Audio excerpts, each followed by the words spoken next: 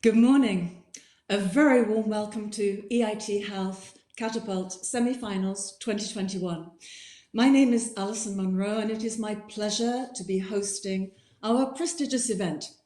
Over the next 3 days, we will be meeting the best of the healthcare startups in Europe.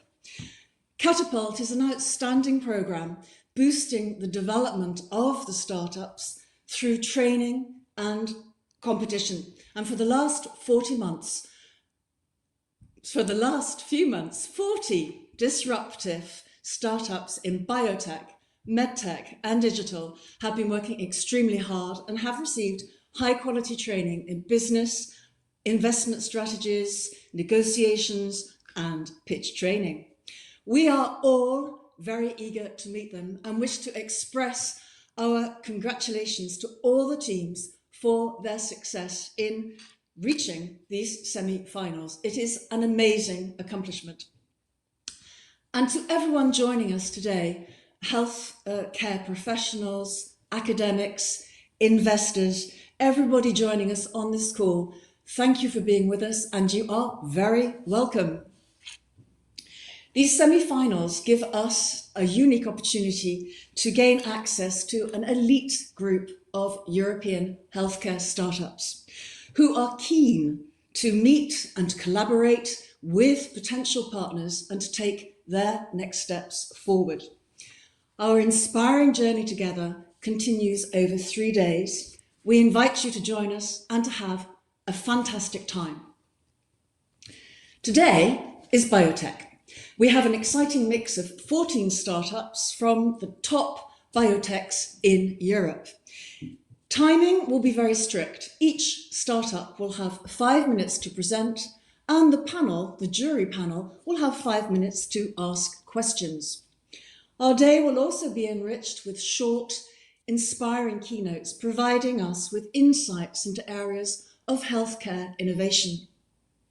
And of course, there are multiple opportunities to network and to meet with delegates and with the startups taking part. So please join our matchmaking platform to schedule meetings with between yourselves and the startups and investors. And that can take place between 3:10 p.m. and 4:30 p.m. Central European time on any of the following 3 days. At 5 p.m, we will be announcing the winners during our awards ceremony to discover who the lucky 7 are who will make it through to the finals in 2022.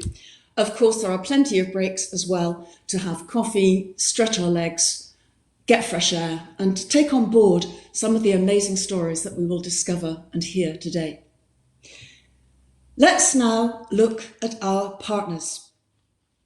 The wonderful partners behind the project, and of course, let's look at the great, outstanding, exceptional teams at EIT Health, Cap Digital, Catapult, the co-leading partner, Medical Valley, and the supporting non-profit network of BioRM. And of course, huge thanks to this year's sponsors who make today and of course the prizes possible. Those sponsors are, first of all, Amazon Web Services, Luciadas, Merck and McDermott, Will and Emery, NASDAQ. And of course, more will be revealed later on in the programme about the prizes. And now, it is a pleasure to welcome our international jury panel. Our jurors have a background in renowned institutes and wide mixed expertise across venture capital, equity investment and the technical sector. And they have the challenging and quite daunting task of deciding who will become the 2021 Catapult Biotech finalists. Now, to do so, they will consider the level of innovation, impact, investment potential, and the startup's development strategy. Let's get to know them a little bit better. First, let's welcome Alan O'Connell, who is partner at Saroba Life Science. Also, Cillian King, Investment Manager at LSP. Emma Gasol, Director of Innovation at Grifols. Iris Orn, Investor Advisor for Life Science at Business Region Gothenburg. Julien Elric, Associate at Geuto Capital. Dr. Lina Osterlin Meret, Tech Transfer Manager at the Life Science Factory, GmbH, and Renato Del Grosso, co-founder, of Cube Labs. Thank you very much to all the jury members for being here for this enlightening day, and we hope you enjoy it. To connect with the inspiring semi-finalists and to be able to meet each other, please go ahead and book meetings on our platform. One or two practical words also, of course, before we go further. We're broadcasting live stream, which means, of course, refreshing the page will lose the current live feed. For optimum viewing, of course, click on the bottom icon, bottom right corner, to get full screen view.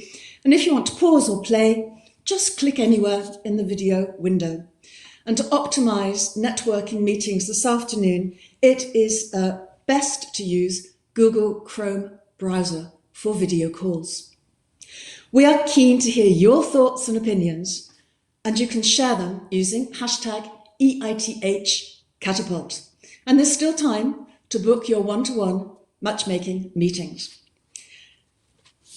I now have the great pleasure to hand over to the Director of Business Creation in EIT Health, Kurt Huller. Kurt, good morning.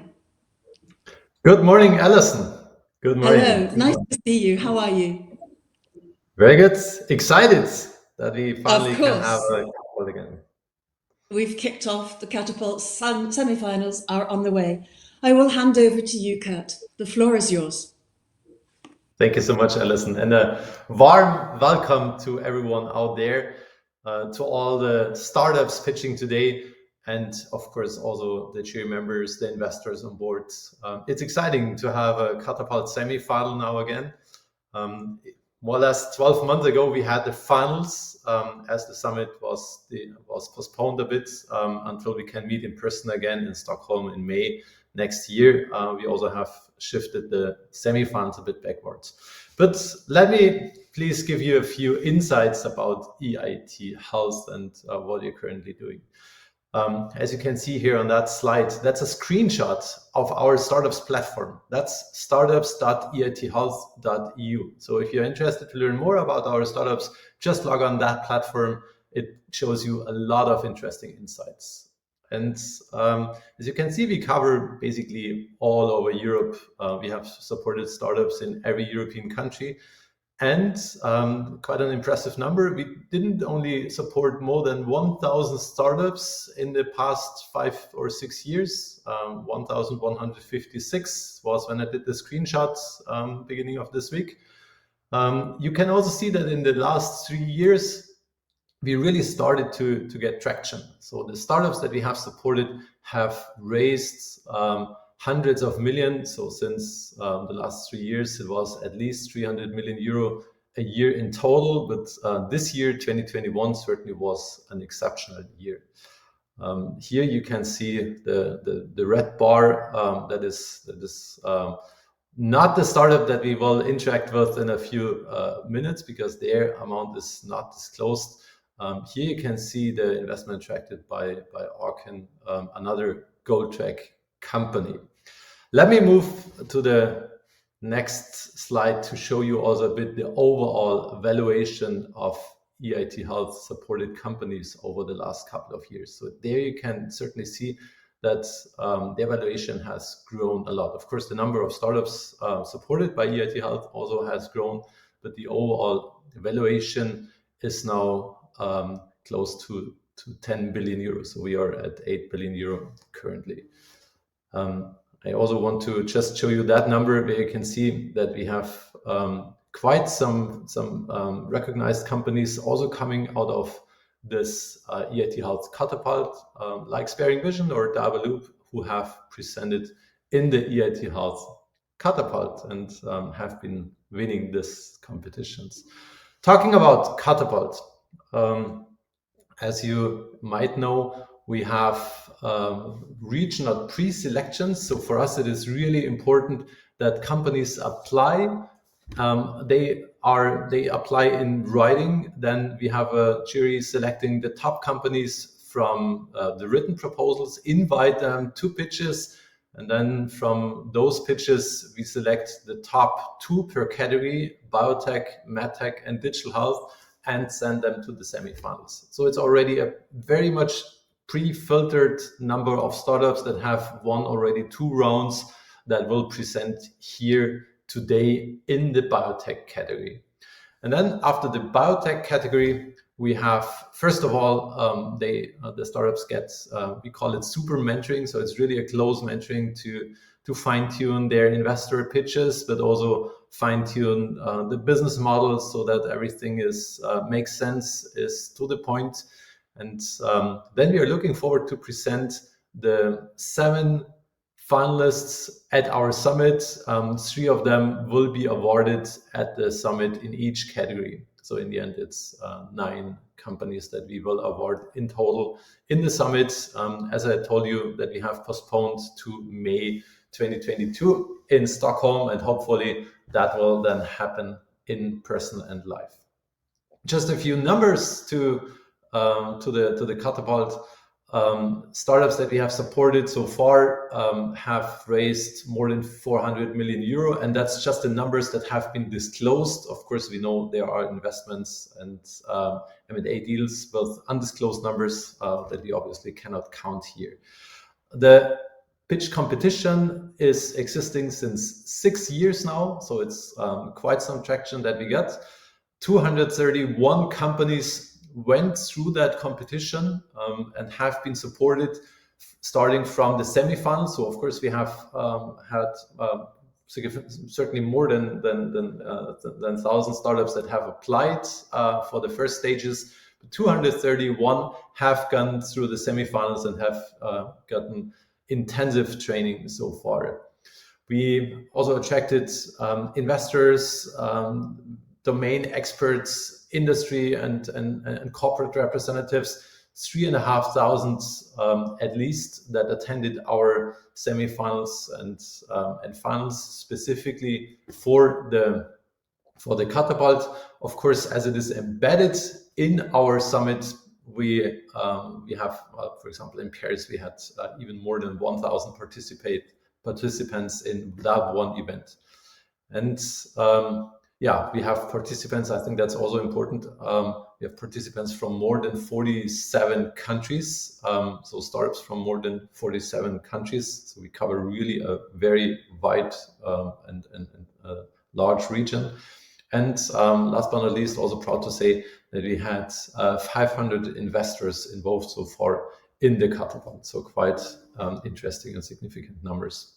Now, let me move on to the panel discussion. And before we start the panel discussion, just a highlight from the last year's competition.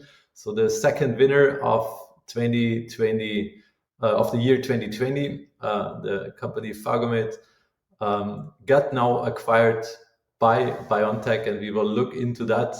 It was a great success, and we are more than proud and honored to have one of the 2 co-founders of Phagomed now with us.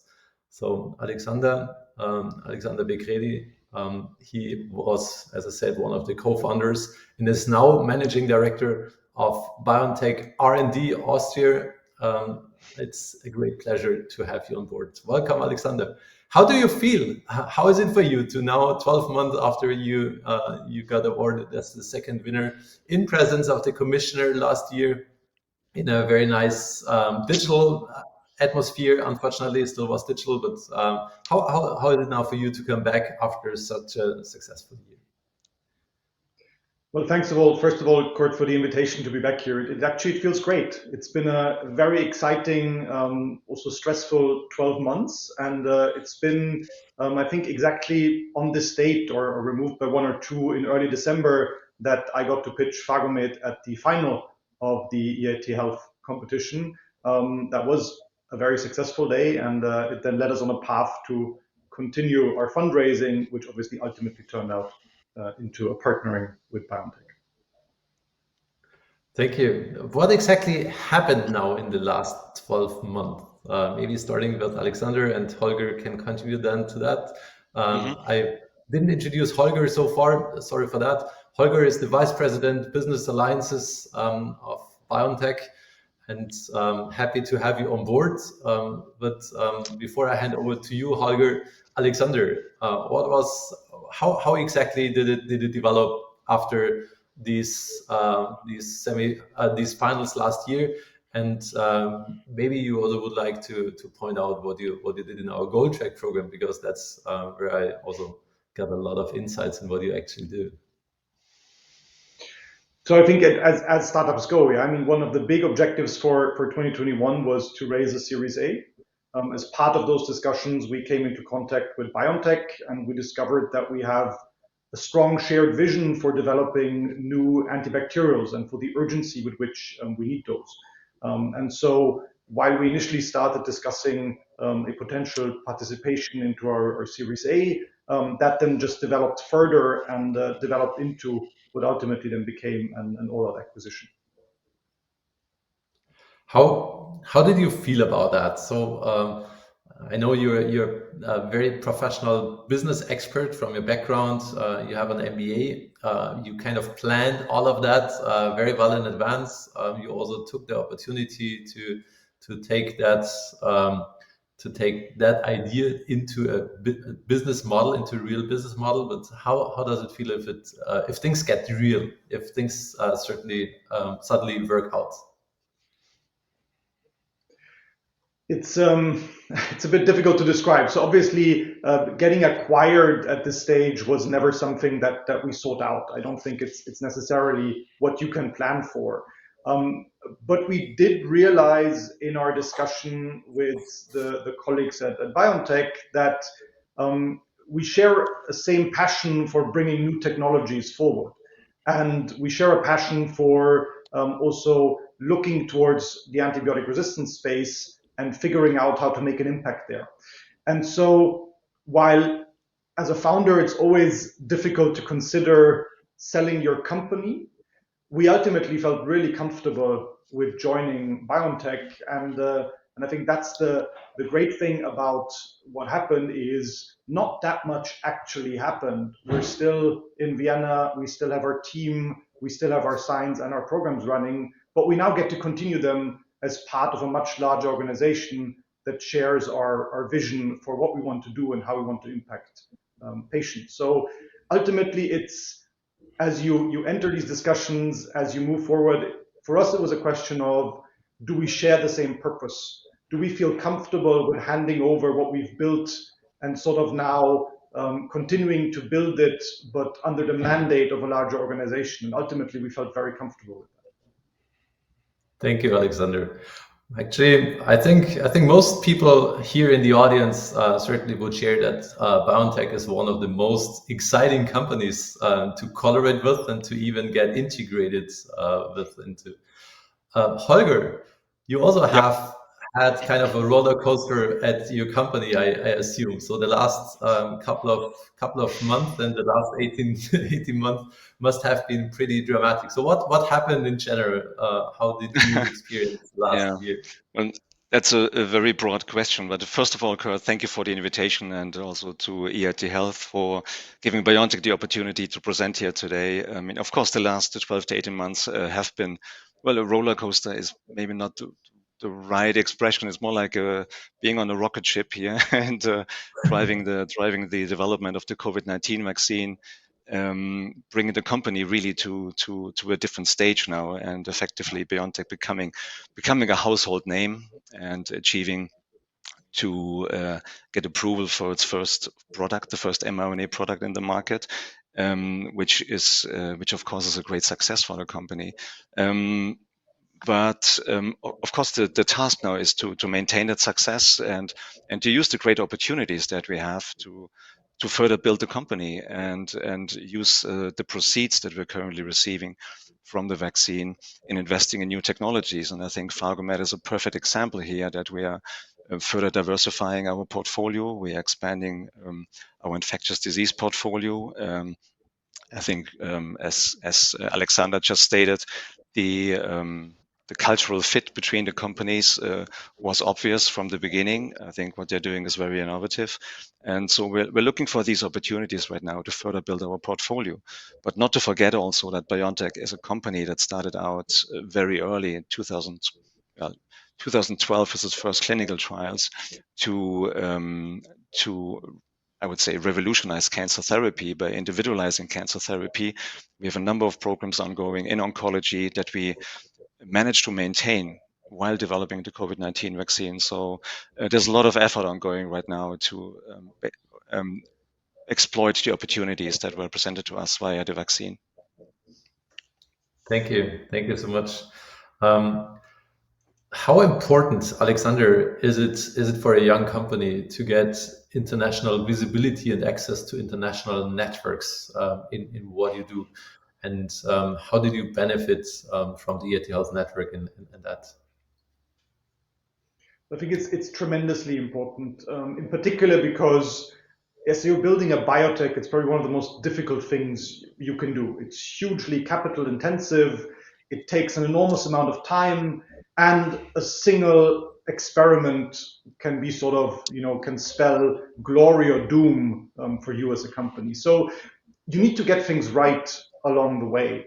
And along that path, getting feedback, getting mentorship, or also just the ability to see your peers and how they present themselves and then what you can learn from them, that's extremely important. And we've been really fortunate to be both part of the Catapult journey, which is really a journey and which went through so many stages to bring us at the end to the final stage. And I think we matured a lot along the way. But we've also been part of the EIT Health Gold Track program, which is a mentorship program for selected companies. And also there we benefited a lot. I sometimes compare it to, planning a journey. You know where you're starting out, you know where you want to go, but do you take the bus or do you take the train? Do you bring winter clothes? Do you bring jungle clothes? Well, there's a lot of choices to be made. And especially the Gold Track program helped us crystallize which technology platform we wanted to use, how to best bring our programs forward. And a lot of that ultimately also then became convincing to Biotech that we had a clear idea of where we wanted to go. We had a mature enough setup technology that could be scaled as part of a larger corporation. Thank you. Yeah, and just to add on that, it always depends on the team. Of course, there's teams that are not so well coachable and that do not accept this advice. And I know that also in the Gold Check program, not everything was easy and comfortable and convenient. So of course, there's always sometimes hard moments where you realize, okay, that what I thought might not be 100% correct. But it is important to have teams and have entrepreneurs who really accept that interaction with global experts, and you certainly did super well in that. So congratulations also to this. Holger, is the European ecosystem, the innovation ecosystem, well equipped to keep up with the US? Is there something where we are lagging fully behind, and is there something where we are maybe even a bit better positioned than competitors in the US? I mean, you have now collected lots of experience in the last couple of months about that. What's your opinion? Well, yeah, I think it's my opinion, right? I'm not sure I can give a final answer here. Of course, any comparison with the US. Well, let me say the following. I mean, I think,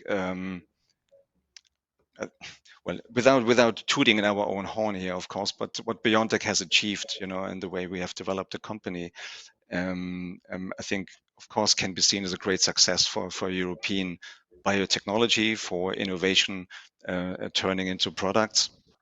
And also with the support, I think, that the company has received from investors from the early days with a very long-term vision, I think is very successful. In general, I do think that the European innovation ecosystem is very strong. I think there is excellent science in Europe. There are great universities. So I think the foundation is absolutely there, and also the foundation from a scientific or innovation point of view to compete with the US is there.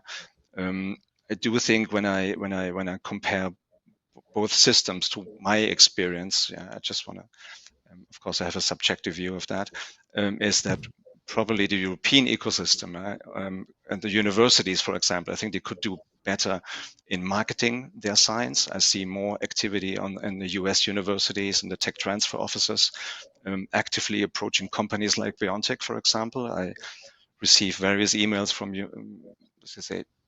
top-tier universities in the US, where I receive very little emails from European universities with their innovations.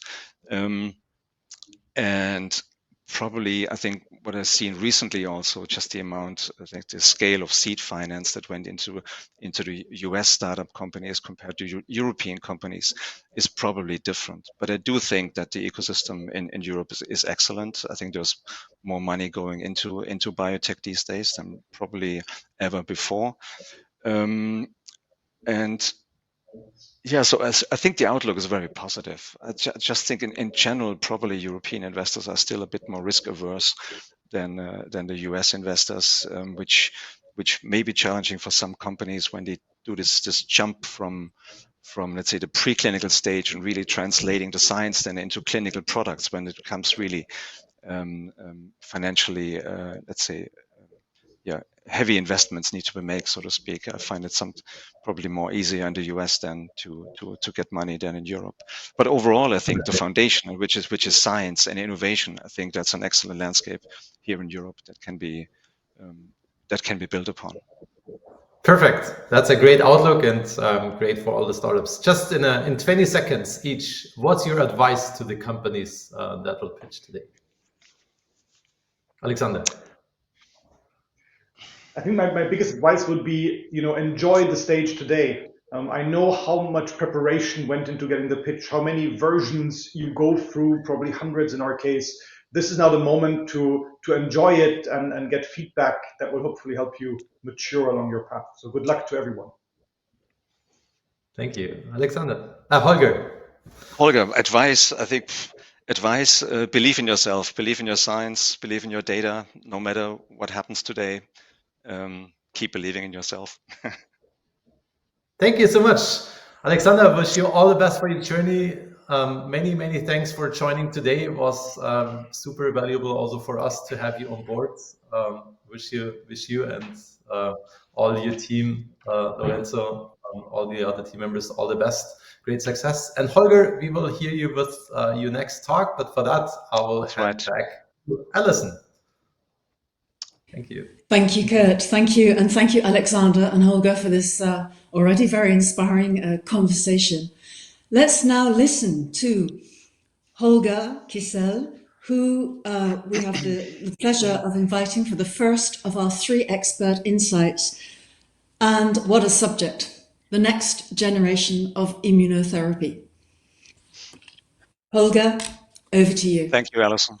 Thank you, Alison. So, and again, I just said this already, but thank you for the invitation and giving Biotech the opportunity to present here at this event, and my congratulations to all the companies who made it to the semifinals, which is already, I think, a great achievement. So today I'm gonna talk to you about Biotech and further introduce Biotech to you. But as I said already, I mean, Biotech has become a household name, and I think we're in the fortunate position that I don't have to, I think, speak about too much detail about Biotech, what we have been doing, and what we have achieved. Is just one slide. Please note there may be forward-looking statements in this presentation, but what I want to do today is to give you a quick overview of the history of Biotech and where we have come from, which I thought for this audience today would be, I think, could be quite helpful. Yeah. So I think what Biotech has achieved, and Kurt was just speaking to that, is that Biotech has now become a fully integrated biopharmaceutical company. We have capabilities ranging from the discovery stage and research stage up to commercial capabilities that we have built while building and developing the COVID-19 vaccine. Yeah, we have further expanded our immunotherapies in the oncology space I will speak to that shortly, and we have further invested in infectious diseases to broaden our portfolio. Yeah.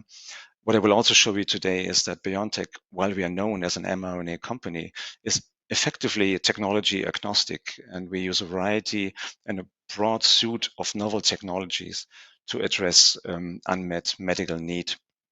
All of that facilitated further via a number of pharma collaborations that the company has built.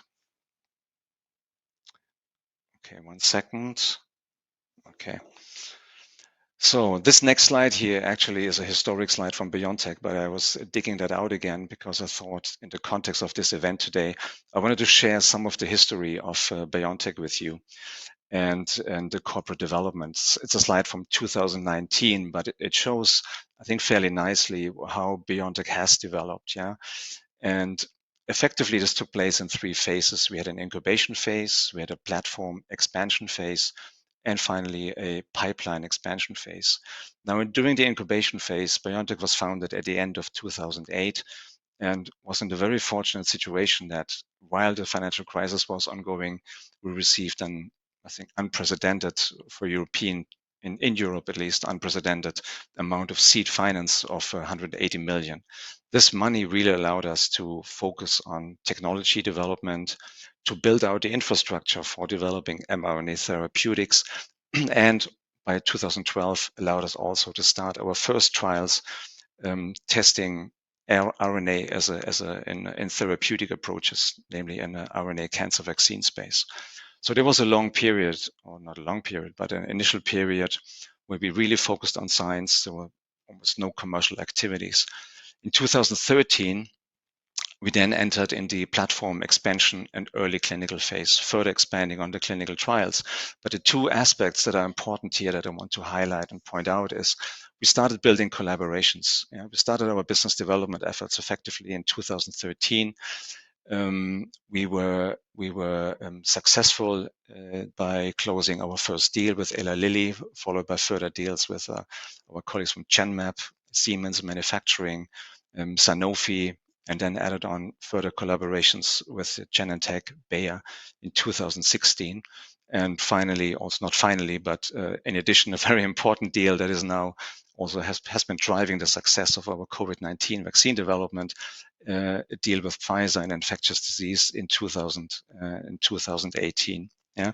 During this phase also, we diversified our portfolio and we entered in collaborations not only in oncology, but also built infectious disease expertise. Yeah, we had a collaboration with the University of Pennsylvania, focused on infectious disease, in addition to the Pfizer collaboration, which I just mentioned.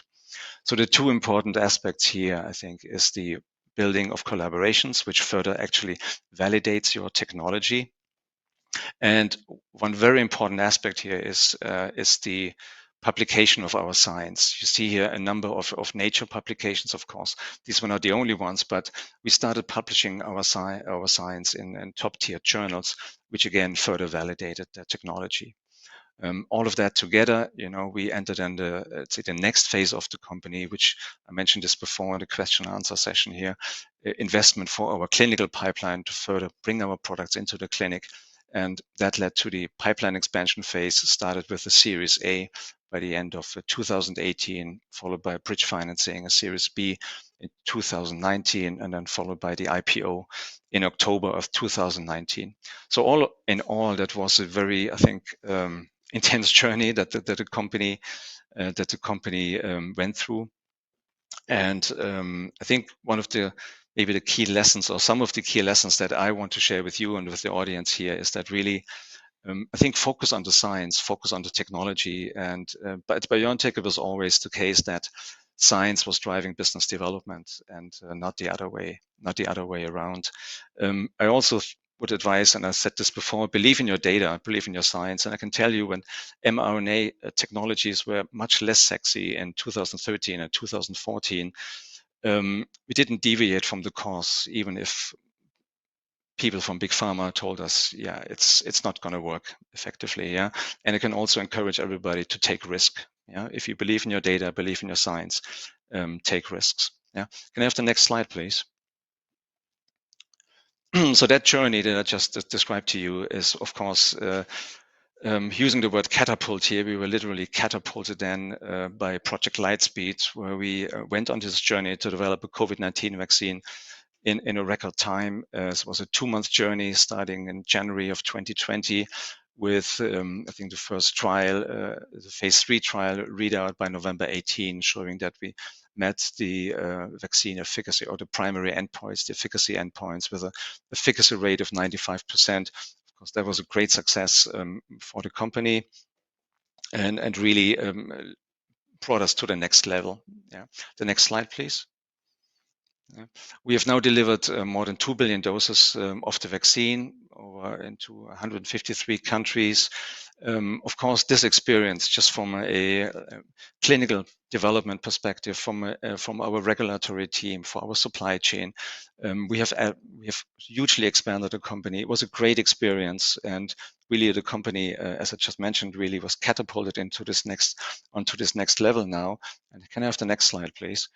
And with the further investments that we have been making, namely also in manufacturing, acquiring further mRNA facilities here in our facility in Marburg, with now a capacity to manufacture up to 1 billion doses of the vaccine annually. I think this continuous investment in our infrastructure really, I think, where we went full circle, so to speak, to become a fully integrated company. I think we are continuing to build the company, and I think one aspect I wanted to mention here also is that we are now expanding manufacturing into Africa. We're working with African countries here to develop solutions. We already closed one deal for the COVID vaccine in South Africa. So we're all very excited also to be in the position now to really make an impact on global health. And the next slide. Much of that is driven also by the expansion of our infectious disease portfolio. The COVID-19 vaccine is our first marketed product. You know that we have the collaboration with Pfizer and influenza since 2018, which of course was a catalyst for the success of the COVID-19 vaccine within the Pfizer collaboration, as all of the, a lot of the technologies and the know-how for mRNA was already established at Pfizer. So I think I just wanted to mention that this partnership was, or this deal also in 2018 was exceptionally successful. I just mentioned Africa. I think this is important and relevant because we just announced recently that we are launching a new mRNA vaccine program in malaria. We have other diseases that are affecting the developing world, which we're working on together with the Gates Foundation, and tuberculosis and HIV, namely. But there were other still undisclosed diseases now that we're working on to expand the know-how that we gained in the COVID-19 vaccine development for other infectious diseases. And as Alexander just highlighted, we also found really a great cultural fit with Phargomed, which adds a new technology to our portfolio of infectious disease technologies with the lysine builder and addressing antibacterial infections and antibiotic resistance. So the next slide. As I've mentioned, I mean, the opportunity with COVID-19 we used to expand the infectious disease space. But I think one of the great achievements of the company, which I really admire also my colleagues, that what we have done, we did not slow down our oncology development. During the 2020, when developing the COVID vaccine, we have now total in oncology 15 programs in 19 clinical trials ongoing, with the most advanced programs currently being in phase 2. So there was an ongoing and now also increasing investment into the oncology space, and Biotech still is set to change the treatment paradigm for cancer patients. And go into the next slide, please. And this is just shown here, the portfolio that we are building for helping cancer patients. Again, I mentioned this before, Biotech is known as an mRNA company, but effectively we are technology agnostic, and knowing that cancer is a very complex disease, we have assembled a number of technologies to address this disease. One of these, or some of these technologies, are targeting the cancer directly, for instance, via vaccine approaches, cancer vaccine approaches. We have assembled since the early days, actually, since 2012, we're working on cell and gene therapies. We now have clinical trials ongoing in the CAR T space. We're also working on personalized therapies using T cell receptor therapies. We have acquired an antibody in 2019 which directly targets the cancer. It targets a glycosylated protein expressed on a variety of cancers, most prominently also pancreatic cancer. So we have these technologies targeting the tumor directly. And in parallel, we have technologies that allow us to further modulate the immune system and thereby increase the efficacy of potential cancer therapies. These are small molecule approaches, or one small molecule approach, which is a TLR7 agonist. We are using mRNA technology to express cytokines, for instance, interleukin-2 or interleukin-7. And we are developing, in partnership with our colleagues at Genmab, we are developing a next generation of checkpoint inhibitors by specific antibodies, like for example, PD-L1 4-1BB. I think the interesting aspect, or one of the interesting aspects of this portfolio is that these approaches can also be used in combination. So we're planning studies with our cancer vaccines, for instance, in combination with our ribocytokine approaches, or we're combining in a clinical trial right now our CAR T approach together with our cancer vaccine approach to further, let's say, increase the efficacy of the CAR T against solid tumors. The next slide, please. So all in all, what I wanted to show you today, I mean, the most important slide was my history slide, to share this early stage of Biotech with you. But what we have achieved now through the corporate development of the company, we have become a global immunotherapy powerhouse. We have assembled various technologies in the company. We are fully integrated from discovery up to commercial capabilities.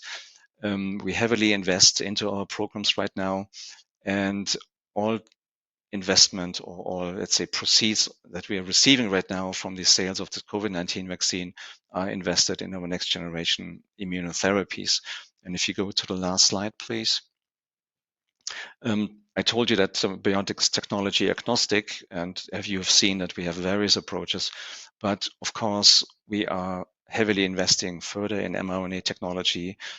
Today we have launched the first mRNA product with the COVID-19 vaccine.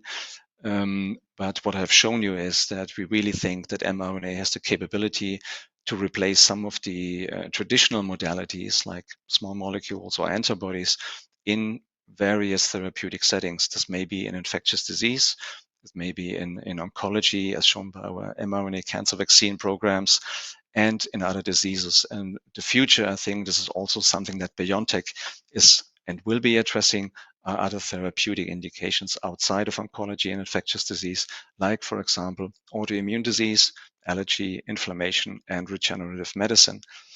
And before ending, I just want to share with you, so Biotech actually stands for Biopharmaceutical New Technologies. And from this foundation, although it was founded by oncologists, it was intentionally omitted to use the term oncology in our name, because I think the scope of addressing diseases with mRNA was already foreseen back then. And with that, I just want to thank everybody, and I wish all the semifinalists good luck in their pitches, and thank you for your attention.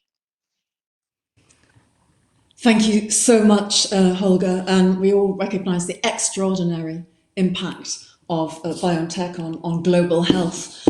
We do have some questions from the public. I don't know if Holger would be ready to answer a question. If you're still there, Holger? Perhaps not. Well, we can perhaps catch up with him later on. Okay, so our second expert insight asks the question, what's next for European biotechnology in a post-COVID-19 world? Well, to tell us more about that, we have the Director of Bioprocessing Strategy Operationalization from Merck Life Science.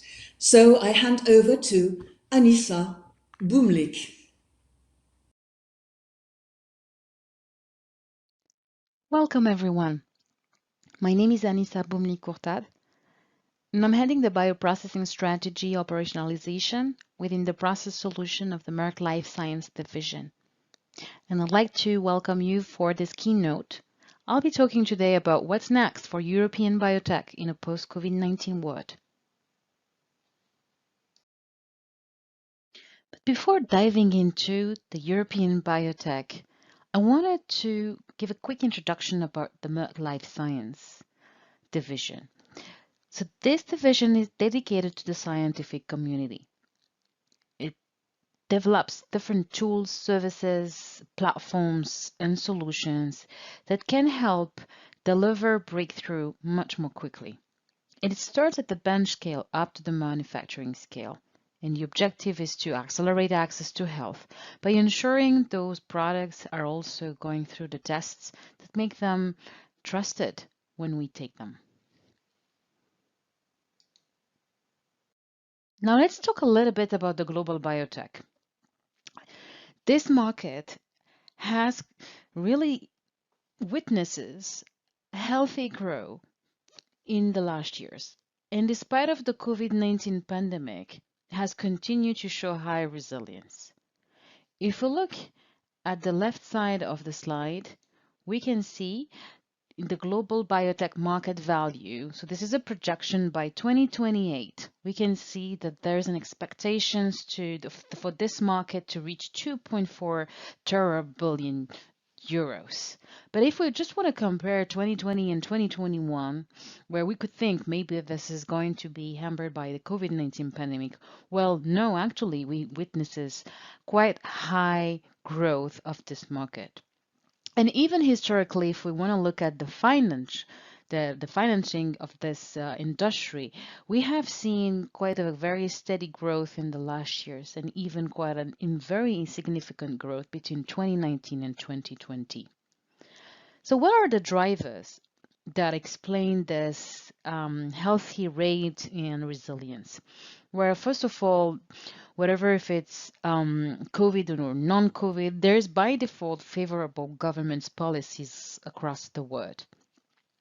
Emerging technologies and in particular emerging therapies using novel modalities have also contributed to this growth and will continue to do.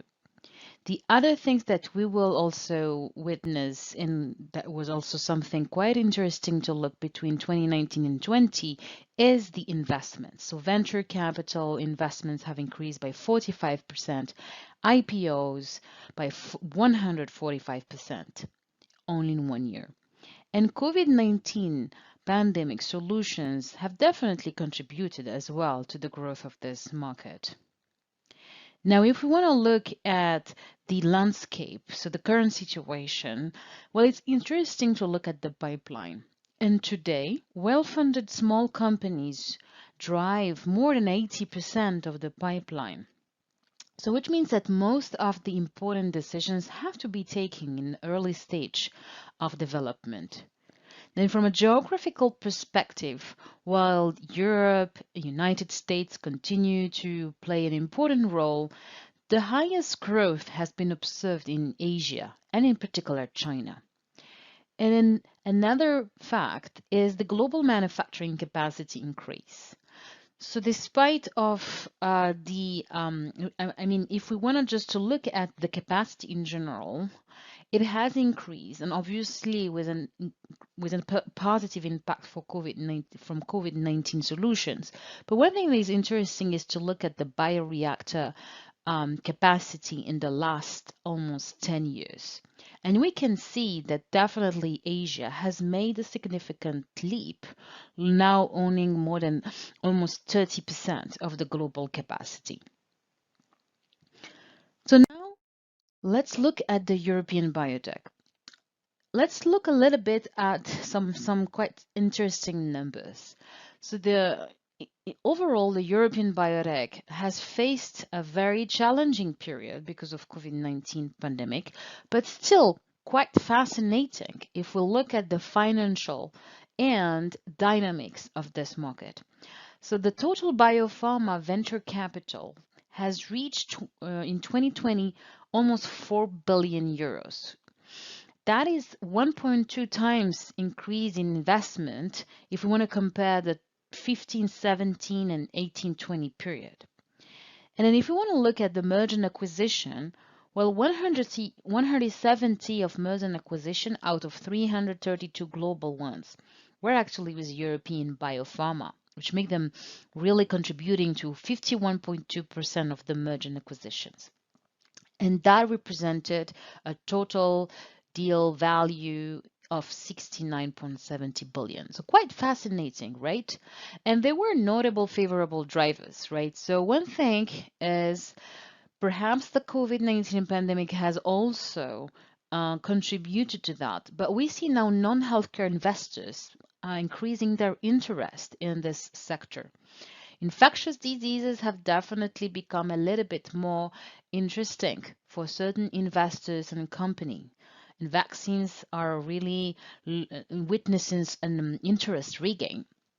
And then certain companies that were focusing more on novel modalities or technologies, focusing, for example, on oncology or genetic diseases, were able to shift to COVID-19 because they had platforms that could be used for that, such as mRNA or viral vectors. Despite of that, the European biotech has still faced quite a number of challenges in 2020 and still in 2021. And that has hit, in particular, companies that are specialized in novel therapies, advanced therapies, or even emerging biotechnology targets. So what exactly has happened in the last 3 years? Well, with no surprise, we know that this market has faced some clinical trial delays. There was also regulatory responses delays because they had to face a high amount of demand from the COVID-19 solution. And in general, because that's not just for novel therapies, this market or this industry has faced capacity and supply chain pressure with challenges that were around raw material availability, in addition to investors that were a little bit more cautious than usual. And even as an entrepreneur, it was a bit more difficult in those uncertain times to make decisions to move into raising a new company, for example. So let's look a little bit about the status of Europe. If we want to look at the biotech angle, but also even the science, the bioscience. So initially, Europe is the powerhouse of science, right? And we can look at some numbers when it comes to universities. So European universities are within the top universities in the world in the life science domain. There are more publications happening in Europe compared to US and even China.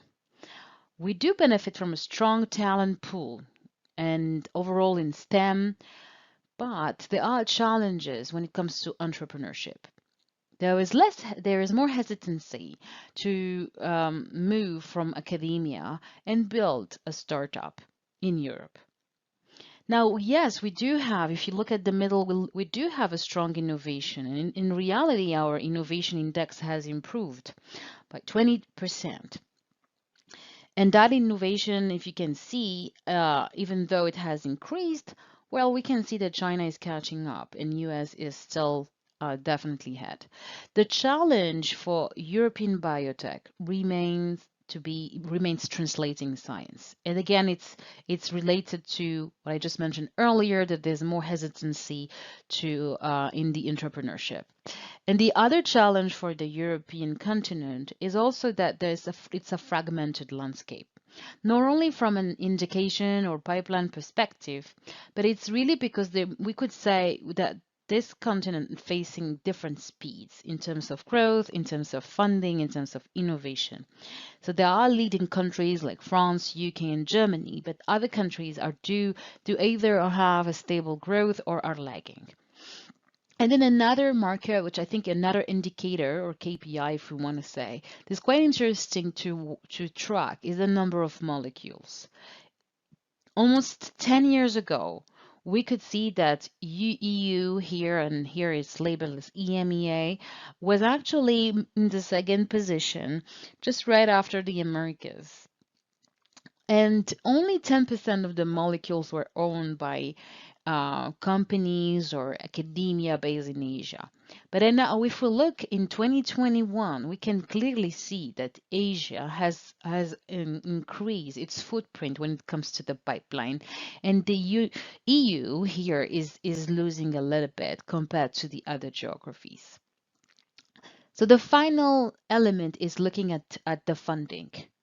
So yes, we can say early stage and late stage fundings have increased in Europe, but they're still lagging. And we can see here in both graphs. So in one hand, we do have like the early stage funding.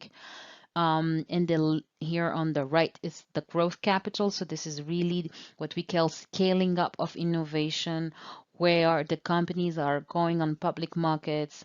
Well, we can still see that Europe is really being caught up by China in particular in both phases. So what are the elements or considerations that Europe biotech need to consider and even improve in order to continue to strengthen its leading position in this industry? So there's two things. So there are things that really are more, if you want to look more what the European ecosystem should look like, what are the government's policies and measures that should be taking. Well, first of all, we know that there is no other solutions that fostering and encouraging tech transfer from academia, also from smaller companies to larger companies that will have more power to and more strength to commercialize much needed therapies. So innovation doesn't just need to be funded, it needs to be incubated and nurtured. So there is really it's really important to handhold that innovations to make sure that it will get translated. Investments definitely need to be boosted. If we look at financial situation, yes, it has increased, but there is a need to look a little bit left and right, encouraging consortia, etc., etc. Then regulatory needs to continue to be improving, looking in particular at novel therapies, facilitating, having more consultancy in this field, and helping guide the industry in general to speed up those therapies development. And then finally, developing and retaining talent. So we have talents, we have very good universities, we have motivated workforce, but it is important also to be able to retain those talents in the continent and to provide them the ecosystem that allow them to even think about entrepreneurship. So now, if we want to look at as a startup or even young biotech, what are the things that are key to consider? First of all, important to expand investment horizon, not just national or European investors, but I think we are now in a world where it is important to consider even international investors. In order to be more differentiated, it is important to think about being a unicorn, capturing new trends, thinking about what are these emerging technologies that then I can leverage and seek for the niche, the market niche. The other thing is key and will continue to be key is collaboration. Collaboration not only with private sector, large companies that will have the powerhouse to make those molecules in reality, but also consider very early stage collaborations for the development and the manufacturing of the therapies. And that includes all the life science ecosystem, from technology provider, contract manufacturing organizations, CROs, etc., etc. Then finally, it is important to consider improving execution in general. So this is not always an easy journey, right? So it is important to have tailored go-to-market, to have investment rationalization, thinking also again about those early stage collaborations and not just always seeking late stage collaborations. And also very early making those key decisions about insourcing, outsourcing, etc. So in addition to that, if we keep that in mind, what are also the other opportunities and trends that the European biotech can capture and leverage to continue to move ahead? So one thing it is important to see is that definitely COVID-19 is a source of opportunities for this industry, but we also need to expect oversaturation of the market. Right, so there is not a possibility to have multiple diagnostic kits or multiple vaccine from in the long term. So that will allow to have more space also for new other therapies, and it's open opportunity for certain companies to go back to what they were focusing on before, in particular in the novel therapy field.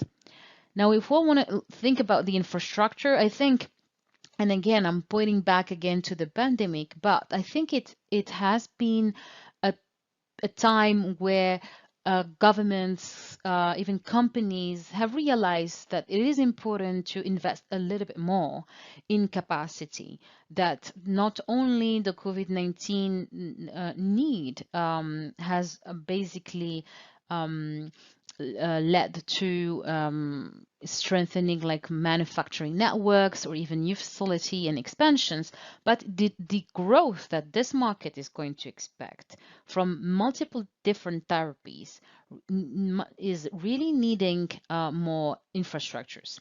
In addition to that, I think now we realize that there is an importance to establish resilient, even sometimes also duplicated manufacturing chains. So now if we want to also look here more on the right side on the technologies and new trends, so definitely, I think I mentioned multiple times, novel therapies powered by novel modalities will continue to bring quite a significant growth in this market. And if we just look at the pipeline today, 22% of founded EU biotech since 2015 focused on cell and gene therapy. And I think we're all having a lot of hopes for technologies such as mRNA, CRISPR, cell therapy, etc. Digital health and artificial intelligence is also another directions that a number of companies are taking. We know that telemedicine is a need in this market. In one hand, on the other hand, is the ability to manage big data and being able to quickly predict as well and adapt in general, not only our research, but also our manufacturing. And that's a good segue to the third point here, so the biopharma 4.0. This industry has realized that it's very important to become more flexible, to reduce footprint and the cost of manufacturing in order to remain competitive, but also address challenges of the future. We also know that it is important to think about implementing more and more automation, remote access solutions. So that will make us more efficient in the future, but also is the ability to continue to adapt and to follow also the potential needs, but also high surge demands in the future. So in conclusion, what I would like to leave you, with a message, which the European biotech do benefit from a strong foundation. And it will be able to benefit from breakthrough technology, from favorable trends. There's definitely funding opportunities. There's new technologies. So everything is here to make the Europe as a leader in biotech industry. But it's still important to consider key measures and key considerations to strengthen this position and fostering entrepreneurship, encouraging more investments, and keeping an eye on emerging trends and technology is going to be key in the future for the continent. I'd like to thank you for listening to this keynote today. And please do not hesitate to contact me if there is any follow-up questions. Thank you. Thank you so much, Anissa, for your expert insight. We are now going to take a short break, 26 minutes, because we will be starting again at 10:30 Central European Time. Please take advantage of this break to share your insights on hashtag EITH Catapult. And of course, on our networking platform, schedule some meetings. So at 10:30 Central European Time, our pitching competition will begin. See you then.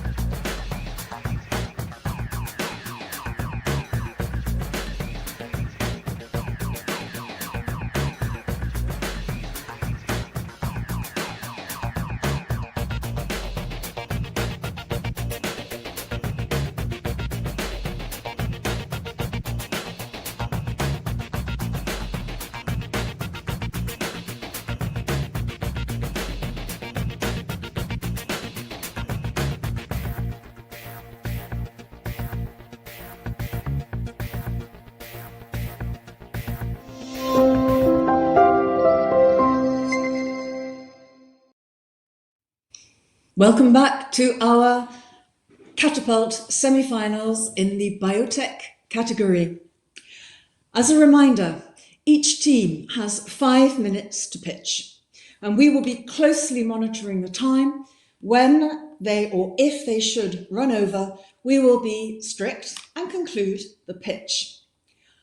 After the pitch, our jury then has equally 5 minutes to ask questions, to dive deeper, and to find out any more that they would like to know. They will be making their score immediately after the pitch. To all the pitchers who are in the semi-finals today, our message is that you are all winners, so have really this opportunity to have a great time, to enjoy your pitch, to believe in yourself, and to believe in your pitches as well. And we wish everybody throughout the day the very best of luck. Enjoy your time. So we're going to begin in Italy. We're going to start with our first startup from ADEX Biosciences, Michela Gastaldi. Michela, the floor is yours. Thank you. Thank you very much.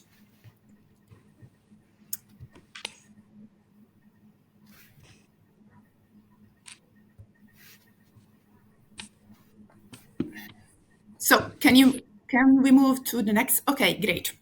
So do you know how many healthcare professionals are exposed every day to formaldehyde? In Europe, 200,000 medical operators undergo everyday formaldehyde exposure, with a 5-fold higher risk of developing respiratory tract cancer. Formaldehyde is a cancerogenic and mutagenic substance and is banned in Europe. However, without a safe and valid alternative, formaldehyde is still used in a hospital. Good morning, my name is Michela Gastaldi. I'm the CEO of ADEX Biosciences, and we've found a solution for that. Formaldehyde is still used in formalin as histological fixative in lack of a safe and valid alternative. Every day, millions of biopsies are operated to patients in public and private structures. Biopsy tissue are fixed and carried out into prefilled formalin vials and brought to the pathologist for diagnosis. So every day, 100,000 of medical operators, while they are providing their support to patients, undergo harmful conditions. The solution we propose is GAF, glyoxal acid free. It's our innovative reagent, which stands as a unique formalin alternative, which provides comparable or better efficacy in the full range of application of formalin, but at the same time, non-carcinogenic, non-toxic. GAF is safe, regulation compliant, provide environmental benefit in terms of air emission, pollutants, and toxicological impact for the waste. It brings to the end user a lower total cost of ownership, reducing the insurance cost and avoiding risk of sanction and court. GAF is highly scalable, its manufacturing process is standard, and its use is easy. We have a strong IP position. GAF patent has been already granted in Europe and US. Several independent validation trials took place into European hospital. Torino Hospital validation trials has been already successfully completed. Barcelona, Manchester, Candiolo Hospital multicentric validation trial already provides an interim report highlighting the optimal preservation of the tissue and the diagnostic value of the preparation. Conclusive results are going to be issued by the end of this year. GAF is CE marked, received the FDA approval, and we have a lab where we are already producing it. Our total addressable market is huge. 11 million liters per year in Europe, 70 million liters per year worldwide. We set a conservative market segment opportunity target aiming to achieve within 5 years 10% of the European market, becoming profitable since year 3, supporting our internal production capacity with outsourcing.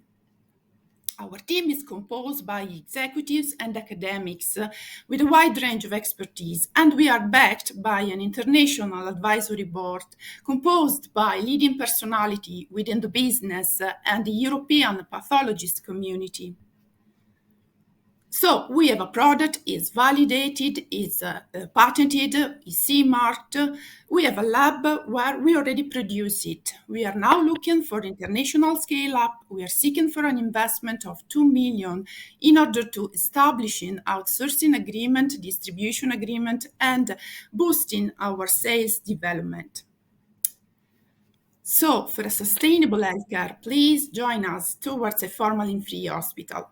Thank you. Thank you very much, Michaela. Well done. Thank you for our first and opening pitch. Good morning to the jury. Good morning. Very good to see you. Who would like to ask a first question to Michaela? May I ask? Okay, Yes. Cillian, go on. Okay. Thank Who would you. like to go first? Thank you, Michaela, for the presentation. I've used a lot of formaldehyde myself, and I can definitely see the demand there for an agent that's not toxic. I was wondering about the comparison between your reagents and formaldehyde in terms of maybe immunocytochemistry. Can you say anything about the quality of the images, the stability of the samples? Have you compared head to head, and do you see any differences? Actually, we made several international trials I mentioned, and we have been able to highlight that the efficacy and the performances of GAF are equivalent to formalin in terms of immunohistochemistry and histochemistry analysis and diagnosis. So the multicentric trials we have been performing and we are going to finalize by the end of this year is going to highlight this aspect and this comparability of performances between formaldehyde and GAF. Look into tissue fixation, look into preservation of the nuclei of the cytoplasm, and along the full path of application of formalin, performances and results are absolutely comparable. Thank you so much. Do we have a second question? Yes, I go to Julien Elric. Thank you. Thank you for the presentation. So I know this is EIT Health. Nevertheless, did you consider applying your product in other industries such as cosmetic, food industry? That's a really great point. We know that formaldehyde is a very severe agent, which is used across many industrial sectors, furniture, but also paper, leathers. So it is applied very largely. The product we have developed and we are producing is aiming to fix the issue within the histological fixed. Nevertheless, we have some studies to evaluate the potential application of our patent also to different fields.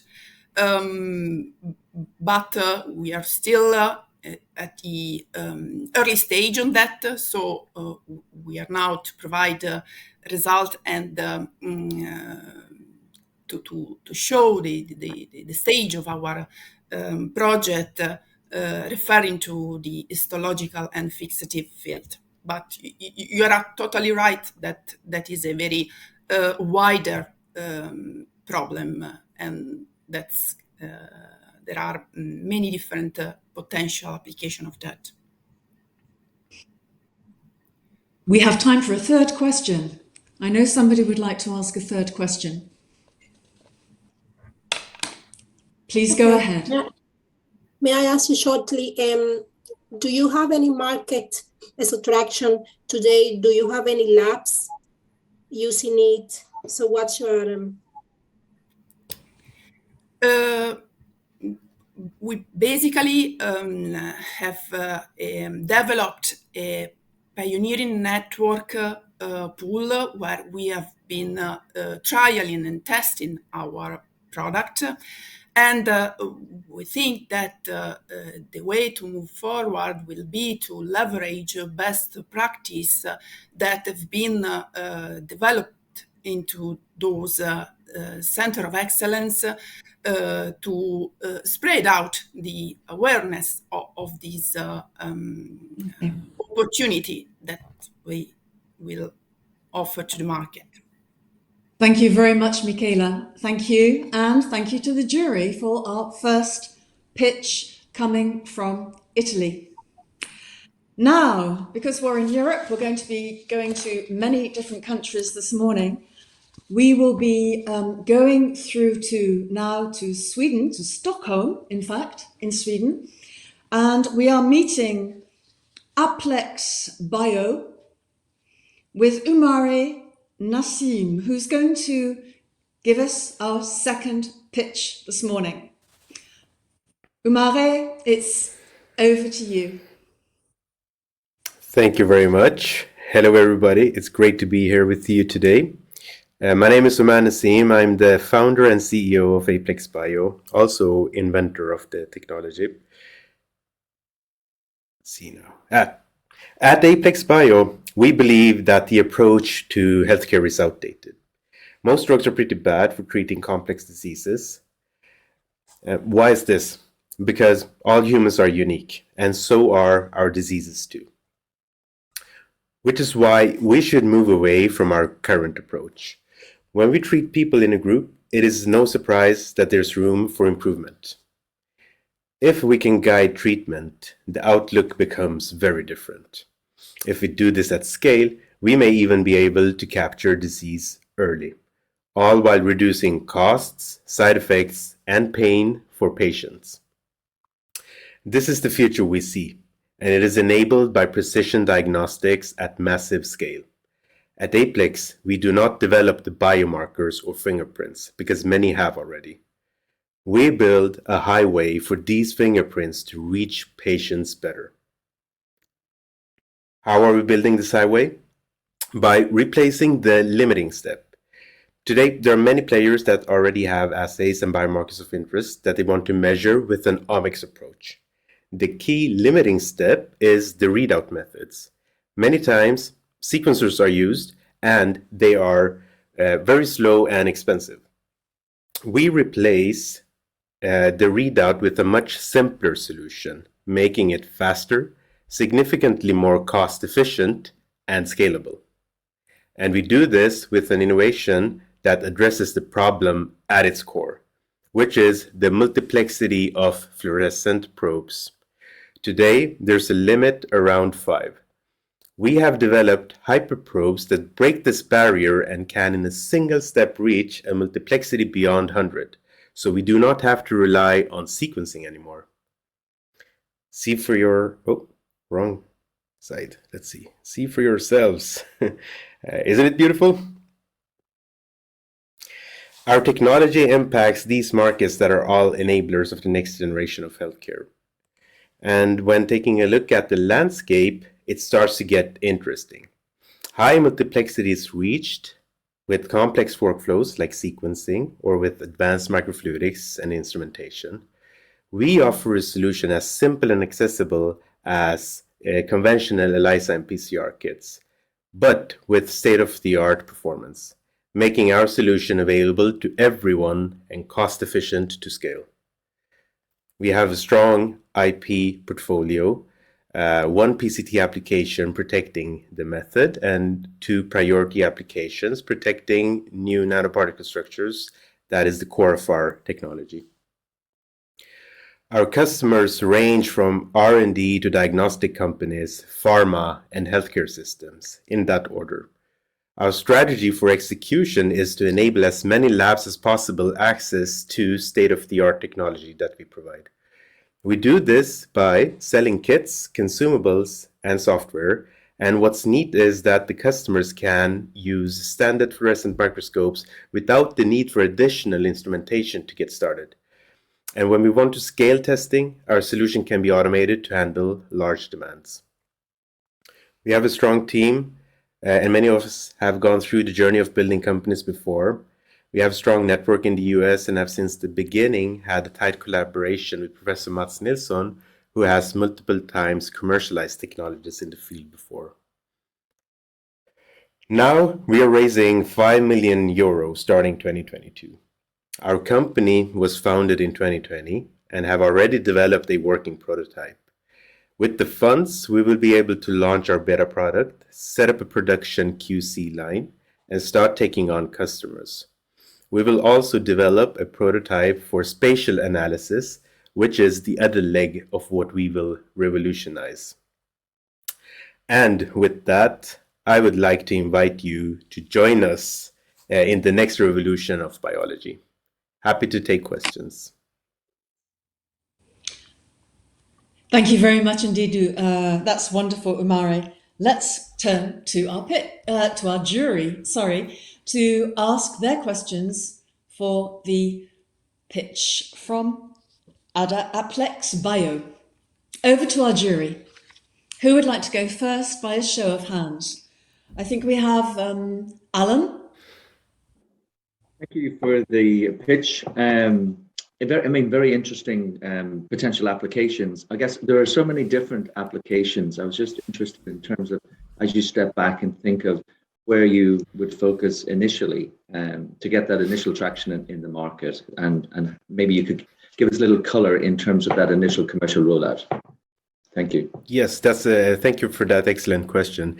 In the beginning, we will focus on nucleic acid and protein detection, and primarily nucleic acid detection is very interesting. So for example, today, doing COVID testing with PCR kits, you can distinguish whether you have COVID or not. So that's one application that we are working on, where with our test, you not only can see if you have COVID or not, you can see which mutation you have, whether there's any other virus that is causing the symptoms that is not due to COVID, so you don't just get a negative answer. And we project that the price will be the same as a PCR test. So you're getting a lot more information with the same effort, let's say.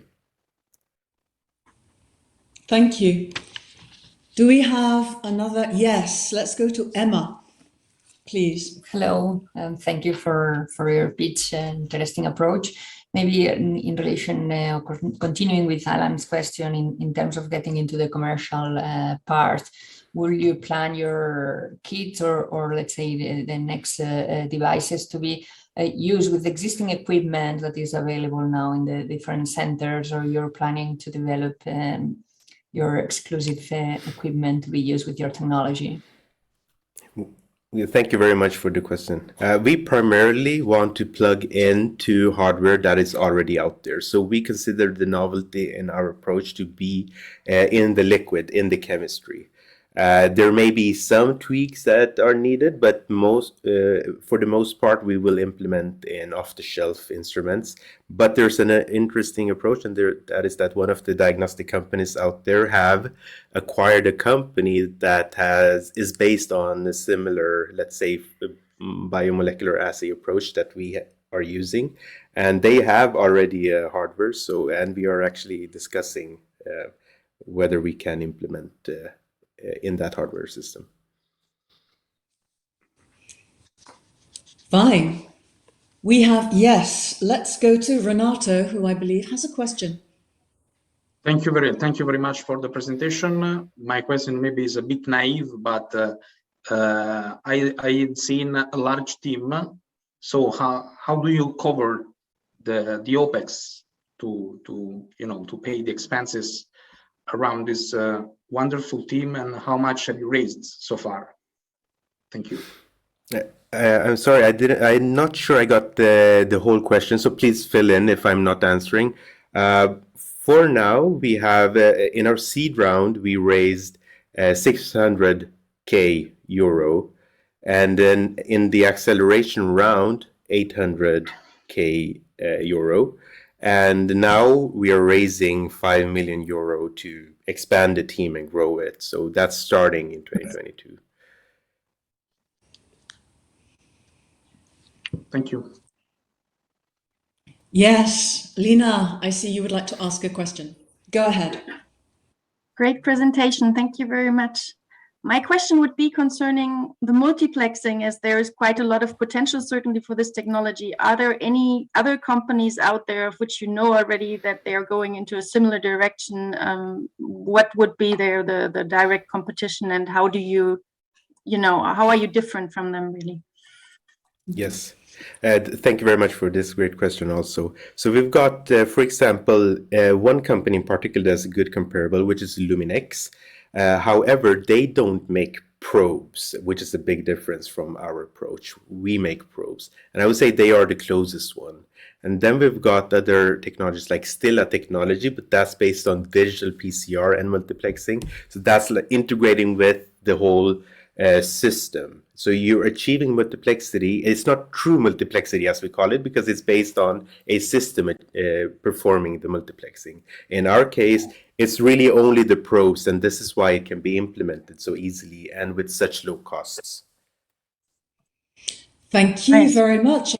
Time is in fact up. So thank you for a great pitch, and thank you to the jury for a great set of questions. Let's now move to France for our next pitch from the company Sideros, and we welcome Lucie Mondelez. Over to you, Lucie. Thank you, Alison. Hello, everyone. I am Lucie Mondelez, the CEO of Sideros. So let's talk about iron to fight resistance in cancer. So despite all innovations in cancer treatment, there are still 10 million cancer deaths in 2020. If we do not care about developing disruptive strategies, that number will increase up to 16 million in 2040. But why are we faced to that issue? It's because of cells, named persistent cancer cells, that can escape conventional therapies, leading to relapse and metastasis. How do they resist and develop strategies to escape conventional therapy? It's because of iron, and this is a breakthrough discovery of our co-founder. Iron is the fuel of persistent cancer cells, helping them to modify their phenotype and survive, leading them to escape conventional therapies. And we have a solution. This is ironomycin. It's a small molecule that can sequester iron through its specific radical, represented here in orange, like the color code of iron in chemistry. And let me talk about how it works. Ironomycin diffuses into the cells, reaches the lysosome, where it can sequester iron. By sequestering iron in the lysosome, it depletes it from all the other compartments of the cells, so the cells cannot access to its fuel anymore. So it's a stress for the cells, leading to its destruction. With these first-in-class molecules, we have a proof of concept in a PDX mouse model, showing that when we treat the tumor with ironomycin, reimplanted in new animals, we prevent relapses because we have eliminated persistent cancer cells. if we do the same experiments with a standard of care, docetaxel, we do not prevent relapses. So the conclusion is clear. Ironomycin eliminates persistent cancer cells and should be used in combination with conventional treatment to eliminate the whole tumor. Ironomycin is efficacious in hemato and solid tumors, as you can see here with our in vitro screening, but also validation in vivo model. We have a strong intellectual property with 5 patents, exclusively and worldwide licensed to the company, granted in 4 big areas and with the freedom to operate. We set up a clear clinical development plan to start with the first phase 1 basket trial in non-Hodgkin lymphoma with an expansion cohort to get proof of concept data in H2 2025, a clear inflection point for the company. Then we will move into phase 1b/2a in solid tumors related to our preclinical pipeline. Of interest, 3 big pharma are interested to partner with us when we will be in phase 1. For projections in market, we can think about recent deals between biotech focused on drug targeting cancer resistance in the last 12 months and pharma. The company is managed by experienced people coming from biotech and pharma to bring our molecules from bench to the market. We have already secured 1 million euros to start preclinical and CMC investigations with our first batch already ready for investigations. And now we are looking for a 10 million Series A to pursue development activities, start regulatory discussions with FDA and EMA, and structure the company with talents. So now it's your opportunity to join us because the futures of patients suffering from resistance in cancer is iron-based. Lucy, that's great. Thank you so much. Wonderful. Let's turn to our jury to open 5 minutes of questions. Over to our jury. With a show of hands, if you would like to ask any questions. Yes, Iris, and then Emma. Go ahead, Iris. Hello, thank you very much for the presentation. I have a question regarding the business model. You mentioned combination therapy to combine it with other solutions. My question is, have you been in touch with any pharma company? And if so, what kind of feedback have you received from them? Even though I know you are early, of course. Yes, sure. Thank you for the questions. So first, regarding the combinations, I mentioned that it's of interest, and for sure, we have already validated that it works with our molecules in vivo. We have all the protections included in the patents, and based on that, we have already presented data to pharma, and really some of them are interested to really come with us and partner when we will be in the phase 1. Okay, thank you. Okay, maybe I can come with my question. Yes, Emma, over very to you. interesting approach to resistant cancer cells, of course. Maybe you can elaborate a bit further in terms of the specificity of the treatment towards these resistant cancer cells, and also in relation to the combinations, as you mentioned, how drug interactions have been assessed, or if you consider that aspect. Yeah, thank you for all those points. So regarding the beginning, the specificity, as presented at the beginning, so persistent cancer cells have really this dependency to iron. So when we use a concentration of ironomycin and have an effect on persistent cancer cells, we have no effect on other cells. We have data for that. Then regarding something that I do not mention in the presentations, we have an iron score. This is like a biomarker that can identify patients at diagnosis that have this high metabolism for iron and really have this linked to relapses, linked to these iron metabolisms. And this is something that we plan to develop during our phase 1 and something that we have presented to pharma. This is why they are interested by our molecule, because we have this marker to stratify the population during the clinical development. And regarding drug interactions, we have already evaluated with PK studies, clearly showing that we have no metabolisms in hepatocytes, clearly showing that we have no effect of our molecule, so that we could combine our molecule with all other treatments. Yes, I offer to Renato and then to Alan and to Julia.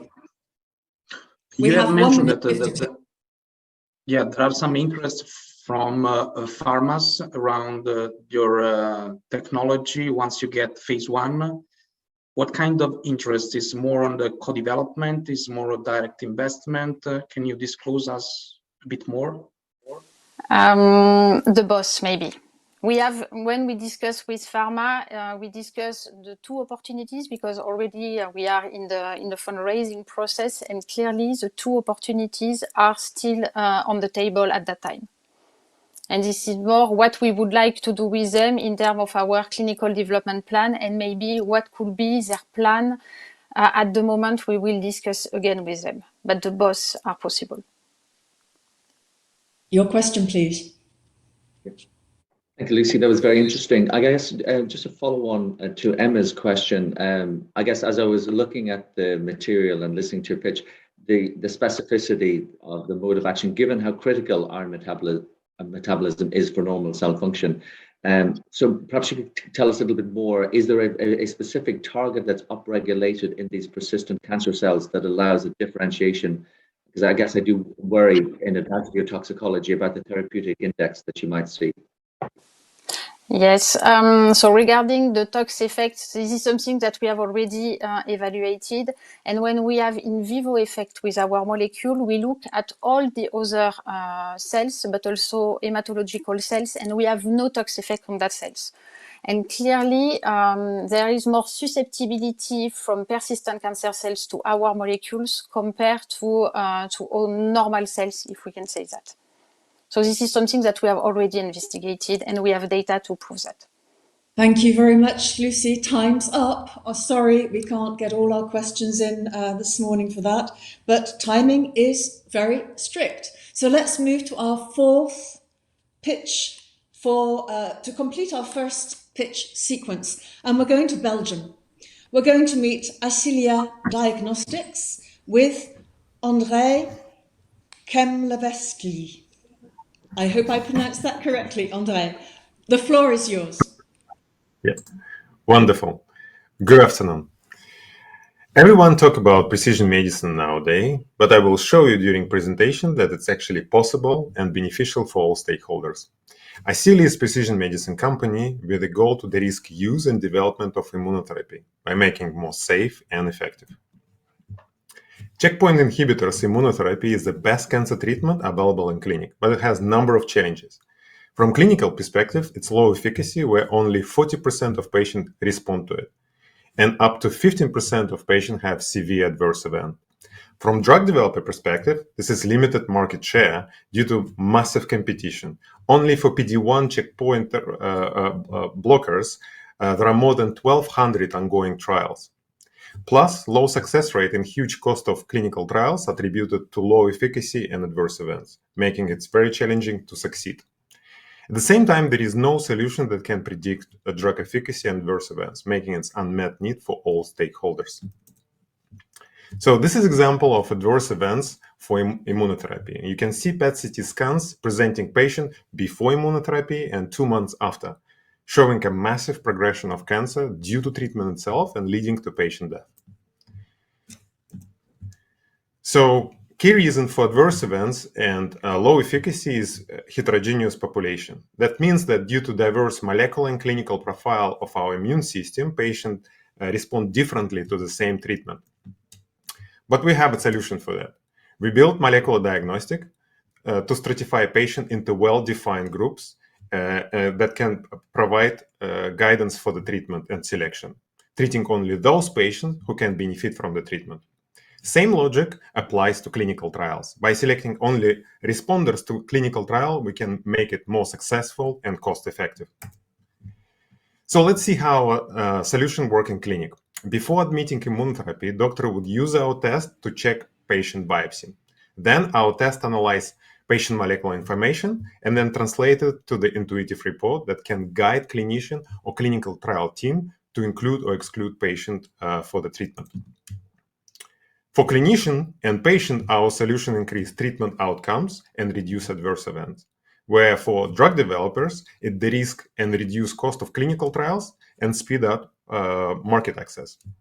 Plus, it's increased market share after approval of the drug due to better pricing and earlier line of treatment. 2.5 million cancer patients need our test every year, resulting in 7.5 billion service obtainable market. We started with melanoma and lung cancer indication, but already built AI-enabled in vitro diagnostic platform to scale our solution to other cancer indication. So this is most important slide of my presentation. It's showing our first product, validated molecular diagnostic for metastatic melanoma patients. Our diagnostic can boost or increase patient overall survival by nearly 40%.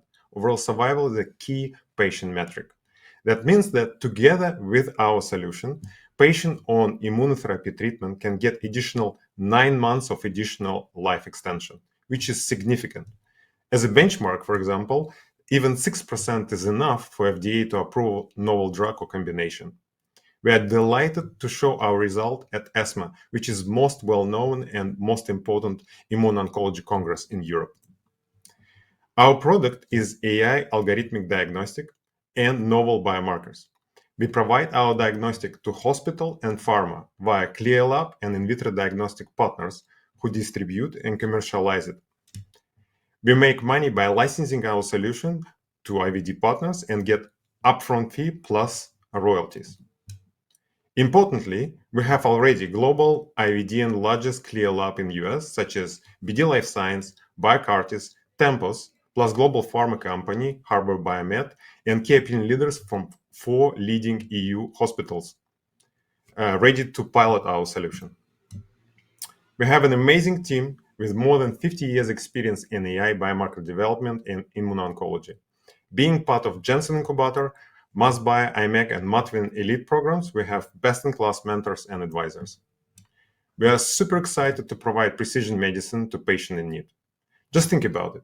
Every pharma and biotech company working in oncology has checkpoint inhibitors, PD-1 blockers in their portfolio, wishing to get either approval or increase market share. Our technology is the bridge to their success and success of patients. Please join our seed round. Thank you very much for your attention. Thank you, André, for this extremely informative pitch. Well done. Let's now turn to our jury to take 5 minutes of questions. Jury, who would like to fire away? I can't see the jury right now, so perhaps I have a question. if you'd like to start, go ahead. Here we are. Very good. Please go ahead. Thanks, André. Thanks for that very clear presentation. I was wondering about the validation of your technology. You mentioned on one of the slides there were 5 trial data sets. I was wondering, were there any prospective studies amongst these validations, and whether you think any will be required for regulatory approval? Wonderful question. Thank you very much. So at the moment, we use retrospective studies, as I mentioned, 5 clinical studies in 4 hospitals in Europe. And it's enough for lab-developed test diagnostic in US and also in IVD, CE-IVD, it's more than enough. For going further, for example, for FDA, that's required later on. Yes, yeah, CDX. Mm-hmm. Yes, Lina, over to you. very much. Very impressive presentation, and quite impressed with the increase in outcome actually that you showed. My question would be that you mentioned that for the pharma companies, your product would be interesting because it would help them to increase their market shares. Could you comment a little bit on how you would see that and why this would be an advantage? Yes, absolutely. So we know that currently most of the pharma companies have PD blockers in their portfolio. However, only like 3 or 4 well known, for example, Keytruda, MSD. So they have all envy and they want market share. So usually when you get a new drug without CDX or biomarkers, then your drug will get used at the end of the line, so you will be last. So for example, for melanoma, 3rd and 4th stage of melanoma, you get at 4th line of treatment. With diagnostic and high efficacy, you can get in the 1st line of treatment. That's number 1. So that's obviously increased number of patients you get treated. And number 2, it's actually possible to shift the application of the drug in earlier stage of cancer as well. So let's say at phase 2, you can get treatment with CDX due to high efficacy. So obviously increasing market share. Who else? Yes, Iris, I see your hand is raised. Go ahead.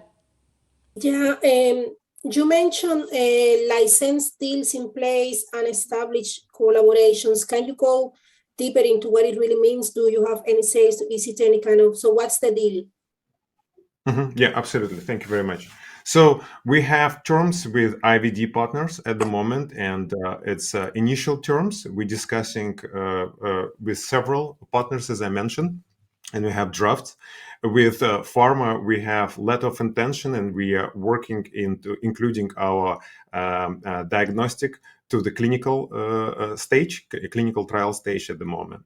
So we have IP, so we have PCT filing, and basically it's a mother patent, and then we have daughter patents for every new diagnostic we're doing. Okay, so that's how it works.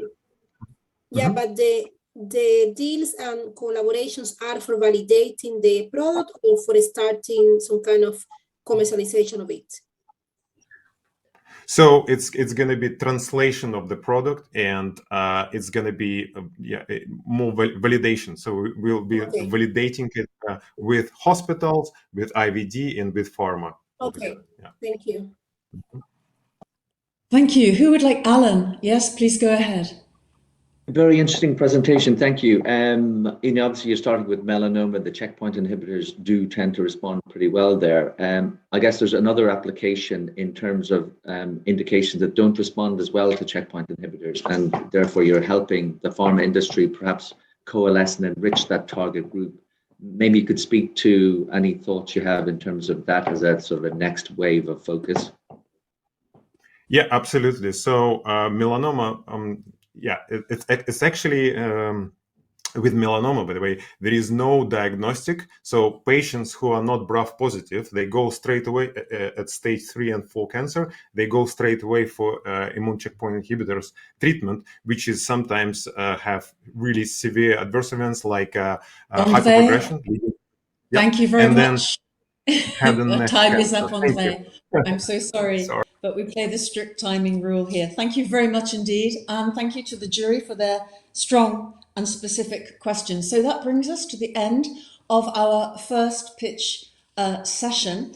Let's remember who we have met so far today in our biotech semi-final at Catapult. We have met from Italy, Adax Biosciences, developing and commercializing a non-carcinogenic and non-volatile fixative, an effective alternative to formalin, and thus improving the quality of life of thousands of medical operators and maybe more. Then we met Aplex Bio from Sweden. They are aiming to get the right treatment to the right patient in cancer treatments at a massive scale, and as patients are unique, and so are their diseases. Then we went to France to meet Sideros, a preclinical stage biotech developing breakthrough small molecules targeting iron metabolism to fight cancer resistance. And to complete our first sequence, we were in Belgium meeting Acilia Diagnostics, an AI-enabled diagnostics company focused on optimizing clinical management of cancer patients treated by ICIs. We are now going to take a short break, about 20 minutes, because at 11:40 we will be starting our second pitch session and meeting 3 new startups. So join us then, stay with us, and see you at 11:40 Central European Time. See you then.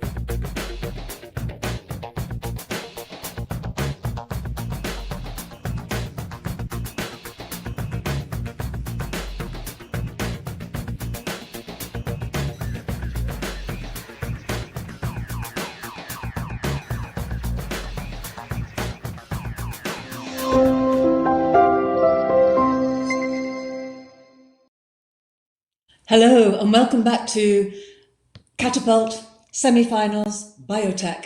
We are going to now begin our second pitch session, and we go directly to Paris, France, to meet Dr. Jean Garec with Biotech. Jean, over to you.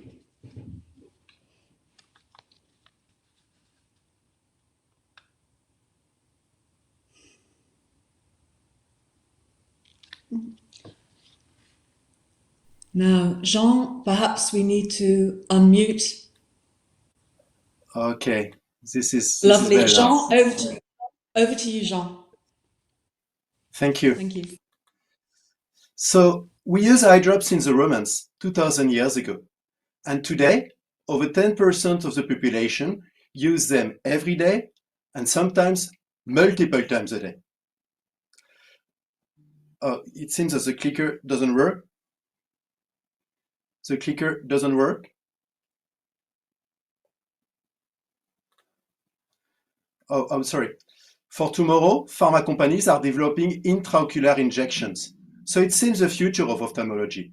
And despite all that, still millions of people lose sight because of disease for which there are efficient pharmaceutical treatments. And despite all that, still millions of people lose sight because of disease for which there are pharmaceutical treatments. I'm sorry, I'm completely lost.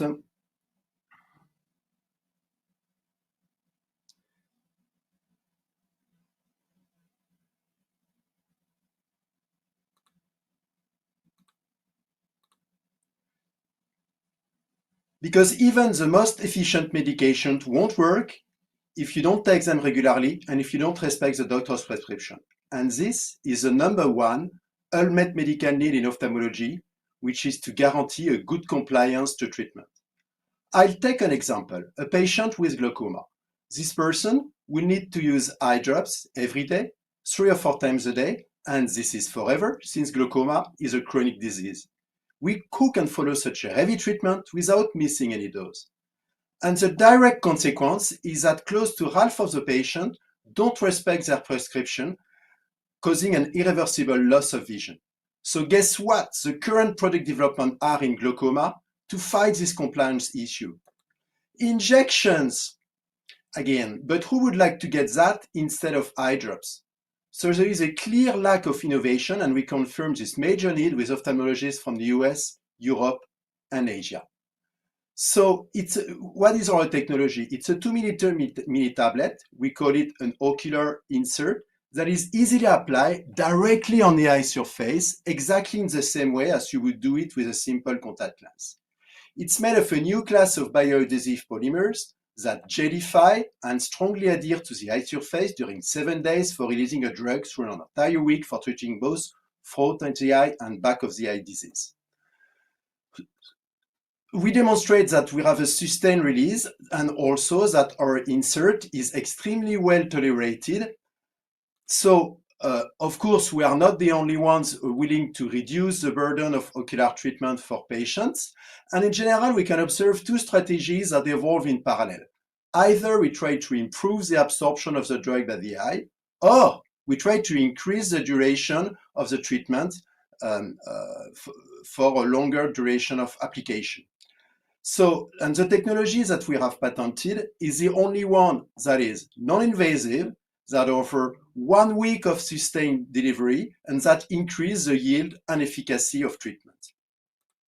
So, of course, looking at the market, global ophthalmic pharmaceuticals wait for approximately $30 billion.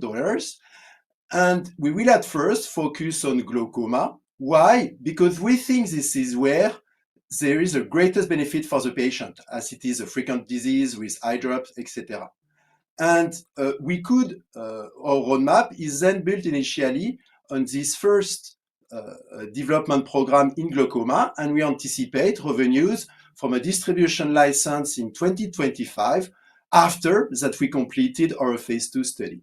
And we plan to leverage this data in order to sign co-development deals with additional companies putting their own drugs in our drug delivery technology platform. Finally, it's in the field of retina where we expect the dramatic disruption on the market when we replace injections by a non-invasive and self-applied treatment. So we will initiate exploratory trials for diabetic macular edema in 2023. So then we already managed to secure financing until the first value creation milestone, and we target a 9 million euro in subsequent rounds to take us to the end of phase 2, where we could easily imagine an exit scenario. Finally, we are two co-founders with highly complementary profile, drug development for my partner and business in ophthalmology for myself. We completed already with technical and scientific experts in ophthalmology, and of course, we have a strong medical advisory board. Thank you, Jean. Thank you. Time is up, and we have to be very strict with the timing. Let's now, thank you very much indeed for getting through your pitch, and well done. Let's now turn to the panel, the jury, and I can see we're already raising hands for questions. Renato, go ahead. Yes, thank you. Thank you very much for the presentation. My question is about what is the final product? Is a combination product? Is a medical device? Because it's not clear from the presentation, and if so, what's the regulatory pathway? Thank you. The regulatory pathway is a standard full drug dossier because we reformulate an existing drug within a new excipient. So we just designed a new pharmaceutical. However, due to the fact that the drugs that we're putting in the insert is not new, we can expect a 505(b)(2) procedures with the FDA. So it's a shorter pathway, but still a full drug dossier. Thank you. I move to Julien, who would like to ask a question. Yes, thank you. So on the product, who is positioning the product within the eye? Is it the patient? And what happens after the drug has been delivered? Is it dissolved by itself, or is there a procedure? Can you run us through that? Yeah, excellent questions. So there are two things. At the turnover, the polymers that we have covalently attached to the mucin at the surface of the eye. So that's how the insert can stay in place during 7 days. After 7 days, usually there is a turnover of the eye surface mucin. And once there is a turnover of the mucins, the insert just goes away and you find it in the morning in the corner of your eye. However, if you need to remove it early, or if the insert is still there at the end of the week, we have a solution, which is a kind of rescue solution, cysteine eye drops, very common, to remove the insert, and we tested, and that breaks all the link, and you can immediately remove the insert from the eye surface. So both solutions, either you wait the end of the week, or you need to remove it early, and you have a washing solution. Alan, please, the floor is yours, and after, Emma. Thank you for the presentation. A quick question, I guess, in terms of whether you're focusing on eye drop or injection. A number of the injectable applications are quite durable in terms of longer term. And if your, I guess, formulation provides once weekly, from what you're saying, will it really overturn, even though injections, nobody wants to do it, but if you have to have very frequent interventions with your technology, will it really overcome the longer term applications of injectables? I return you the question. Did you ever receive an injection yourself in the eye? No, not in the eye. No, but I guess in terms of I will answer.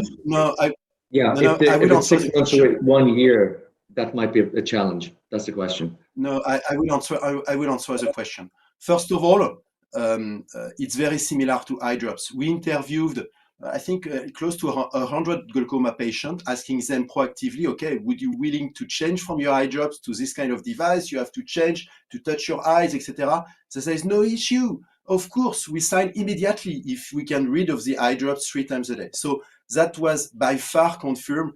95% of the interviewed patients agreed to that. Second, I will tell you a little bit more about my personal story. I'm the son of 2 doctors, 2 ophthalmologists. My father used to do injections himself, and at the moment, reverse role. He is receiving injections as a patient. And believe me, 3 days before he's stressed, and it's painful 3 days after. So it's not something that is so common for the patients. That's not nothing to get an injection. And last of all, in the pandemic situation, you may be aware that many patients didn't go to their doctors. Why? Because they were afraid going to the hospital, and so many injection treatments have been delayed over time, and with, of course, loss of chance for the patient. So yes, I'm really convinced that we can overcome the injections because no one likes it. Thank you. Emma, a quick question. Very fast. Quick Yeah, answer. very fast. Yeah. So is there any influence in the absorption of your product depending on the level of hydration of the mucosa in the eye of the different glaucoma patients? What will change is that the polymer enhance the penetration of the drug of the eye. There is a kind of reaction with a tight junction of the ocular surface epithelium, and then we are increasing the penetration of the drug inside. So we do not foresee any issue, except for so very we have severe to now. dry. Thank you so much. Now, I'm so sorry to interrupt, but we have to now move on to our second startup in this second pitch session. We're leaving France to go to the Czech Republic. And we now meet Elżbieta Kardova of the startup Enantis. Elżbieta, over to you. Thank you very much. Hello everyone, my name is Elżbieta Kardova and I'm a business development manager of a protein engineering company, Enantis. And I'm here to present the case of Enantis Pharma that's here to unlock therapeutic potential of Enantis engineered protein pipeline.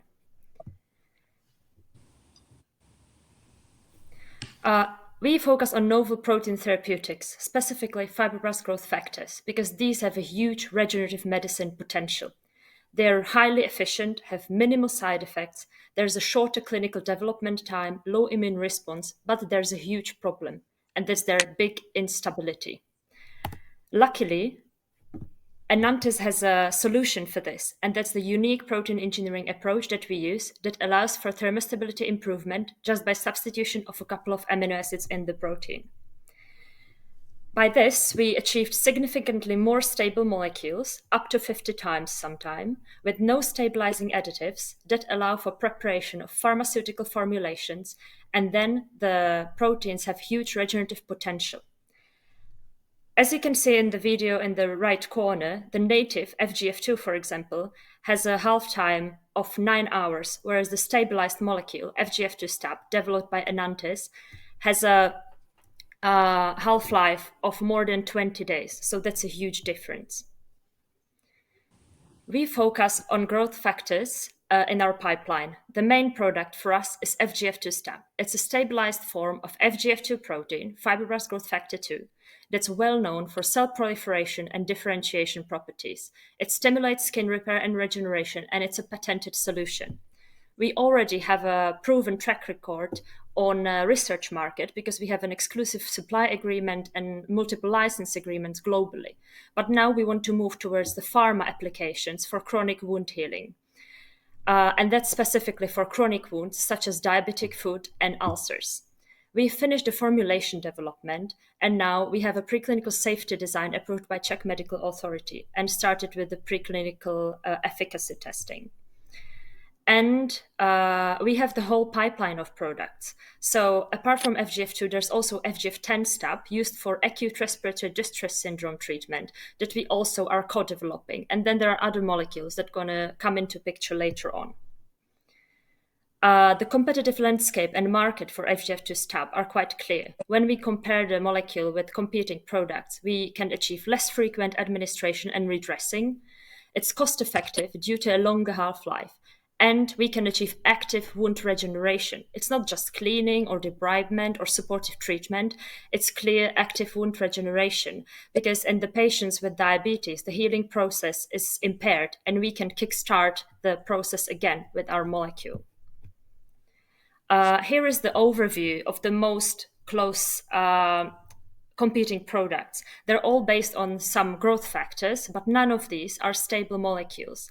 Some of them are even applied by injection, therefore it's painful, and the frequency of administration is way more often than in our case. We want to aim for once a week application or even less. And another thing is the distribution, which is not worldwide normally. So there's just one alternative treatment that's available for US and EU patients.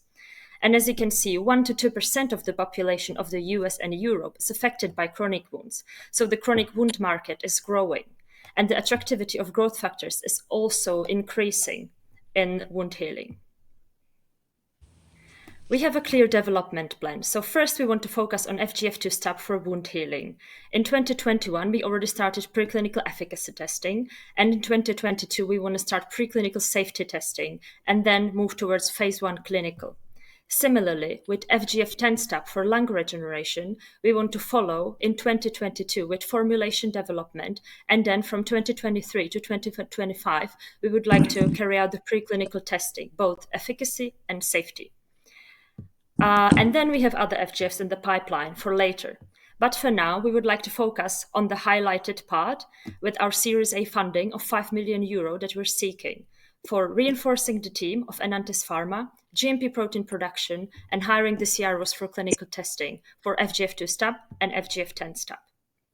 We are ideally positioned for VC investment because there's a number of potential opportunities with partners for an exit. And we have a clear funding strategy. So we want to set up Enantis Pharma with all pharmaceutical assets, expertise from earlier phases, and we want to build upon the commercial success of Enantis with this Series A funding of €5 million. Elzbieta, thank you very much indeed. We have to stop there, I'm afraid, because we have to respect our time. Okay. Yes, thank you. Well done. Let's now turn to our jury, who will also have 5 minutes to ask questions. Who would like to open the questions, please? With a show of hands. Lovely. Iris, I go to you. Yeah. Hello. Thank you very much. Can you clarify? So your innovation is actually in the formulation, in the combination, when you combine it with other proteins that could be, for instance, growth factors, correct? So what is going not to have? Really. What is the core? The core for us that we have a solution to stabilize the proteins, but we already started with fibroblast growth factors. So we have our own pipeline that we now want to commercialize in the medical field. And we want to start with FGF2 STAB for wound healing and followed by FGF10 STAB for acute respiratory distress syndrome. The platform is universal, but for now we want to focus on these two molecules. Okay. Yes, Lina, go ahead. Changing the amino acid composition, even only if you change a couple of amino acids, you always risk that you always lose function as well, right? How many tests did you do already on that you were quite clear that the function is retained? Yeah, we made plenty of tests. So actually the biological function is not influenced in any way. So the molecule acts as the normal native form. There's no difference. We've made plenty of tests in vivo, also in vitro, and now we want to move towards the preclinical tests that we already started with a small sample of animals, so we know it works. We just need enough number of animals for the statistics and so on. So we know it works. There's no problem with the alternative like functions or changed functions. Thank you. Alan, I believe. Would you like to ask the presentation? Very interesting. Just a quick question in terms of the lung regeneration application. What specifically do you have in mind, and in terms of the delivery mode of action and formulation, how far advanced are you in that program? Thank you. Yeah, we want to develop inhalation therapy, specifically by nebulization. So it's going to be targeted delivery into lungs, not a systemic delivery. So it's going to be less harmful to the patients. And we don't have the formulation yet, but we want to closely follow the Pulmozyme delivery system that's already marketed for cystic fibrosis. So the track record is already, well, the track is already proven, and we want to follow with our product. So it's going to be hopefully easy.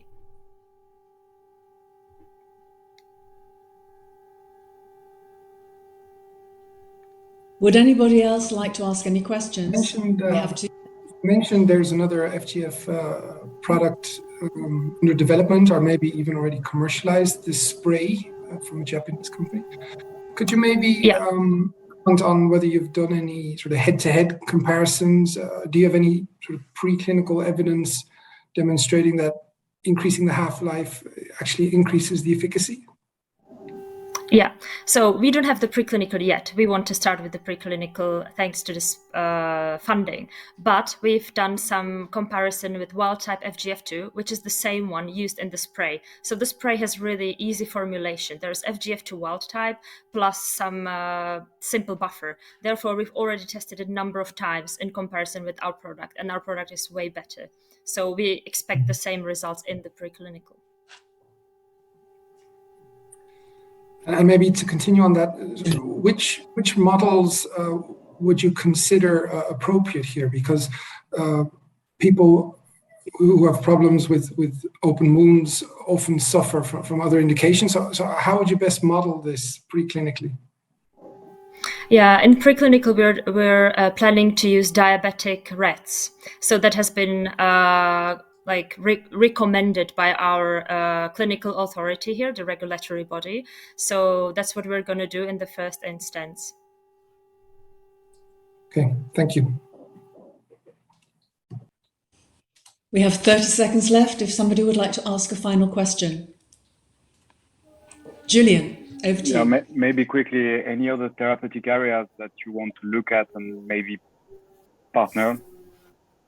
Mm-hmm. Yeah, so apart from wound healing and ARDS, or the acute respiratory distress syndrome, we have other molecules for osteoarthritis treatment. So that's another one.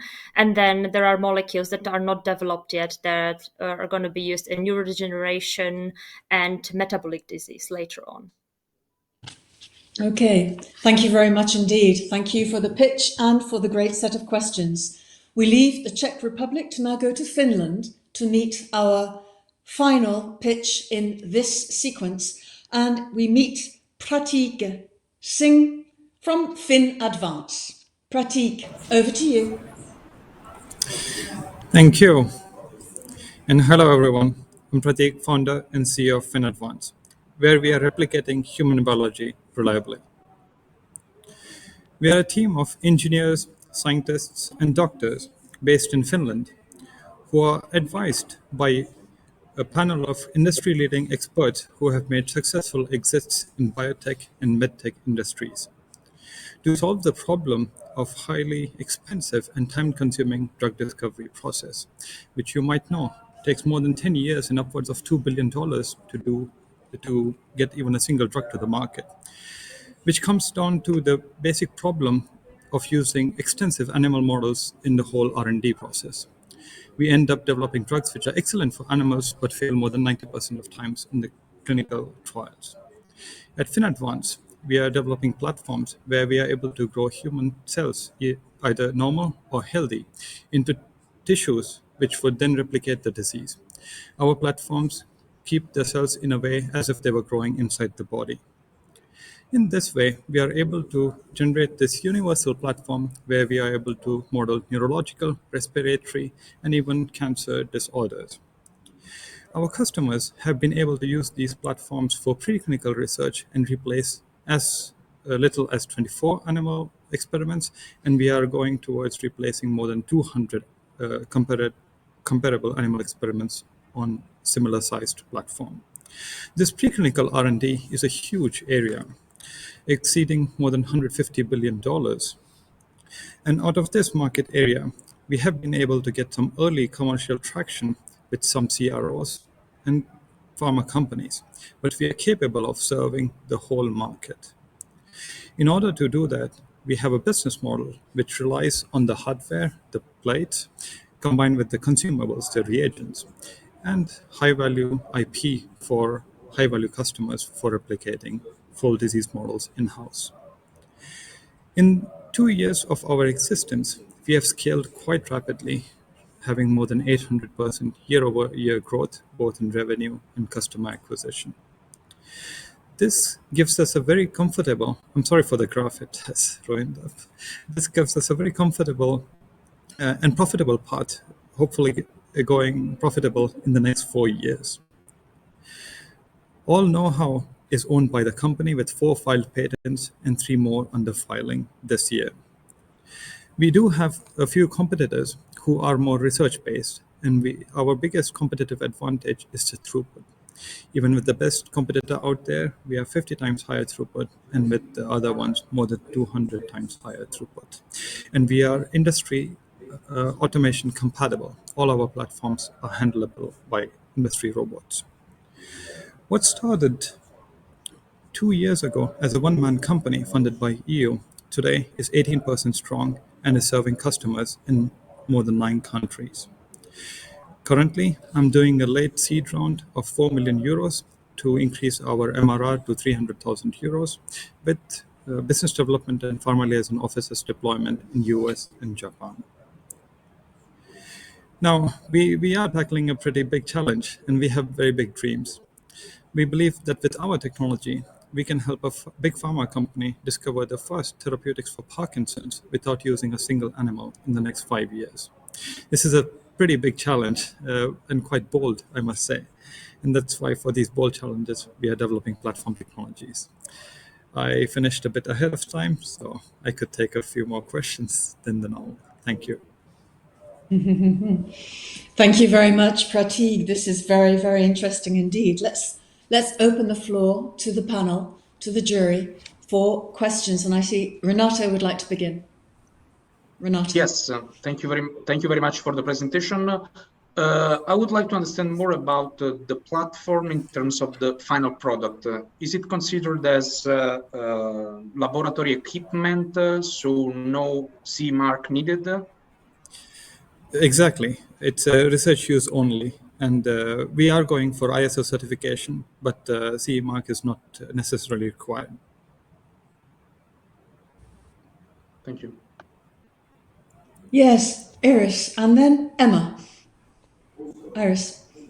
Yeah, so one question, how do you differentiate with regard to organochips, 3D printed tissues and all these kind of things that are trying also to replace animal testing? Really good question. We are an organ-on-chip technology, but most of the organ-on-chip companies have been focusing on replacing clinical trials. And the molecules what they get are tested on animals. We are replacing the preclinical trials. So the full chain is human only. And if we are working with animal pharma, then it's animal only. So our goal is to not only do the reduction in the clinical trial where you have to be involved with regulatory authorities like FDA and EMEA, but to go even much more earlier stage. Why not start with the in silico platform? That's our Okay, so you are more into the preclinical part and the toxicology. Exactly. Okay. Thank you. Emma. You mentioned this organ-on-chip technology, and you gave us this example of the Parkinson's disease on your slide. Are you focusing on this initial tracking on CNS or brain, let's say, assessing? What's your next challenge, or how do you plan to grow on that? Definitely, Emma. One of our biggest application areas is overcoming the blood-brain barrier permeability. So we have a lot of drugs which show good efficacies on in vitro platforms, on 2D cultures, but it becomes a problem when you inject the drug and it's not able to cross the blood-brain barrier. We are able to do this exact same assay on our platform. So our customers have been replacing most of the animals in that specific area. So we are targeting a lot of neurological disorders using our platform. Thank you.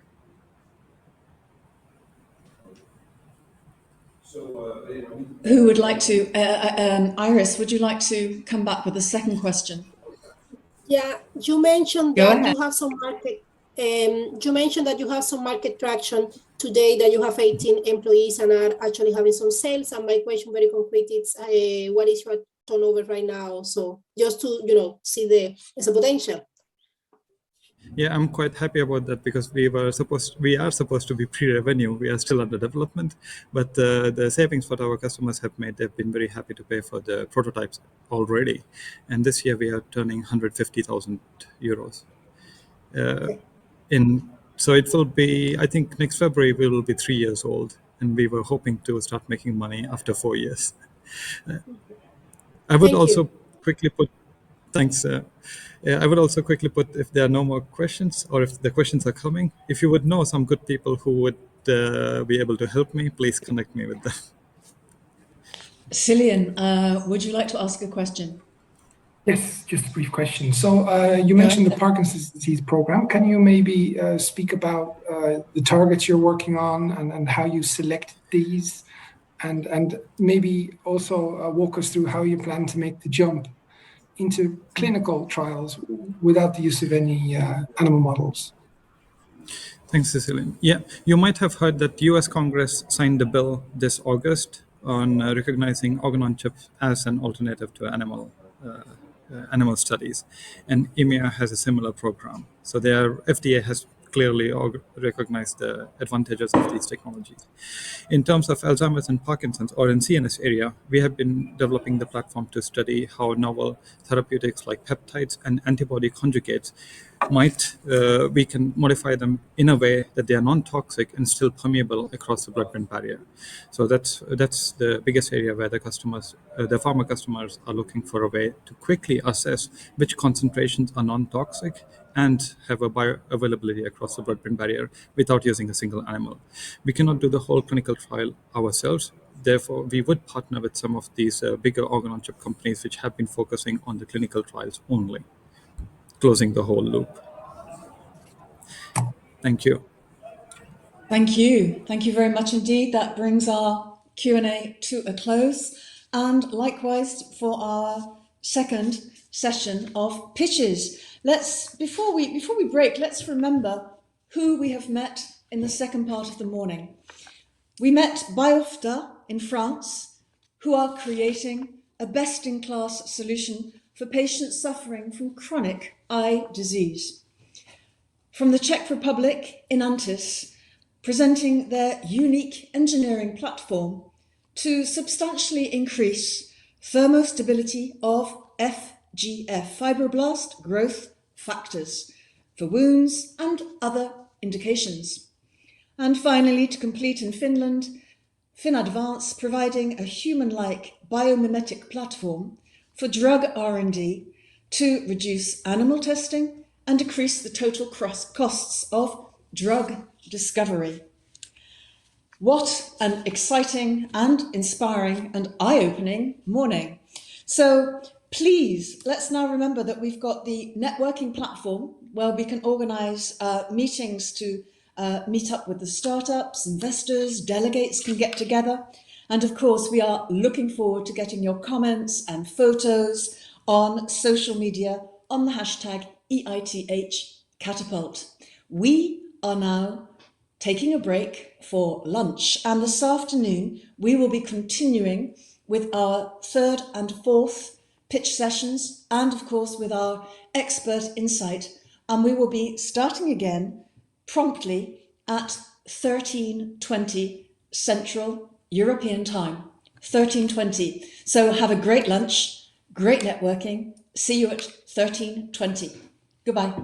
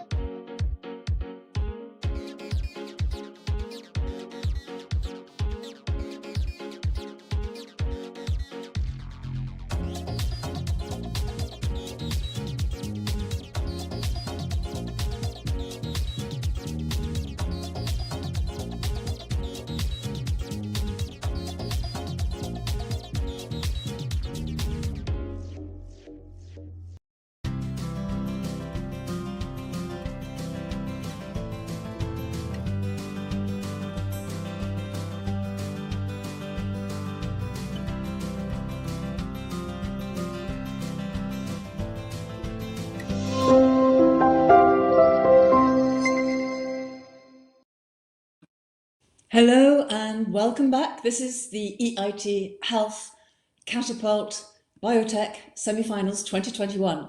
Thank you for joining us. Now this afternoon we have a very big program and we will be leading, of course, to the big moment at the end of the day at 5 o'clock with the awards ceremony. That will be preceded by our third expert insight. But before that, we have two more pitching sessions. The first session takes 4 pitches, and the fourth session, which will take 3 pitches. And it's the same format as this morning: 5 minutes pitch, 5 minutes Q&A with our panel of jury members. And we are strict with the timing, so if there is an overrun, I will have to do that horrible job of stepping in and cutting you off. So, before we begin, a word, a message to all of the pitchers this afternoon. Have a fantastic time, enjoy your session, have a great pitch. So let's begin. Let's go straight now to Switzerland. And we are going to meet Luc Henry from the startup Limula. Luc, it's over to you.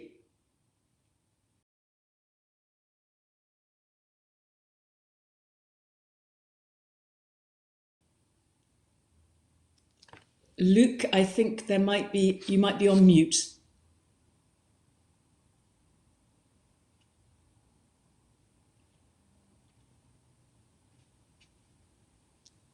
Can you unmute, Luc?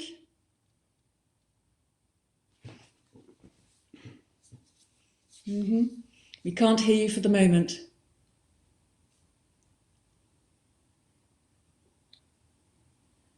And we would love to hear you.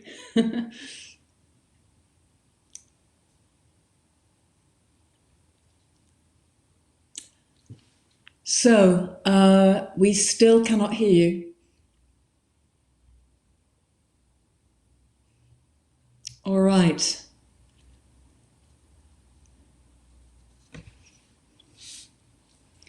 Can we try to reload the page or to refresh the page? Hope you hear me. Can you? We can hear you now, Luc, loud and clearly. Great. It must be those mountains in between us. Okay, fantastic. So you can hear me now? Yes? Okay. Thank you very much. So good afternoon, everybody. My name is Luc Henry, and I'm the co-founder of Limula, based in Lausanne, Switzerland. And I believe cancer patients should all have access to the very best treatment available. But before I tell you about Limula, I'd like you to meet Emily Whitehead. Emily was diagnosed with leukemia when she was 5 years old. Less than a year later, she was close to dying and fortunate enough to be the first child to receive an experimental drug called Kymriah. Emily is now 16 and her cancer has been gone for more than 9 years. Kymriah isn't just any molecule. It's a living drug made of genetically engineering the patient's own immune cells. I can hardly think of a treatment more personalized than that. CAR T cells reached the clinic only a few years ago, and I would like to insist on the fact that they are nothing like what was available before. Cancer patients who would survive only for a few weeks can now be cured with a single dose. Today, there are 5 CAR T cells therapies available and 2,000 in clinical trials. The FDA estimates that 100 could be on market in 2030. These treatments will be used against a broad range of cancers with the potential to cure over 2 million people each year, leading to $82 billion in global annual revenues. Unfortunately, we know that most of these patients will not benefit. The science works, but the economics doesn't. The problem is this: $475,000 is the price to pay to receive these life-saving drugs. Cell therapies are so difficult to make that they are totally unaffordable. Less than 20% of the patients who could benefit will ever receive a dose if nothing is done to develop a new manufacturing approach. At Limula, we address this gap with a solution that enables CAR T production at scale. Manufacturing is now centralized. We'll bring it to the hospital. The process is manual and time-consuming. We'll make it automated. It is unreliable and expensive, will make it robust and cheaper. CAR T-cell manufacturing currently requires several instruments and 2 weeks of hands-on procedures. It's an open process that is costly and often fails due to errors and contamination. At Limula, we spent the past 2 years working on a solution to bring the complex process in a single device that is fully closed and automated.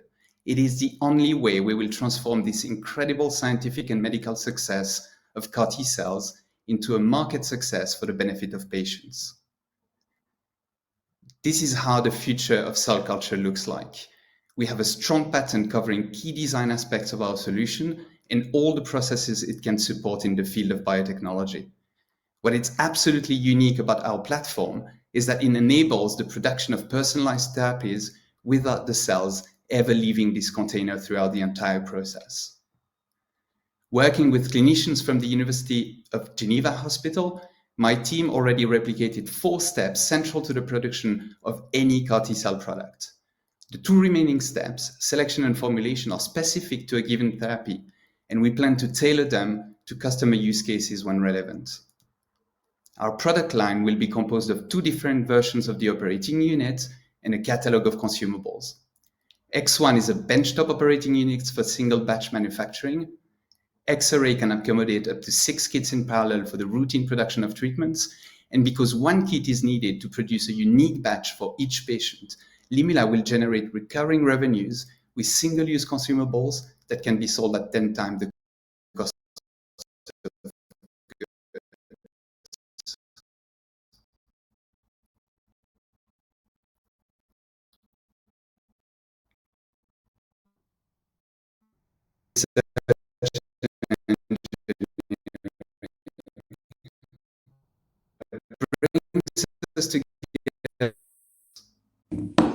Clinicians and industries in the field, please. So we've had a slight technical problem there for the sound. Okay, so we have to stop there, but let's open to our jury. Can we go over to the jury? Good afternoon. Would our jury like to open the questions, please? Yes, Renato, please go ahead. Yes, so being based in Lausanne, I have to confess that I'm positively biased by the old technology coming out from the EPFL. My main question to you is about, it's quite clear the tech development. I would like to see also some industrial application and some market need specific, because you highlighted very well the problem, but I would like to understand if you are connected with the industry in order to solve this big problem, or it's at this stage still, let's say, an university tech project. Thank you. No, thanks a lot for the question, and apologies for the problem with the connection. You missed my last slide, with words clearly stating that we are in conversations with about 30 companies active in the field of cell and gene therapy. All of them complain about the existing solutions. And so what we're trying to do is to address the limitations of current technologies or of technologies that are currently under development, and try to tailor our solution to specific use cases that these 30 companies and more actually voice to us. So we are deeply connected to the CGT industry.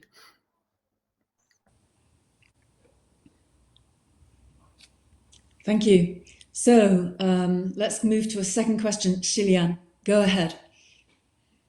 Thank you.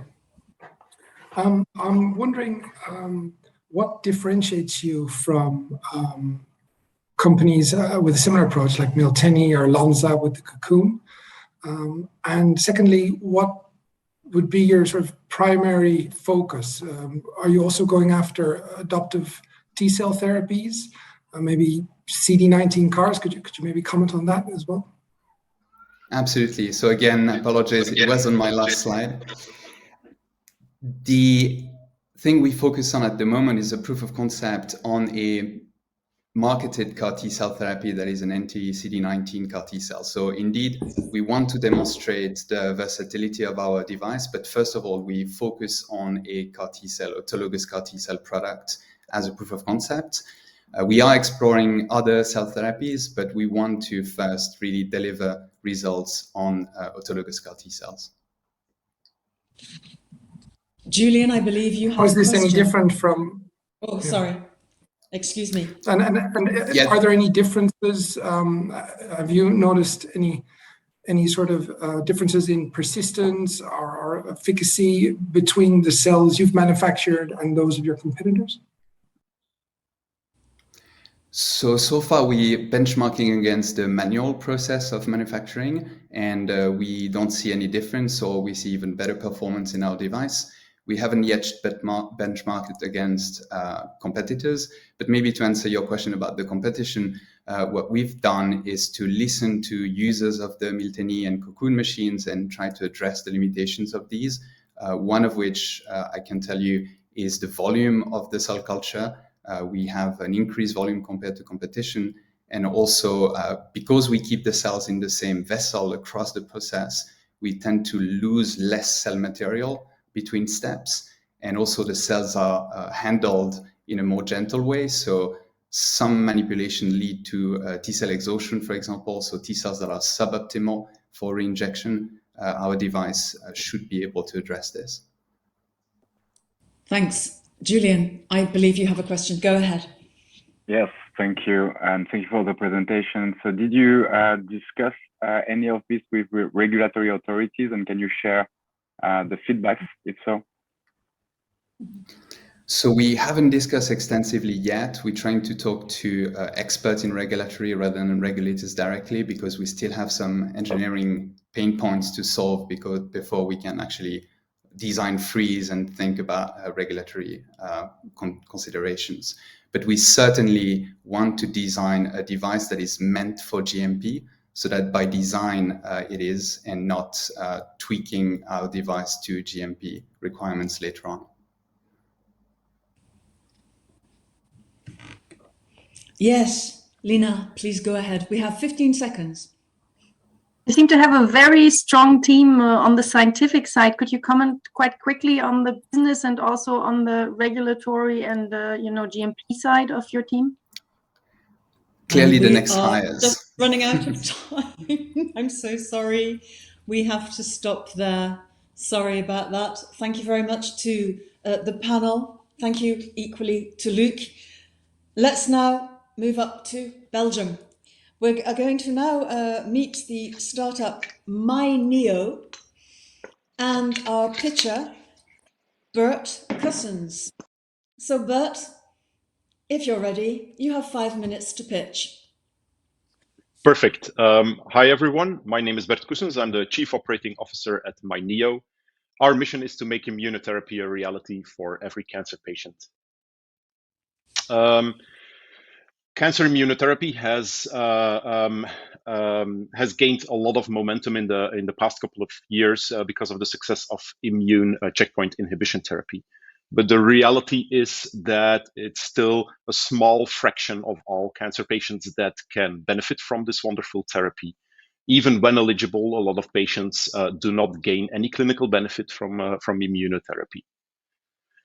The key to this problem is neoantigens. Neoantigens are tumor-specific immunogenic targets that the immune system of a patient can use to recognize and attack tumor cells and eradicate the tumor from the patient's body.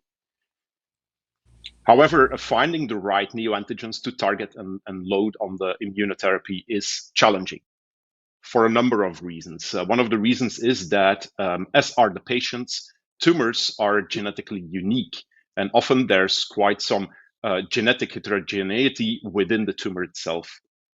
But it's very crucial to load the right neoantigenic targets on an immunotherapy because you don't want to overload a patient's immune system, and you want to obviously avoid any possible autoimmune adverse events. Luckily, there's a lot of omics data available, as well as novel artificial intelligence methods that can help us solve this problem. And that's exactly what we did with the Immuno engine. It's a cutting edge computational platform for neoantigen selection that, based on tumor whole genome sequencing analysis data, investigates a broad spectrum, a broad landscape of possible neoantigens that can be targeted, but also prioritizes those neoantigens and selects the combination of neoantigens that will trigger a strong immune response and lead to maximum clinical benefit. We've developed and support this computational platform with a world-class team with over 100 years of cumulative experience in genomics oncology and immunology. We come out on top in benchmarking studies when we look at the prediction performance of our platform and comparing with competing systems. But we've spent a lot of time and effort in making sure that our workflow is actually compatible with clinical timelines, and we focus solely on clinical outcome and optimizing the clinical outcome for individual patients. But apart from that, we work with multiple biopharma partners to make sure that, first of all, we gain valuable data out of those partnerships that can help us continually improve our platform, as well as makes sure that we remain unbiased with respect to the underlying therapy platform. Our technology plays a key role, is a key part of the final therapy that will be on the market and will set up that therapy for success. That's why, as a business model, we've chosen to license out our technology to biopharma partners in long-term licensing deals. With this model, we've already been able to sign quite some co-development contracts, co-development deals with a number of companies. We have a very strong pipeline going forward. We aim to hit between 400,000 and 500,000 euro in revenue this year, but our strong pipeline will allow us to at least double this in the years to come. We're currently looking for 3.5 million euro in revenue to become the #1 partner to biopharma worldwide. And I'd like to end with this last slide on our opportunity. If we're able, if one of the deals that we plan to sign in the coming years will materialize into an on-market therapy, and we prescribe this to a couple of thousand patients, which is about 1% of the patients currently receiving immunotherapy annually, this would translate already in an annual revenue for myNEO of over 100 million euro. Thank you very much. Thank you very much, Bert. Thank you for this smashing pitch. Great stuff. Let's go to the panel, to the jury, to open our 5 minutes of questions. I see that Alain is raring to go. Off you go. Thank you for the presentation, very interesting. Perhaps you could tell us a little bit more about the data that's driving the key weighting in terms of the decision-making process around the technology. Yeah, sure. There's 3 elements to this. First of all, we start with whole genome sequencing data from individual patients to find neoantigens, which makes sure that we have this very broad landscape of neoantigens, and that makes that we can find neoantigens even in tumors that have a very low mutational burden, that have very few mutations. Secondly, there's 2 elements to the prioritization and selection of our neoantigens. One is, and both of them actually mimic what happens biologically inside the cell and with the immune system. One is predicting presentation likelihood, and for that we have amassed quite some both public and privately generated mass spec data to train our algorithms. The second is around immunogenicity, and there too we rely obviously on highly curated and structured data, public data that is available, which we've annotated painstakingly over the past years, as well as data from own experiments that we designed, both for training the algorithms as well as for validating the output of the algorithms.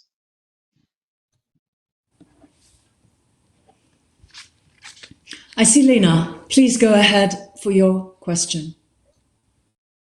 Nice presentation. Could you comment a little bit on the competitors on the market and whether there's similar technologies and what really differentiates you from them? Yes.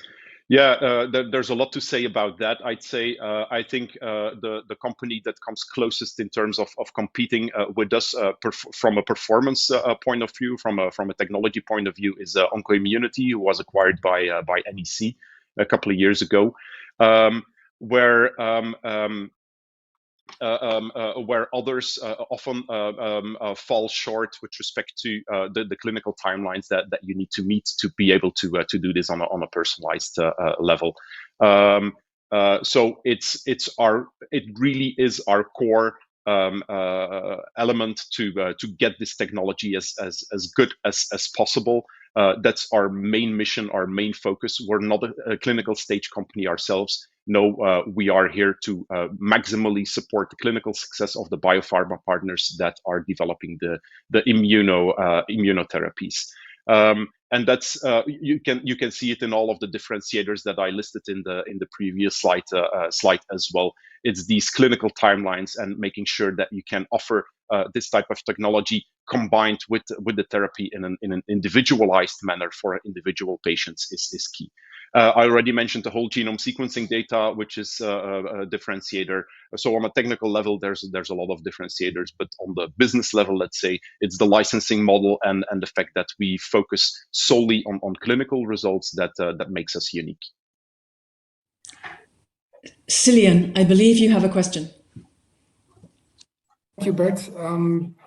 I might have missed it in your presentation, but I was wondering, do you, as part of your service, actually also confirm presentation of these neoantigens on MHC complexes? Do you do peptide elution and proteomic or mass spec on that yourselves, or do you do that up to the company that's taking your service? You have to make a distinction between co-development on the one hand, and then when we go into clinical trials on the other hand. In co-development, yes, we discuss that. We can offer that through partners that we work with to the company that we co-develop the therapy with. On the other hand, when going into the clinical trials, it's actually the process that has been validated. We do not, for each individual patient, when we come up with a set of targets, we do not go and validate those individual targets again, which would not work in a personalized context. Yes, go ahead. We have 20 seconds. A very short Iris. question. For the co-development deals, do you also get kind of milestones and royalties when the company enters into a clinical, or is just for the first part upfront? No, that's correct. So we typically discuss in the license deals milestones for development, for regulatory milestones, and then commercial milestones down the road. Correct. Okay. Okay, thank you so much. We've just run out of time. That's covered everything. Thank you so much. So moving across now to Germany, where we're going to listen to Dr. Sophia Doll from Omikera Diagnostic GmbH. Hello, Sophia. It's your 5 minutes to pitch. The floor is yours. Thank you. Know it, cure it. My name is Sophia Doll. I'm co-founder and managing director at Omikera Diagnostics. And I'd like to tell you a short story to explain you what we mean with know it, cure it. I almost lost my dear friend Sarah. She's probably the most successful heart surgeon I know of. Definitely workaholic, but also knows how to have fun in life. She was diagnosed with a rare lung cancer type with limited treatment options. And the doctors told her that one sentence that all of us are afraid to hear one day. You have cancer. You have end-stage cancer. Yearly, millions of individuals die of cancer and the harsh treatments they're going through. What makes it very difficult for doctors is that we are lacking reliable diagnostic tests for precision oncology to decide which treatments works best for every individual. In particular, when it comes to rare diseases, doctors are often confronted to a difficult situation like in Sarah's case. Patients want to fight, They want to get further treatments, but have already gone through every standard treatment of care. So you can imagine that together this results in a huge social and emotional impact, but as well financial losses. So what's the solution? It's proteomics, the analysis of all proteins in the human body. Take this simple example of the caterpillar versus the butterfly. They share 100% the same genes, but what makes them different are the proteins. Proteins are the molecular drivers within your cells, and they drive diseases too. So if we want to understand cancer, we need to understand proteins, and we need to understand all of them. At the moment, and for most of our competitors, proteomics tests look like that. One test identifies one protein. With us, it will look like this.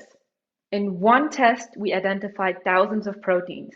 We digitalized the entire human proteome, generating a more complete and comprehensive picture of human health and disease state.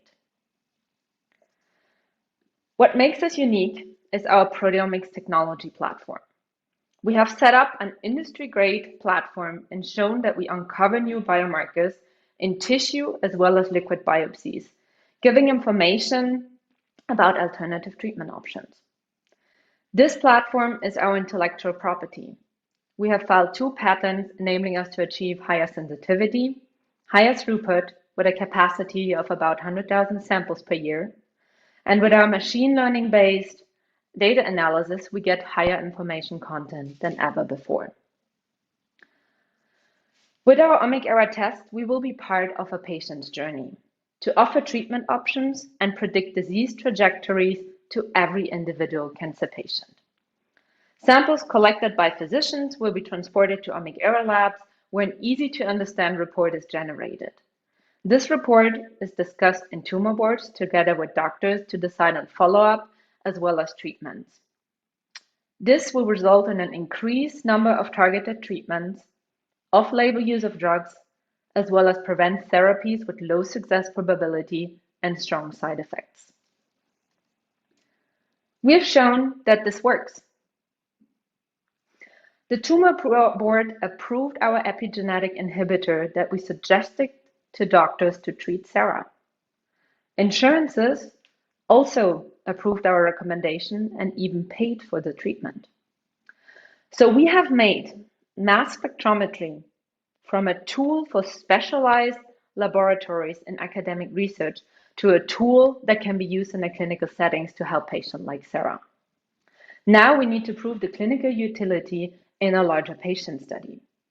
And we have a clear plan how to get there, but need your help. We're currently looking for Europe and US top healthcare as well as oncology experts and investors. We're preparing for a Series A to roll out our precision oncology arm. We can't stop people like Sarah from getting cancer, but we can find out early to get her the treatment and only she needs to live a life that would make her happier. This is the amazing team behind OmicEra. We are fortunate to have Matthias Mann, who is the most cited German scientist, on board.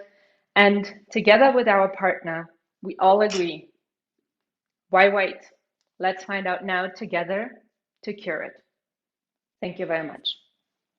Thank you, Sophia. Thank you. Well done. And thank you for this very interesting pitch. Let's move over to our jury, who I'm sure have got questions. I go straight to Julien. Your question. It's over to you.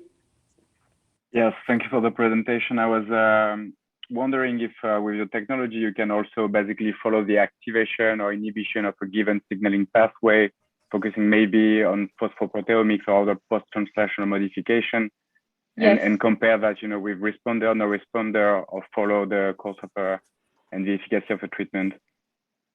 Yes, thank you very much for that question. Actually, in the case of Sarah, we looked also at phosphoproteomics because she also had a Foundation Medicine report. And the really interesting thing is here that if you see that kinases are mutated, and in that case, we also found that the signaling pathway, all the phosphorylation cascade was upregulated again. It really increases your confidence in basically validating what genomics data say on the active part, which is the phosphoproteomics part here.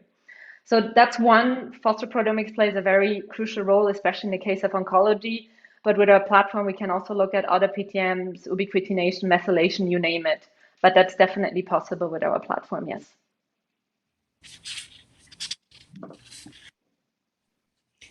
Iris, please go ahead.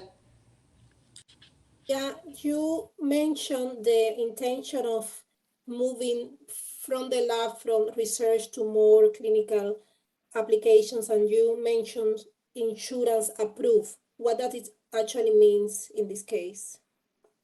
Yes, so in that case, it means that, so because of ethical reasons, so this was within a collaboration, so where you look at end-stage cancer patients, and you always need the support of medical doctors. So we will never be able to convince insurances. So this is not on us, but our part is really like Foundation Medicine to provide more information. And that's why we call this pitch Know It. The more we know about a particular cancer, let it be on the genomics or proteomics level, and we can transfer that information in an easy to understand report to doctors so that they can then make the decision about how to treat the patient, and the doctors then get into contact with insurances about whether this medication, in that case it was an off-label use, could have been used, and then the insurances also paid for that. Okay, treatment. Like decision support to not really insurance companies that will be, I get it. Okay, yes. Thank you. Yes. Yes, Emma. Following with Iris' question, then in terms of the business model, can you comment a little bit on that? How you plan to, let's say, who will be your customer base? Is that major hospitals, or will you engage with pharma companies that are offering treatments for those specific patients? Very good point. And actually, our main customers are currently pharma companies.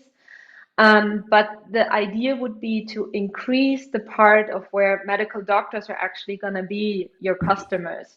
In the US, it's easier if the patients are directly your customers, but in Europe, it's really our largest market is really with the pharma companies and a very still small part of doctors or patients.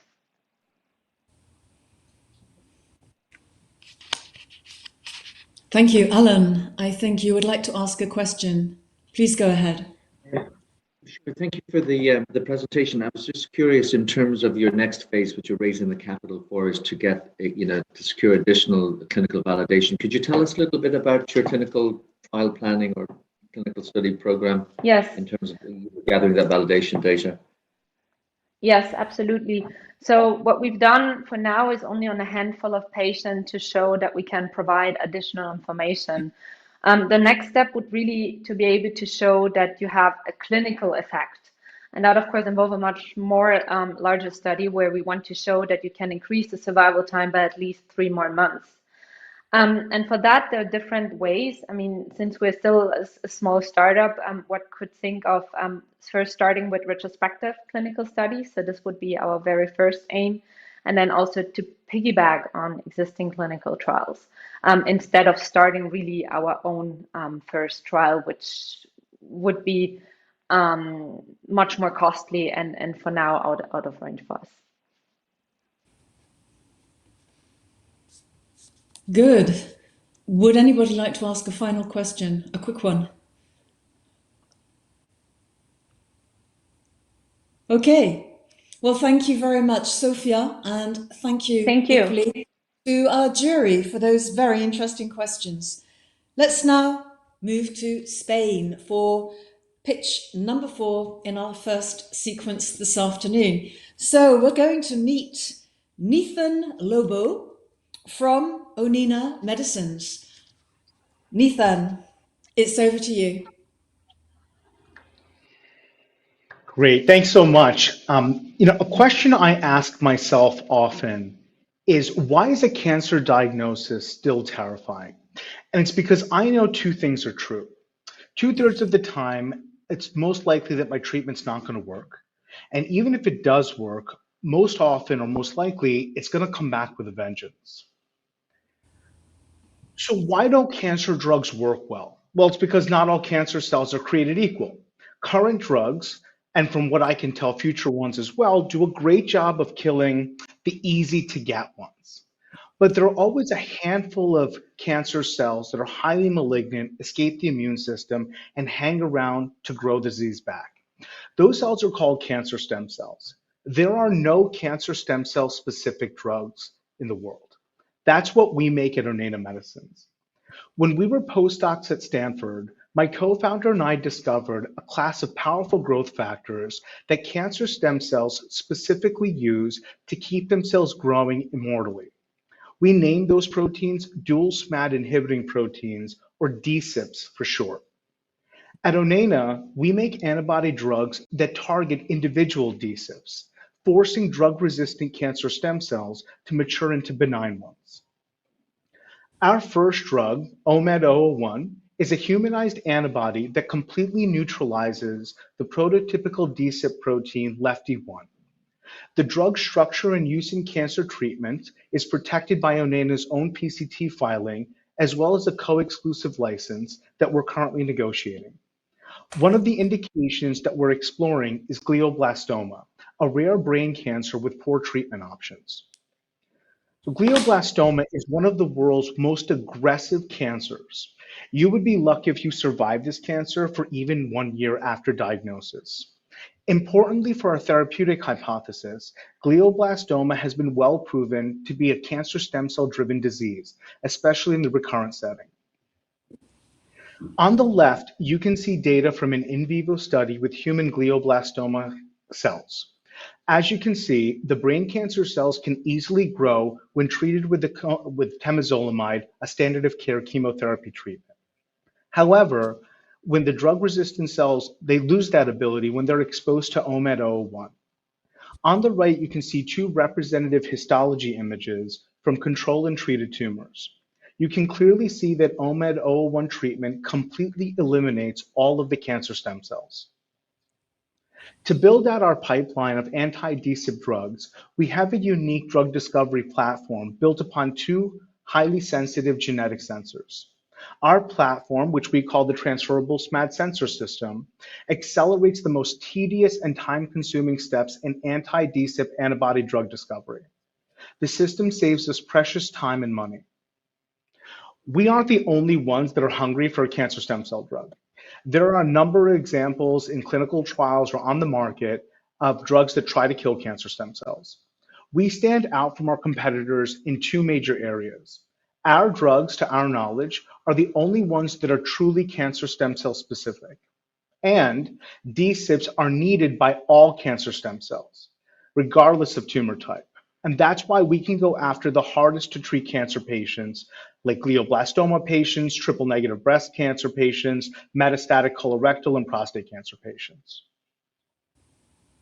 Onena operates a business model where we discover and develop antibody assets until preclinical or early stage clinical trials, and then partner out those programs to larger pharma or biotech companies. Typically, each program needs about 10 to 15 million euros of upfront investment and 3 to 5 years before they can achieve healthy returns.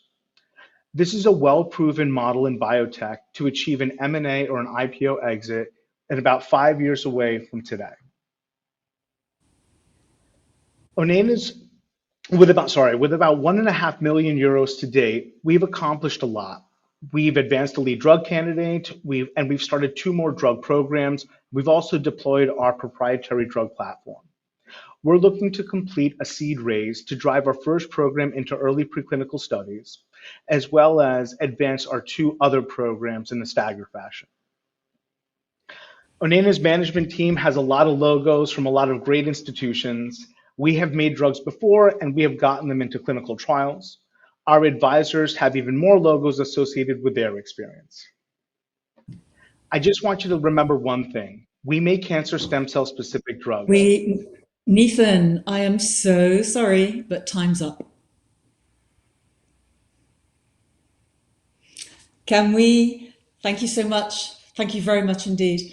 But I have to play the game. Let's now listen to the questions. Yeah, let's now listen to the questions from our jury. I open to whoever would like to go first. Renato, please go ahead. Yes. Thank you very much for the presentation. What is the use of proceeds that the capital you are trying to raise?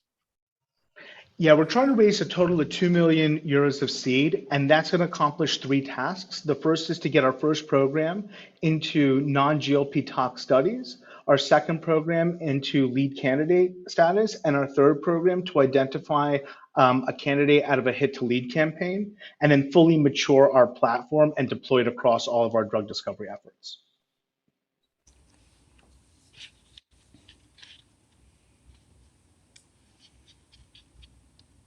Very interesting target, and I mean there are some other companies looking at this target as well. I guess just to follow on from that question, it's a very small amount of seed capital. You've got a lead and then potentially 2 pipeline programs in a highly competitive, quickly evolving space. So certainly my suggestion would be that you look at that again, and if you've got a real opportunity, a really interesting target, to ramp up that raise and to do more.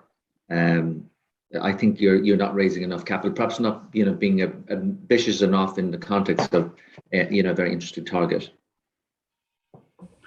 Yeah, I appreciate those comments. Our goal here, we recently have been selected as the next base launch company, and the LPs in that fund are Roche, J&J, CSL Behring, Purius Bioventures, Roivant, and BridgeBio out of Korea. And so we already know that we can partner with those companies to achieve a really healthy Series A. And so really this seed capital is really to get that lead drug into early preclinical, get the proof of concept done that we can manufacture it, and then raise a larger Series A. So this is really, to cover the time frame for the next year. And, we're supplementing that with grants as well. So I take your point that a lot of capital is needed for therapeutics, and we'll keep that in mind.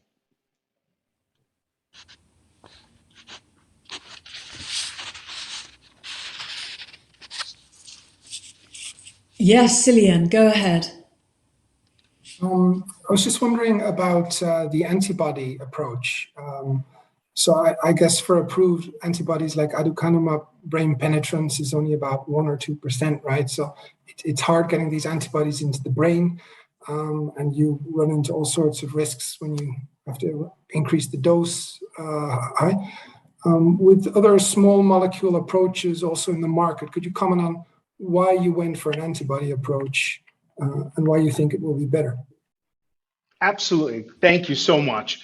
So the 2 questions about getting it into the brain. The first is there are clinical trials that have just been done with nivolumab that unfortunately failed in glioblastoma, where patients can receive drugs directly injected into their tumors in the brain. So you can get around the blood-brain barrier that way. And the second is there are companies like Denali out of the US and San Francisco that have technologies to cross the blood-brain barrier and chaperone antibody drugs across. Okay, but that would require some deal making. In terms of small molecule approaches, so the activity that drives the cancer stemness is the interaction of the protein with a number of cell surface receptors. In order to stop that binding, small molecules aren't big enough to interrupt that interaction efficiently. So this type of approach is well proven to neutralize the activity of secreted molecules. And I'm actually not thinking of aducanumab. I'm thinking of something like Humira. Well proven strategy in the clinic is what we're really trying to model our drugs after. Thank you. Julian, let me bring you in here. Yes, thank you. So I guess the good thing with glioblastoma is we have so much nothing that even a little improvement would make a big difference for the patient. But coming back to that type of tumor, it's quite heterogeneous. So have you looked at different tumor samples or working with primary cells to test your antibody? Yes, both. Both.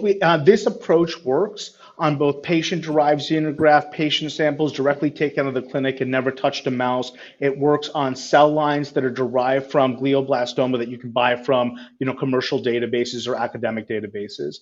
It seems to be a broad approach that's applicable to the way cancers grow in general, not specific to the models that we're using. Okay, thank you. Sure. And it works on breast cancer.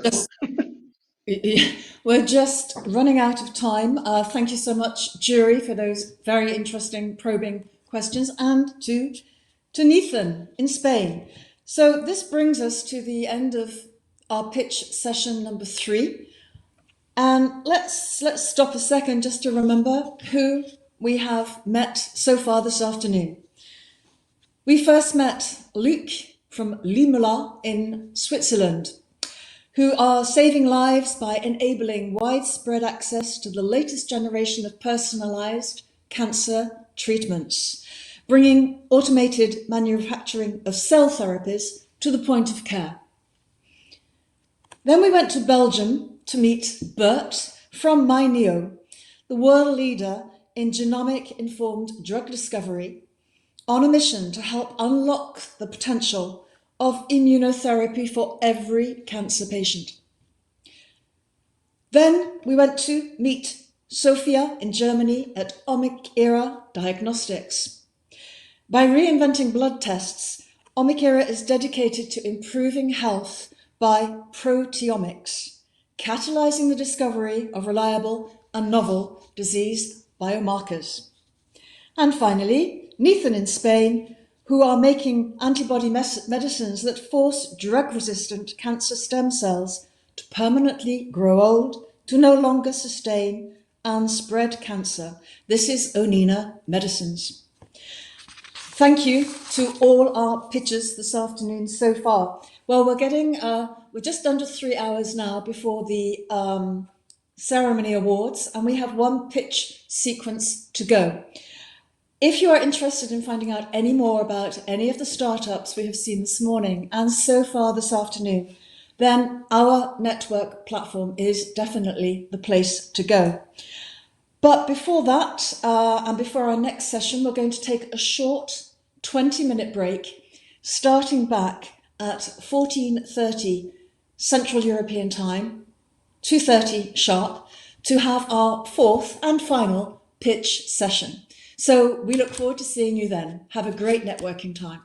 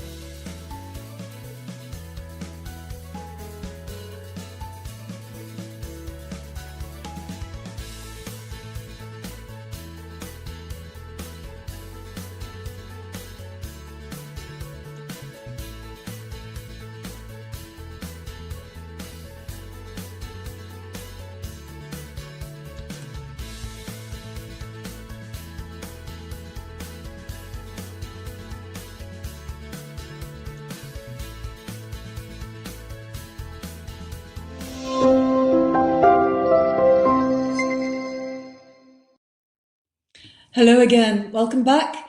Our next 50 minutes, during the next 50 minutes, we will be listening to our final 3 pitches this afternoon. And after that, we will go into a network session where we will leave the jury to do their important job of deliberating over the 14 pitches of today. We will also have a break later on as well, so that we will be coming back together at 16:45 CET, Central European Time, for our expert insight, followed by the ceremony awards. But now, to kick off, we're going to go to the UK, and we are meeting Agnieszka Janezek, excuse me, from Renovos Biologics. I hope I pronounced that well. So, Agnieszka, Renovos Biologics UK. The floor is yours. Thank you. So, hello, I'm Agnieszka Janeczek, the CEO of Renovos, a company pioneering synthetic nanoclay gels for tissue regeneration. So, regenerative medicine is increasingly significant for tissue repair for both aging populations, but also active younger demographics damaging their tissues through sports. Stem cells within our bodies can regenerate tissues and are triggered by powerful biologics. BMP2 is most widely used and represents a $1 billion market, but current clinical product led to adverse events such as bone growing outside of the skeleton, tissue swelling, leading to difficulty breathing, and regulatory removal from some usages. Yet in many cases, BMP2 remains the only reliable option for promoting bone tissue formation. So to unlock the potential of stem cells and circumvent the safety issues, we need to deliver biologics such as BMP2 in a safe and precise way. So our Renovite nanoclay gels solve these issues to unlock the potential of regenerative medicine. Renovite is a de-risk technology based on over a decade of research at University of Southampton, with validated proof of concept, harnessing the power of BMP2 protein and addressing that $1 billion global market with use in spinal fusion. Renovite delivers therapeutic agents and retains them within the target site of repair. Unlike other technologies, there's no release from the material until patient cells invade it, break it down, in time replacing it with regenerated tissue. It templates new bone tissue formation, as you can see, in the exact space delivered through a precise injection. And secondly, thanks to that retention, we can dramatically reduce the dose, lower the cost of goods, and improve the safety for BMP2 and other potent biologics. Nanoclays are industrial ingredients, and we have refined and validated our formulations, Renovite gels, for therapeutic use. Our nanoclay is synthetic and easily scalable. We have 2 granted patents, complemented by trade secrets and extensive know-how. This first product offers many advantages over competition and fits within the care pathway. External market access interviews with payers and end users confirm there's a clear appetite for a new, improved and safer product and a willingness to pay 15 to 40% price premium. Reduction in the dosages leads to lower cost of goods, so enables entry into more price-sensitive orthopedic segments. This provides more economic solutions for healthcare systems and better outcomes for patients. So the nanoclay platform is a breakthrough technology that can ultimately revolutionize regenerative medicine. Our R&D program also includes point-of-view cell delivery matrix, as well as wound healing and antimicrobials, allowing Renovos to grow and scale up, addressing the areas of largest unmet needs in the wider $5.7 billion orthobiologics market. Our pipeline and our mission is to help clinicians deliver safer, more efficacious regenerative medicine treatments for tissue repair and enable that wider regenerative medicine ecosystem. We have an experienced team from world-class academics through hands-on clinicians to industry veterans who have built startups and operated at corporate level, commercializing orthopedic innovations in the spine and securing successful exits. Renovos has been endorsed by several organizations, including by Orthopedic Research UK, a charity, by making their first ever equity investment.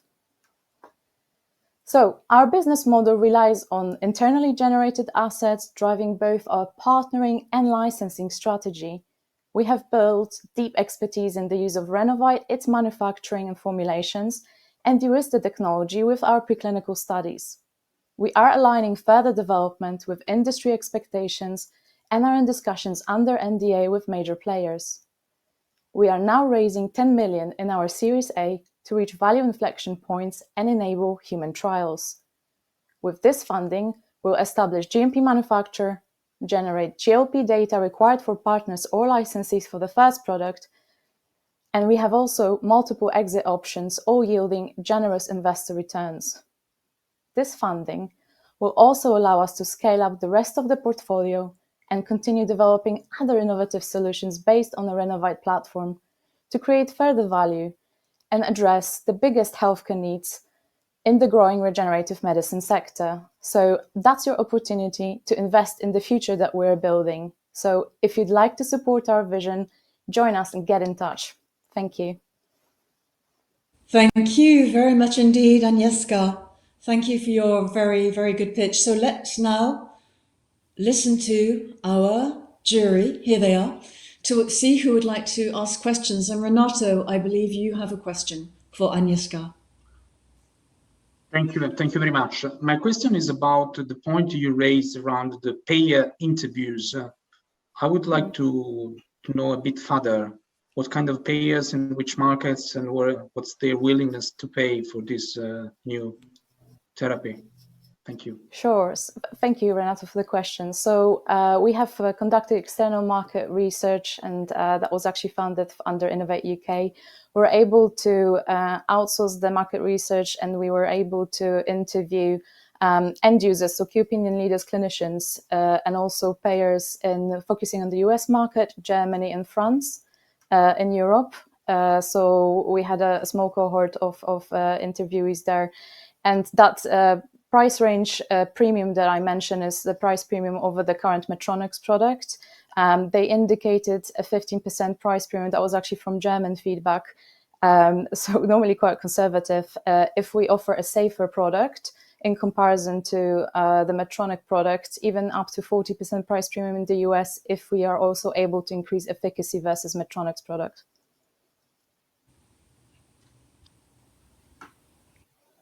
Alan, please go ahead.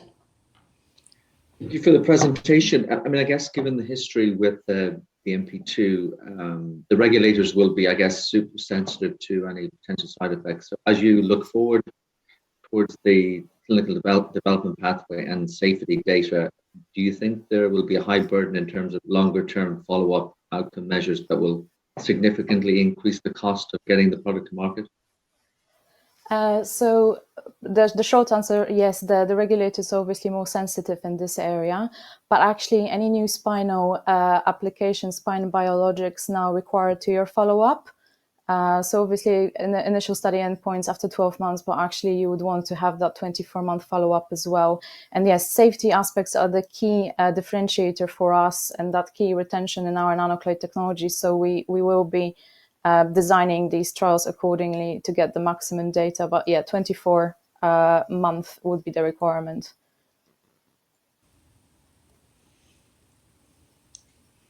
Yes, Iris, go ahead. And Emma also has a question. Please go.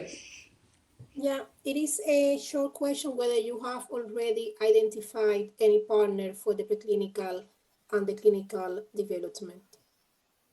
Yes, so because spinal fusion and models are more well known in the US, there's various CROs that operate in that space and run those routinely.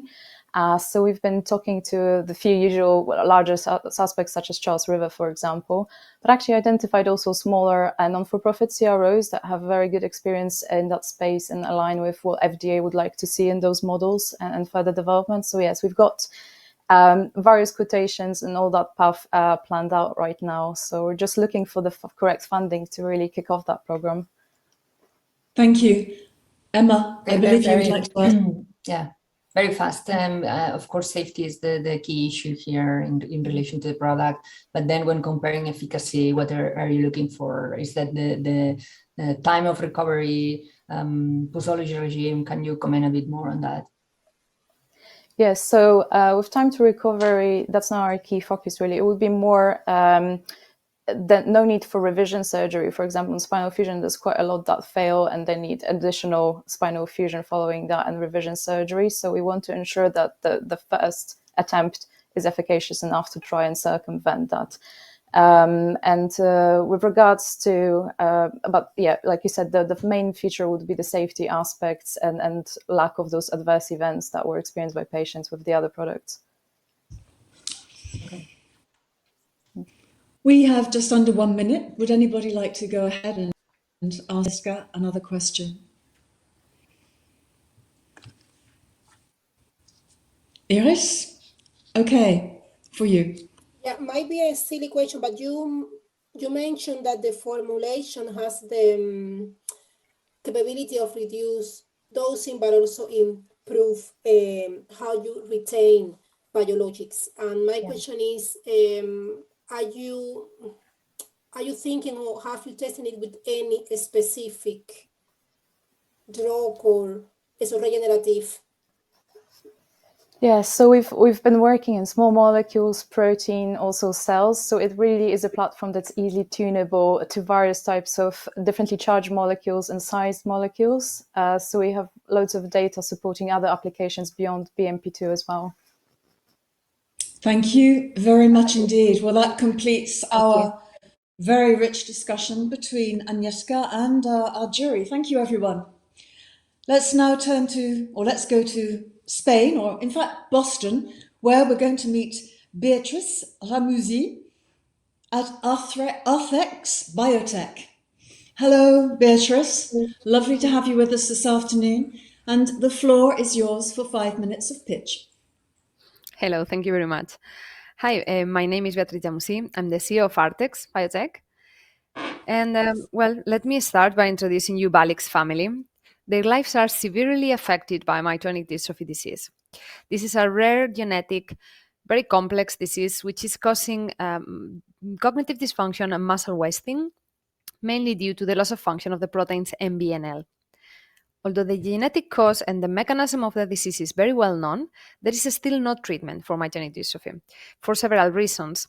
First, DMPK, which was the conventional target, the gene where the mutation was located, has been proven to be a challenging target because previous clinical trials focused on it has already failed. It has a complex mechanism of action with a myriad of molecular effects downstream that cannot be addressed just focusing on one single gene. And the main tissues affected, the muscle and the nervous system, are difficult to target without causing toxicity in other tissues. So to cure this disease or to treat it, we need to find new targets. And also, it will be better to use a multi-target approach, and we need to improve the tissue-specific delivery techniques. In our case, we have developed ATX01, that is an antisense oligonucleotide against a microRNA, or an anti-miR, that it's linked to a fatty acid, that it's importantly improving the delivery into the muscle of this molecule. So ATX01 will become a disease-modifying therapy able to address the cause of myotonic dystrophy in a specific, effective, and safe way. How we will do it? We have found a new target for this disease, which is a microRNA that is involved in the mechanism of the disease. It's upregulated in the patient muscles. Our molecule has a first-in-class mechanism of action, and we have improved the delivery into the muscles using this combination with the fatty acid that allow us to use very low therapeutic doses. And why do we believe that we could really help the patients? Well, we have first obtained a robust proof of concept of our therapeutic approach in mouse models of the disease. This information is already published in peer-reviewed journals, and we have validated with the FDA our regulatory roadmap. In addition, we have a strong IP protection with 2 patent families, one of them already granted in US, Japan, and Australia. And we are in a growing market in a very dynamic sector because also, although myotonic dystrophy is considered a rare disease, it is still the most common muscle atrophy in the adults. There is almost 1 million patients all over the world. And we are in the field of RNA therapeutics that right now it's booming with thanks to the successful approval of drugs such as the COVID or vaccine or inclisiran against cholesterol. So this market is really having a huge annual growth. And there is a tendency to see very early deals between biotechs and big pharmas interested in the field. In our competitors' landscape, I should tell you that there is different approaches to treat myotonic dystrophy, but Artex Biotech will be in the part of antisense therapies. And our main differential factor is the fact that we are using a new target and also a new specific tissue delivery technique that allow us to use very low doses in comparison to other approaches. In just 3 years, we are moving ATX01 from our benches in the laboratory of Valencia to the bed of the patients. We are now starting the regulatory preclinical studies, and we are planning to initiate the phase 1/2A at the end of 2022. That will be followed by a phase 2/3 that might be registrational. We have already raised enough to complete all the preclinical studies, mainly between two venture capitals, In Vivo Capital and Advent France, but we also obtained some non-equity funding from different grants, including EIT Health Support in different programs, and we are seeking for 20 million to complete in the next round the phase 1/2A and also the chronic preclinical studies that will enable future studies. This is our team, the people fully dedicated to the project that will make it a reality. We put together here more than 50 years of experience in different fields, and we are continuously growing, keeping the team lean but effective. We were successful in involving in our project the main key opinion leader in the field of myotonic dystrophy clinical management and RNA therapeutics, and we are very close to the patients because we really need to understand their requirement, their needs. So we are Artex Biotech, a Spanish company that is changing the rules of antisense RNA therapeutics. Thank you very much for your attention. Thank you very much, Beatrice. Right on time. Okay, well done. Very nice pitch indeed. Let's bring in our jury panel, who I'm pretty sure will have questions to ask. Julien, and then over to Cillian, and then to Emma. Julian, Okay, Cillian, Emma. This type of disease usually come with different onsets and are more or less aggressive or different forms. On which form/onset will you focus for your clinical development? Can you comment on that? Yeah, we will focus on adults. As you know, it's the disease onset can appear at different stages of life, but we will focus on the adult, what is considered the adult onset above 40 years old.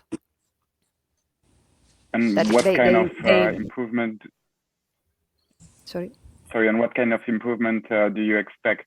Slowing down the progression, reversion? Yeah, in our clinical trial, we will start with a short study of just 6 months. So in these studies, we will perform biopsies in the patients to assess the molecular alterations, just to really see if we see a target engagement. So we will be able to measure the modification of the targets of the microRNA. But in addition, we will measure a panel of splicings that are correlating very well with the strength in the patients. So it will be very difficult to see a real functional improvement in the patients in that short time, but at least we will see a modification of our molecular targets that will be enough to proceed into the next study in a phase 2/3 that might be at least 1 year of duration, because it's a slow progressive disease. Yes, Cillian, go ahead. Thank you. I guess a key challenge in the field of oligonucleotide therapies has been delivery into muscle cells and brain Absolutely. cells. Interested to know how you plan to approach this, and also which route of administration you're considering. Yeah, we are using intravenous delivery, and we are combining our oligonucleotide to a fatty acid that we found that it's very, very downregulated in the patient muscles, at least in the biopsies that we perform a study. The fact that the fatty acids improve the delivery of oligos into the muscles was already known, but in this case, in the patients of DM, this specific fatty acid has worked especially well. So in our case, what we observed is that there is a redistribution of the oligo to the muscles, So you see a strongest effect and higher concentration of the oligo in the muscle instead of other tissues such as the liver or the kidney, which will be the preferred targets otherwise. And did conjugating this fatty acid also improve neuronal uptake? Yeah, we saw effects in heart, which is also difficult to target, and also in the brain. But we are studying specifically if it can go through the blood-brain barrier and what's the mechanism, because this is just very preliminary data. Thank you. Thank you very much. Let's move over to Emma. Yeah. Following with the Cillian question in relation to the delivery, and then how sustainable is the effect in your in vivo models, and how often you need to re-administer, or what's the plan on this? Mm-hmm.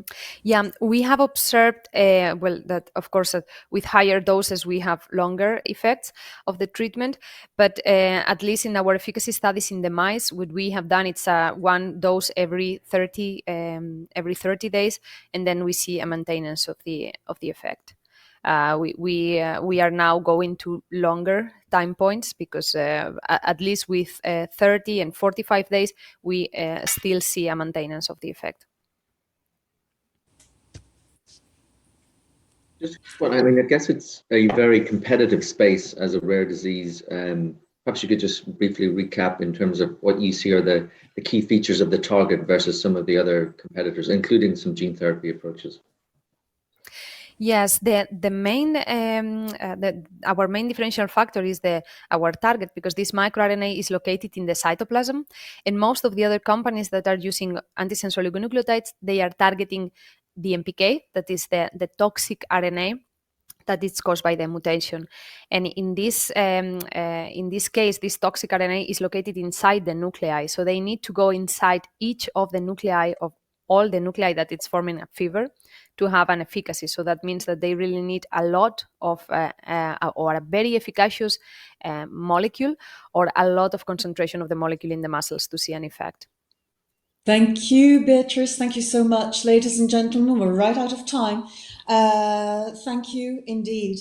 Now, we are going back to the UK for our final pitch number 14 of our Biotech semi-finals. Let's welcome Lily Buzulmat from the company SolasCure. Lily, the floor is yours. Hi, thank you so much. I'm Lily Buzelmat, the Chief Development Officer of SolasCure, and I will be presenting the work we're doing, which is revolutionizing wound care through biomimicry and evidence-based medicine. So chronic wounds are a huge unmet medical need that we often forget. These wounds are absolutely terrible for the patients. They're very painful. They prevent them from having a normal life. And these wounds can last for years because there's really no good solution. In order to manage these wounds, the typical healthcare system can spend up to 5% of their expenditure to get to this point. Just looking at the US and Europe, there's about 6 million of these wounds, and the problem is only getting worse because these wounds are linked to aging and diabetes. Maggots really are the best option for these patients. These parasites have evolved through millenniums to selectively only eat dead tissue that you could see on these terrible wounds. So they really have great efficacy and safety. However, they're used as a last resort because of the huge disadvantages that they represent. This is obviously really terrible for patients to have to accept these wounds on their wounds, but also logistically it's quite complex. So only the most expert wound centers use them today. So wouldn't it be great if we could do maggots without maggots? And that's what we do at SolasCure. We have studied maggots and identified the main enzyme responsible for this great efficacy in their saliva. We've cloned that and combined it with a hydrogel. We've got patents on, oh, sorry, I think the clicker was, oh, yes. We've got patents on the enzyme and its use in medical settings and the efficient GMP manufacturing process. And we have complete freedom to operate.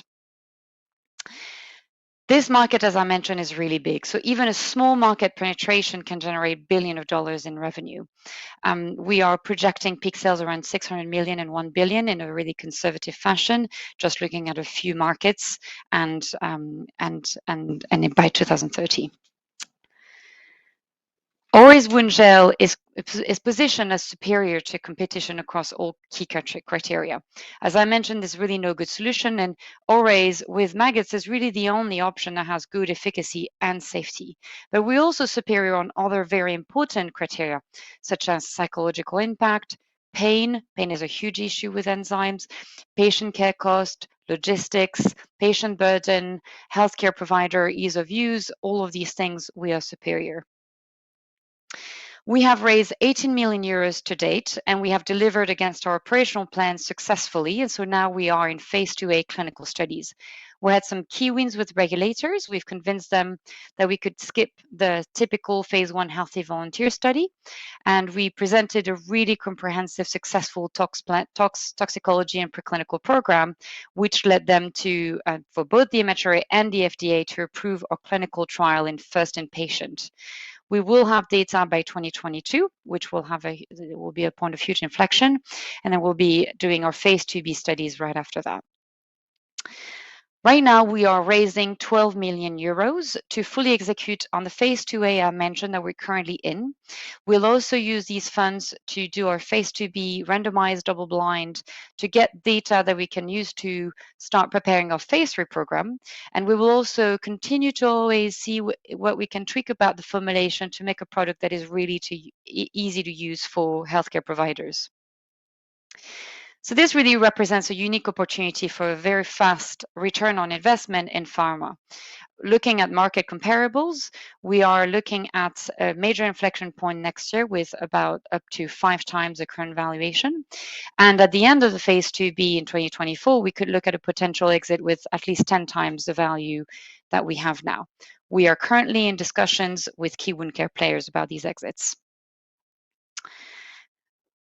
I hope this goes. Okay, so this plan is delivered by a world-class team with support from the wound care community, from the industry, and from the healthcare sector.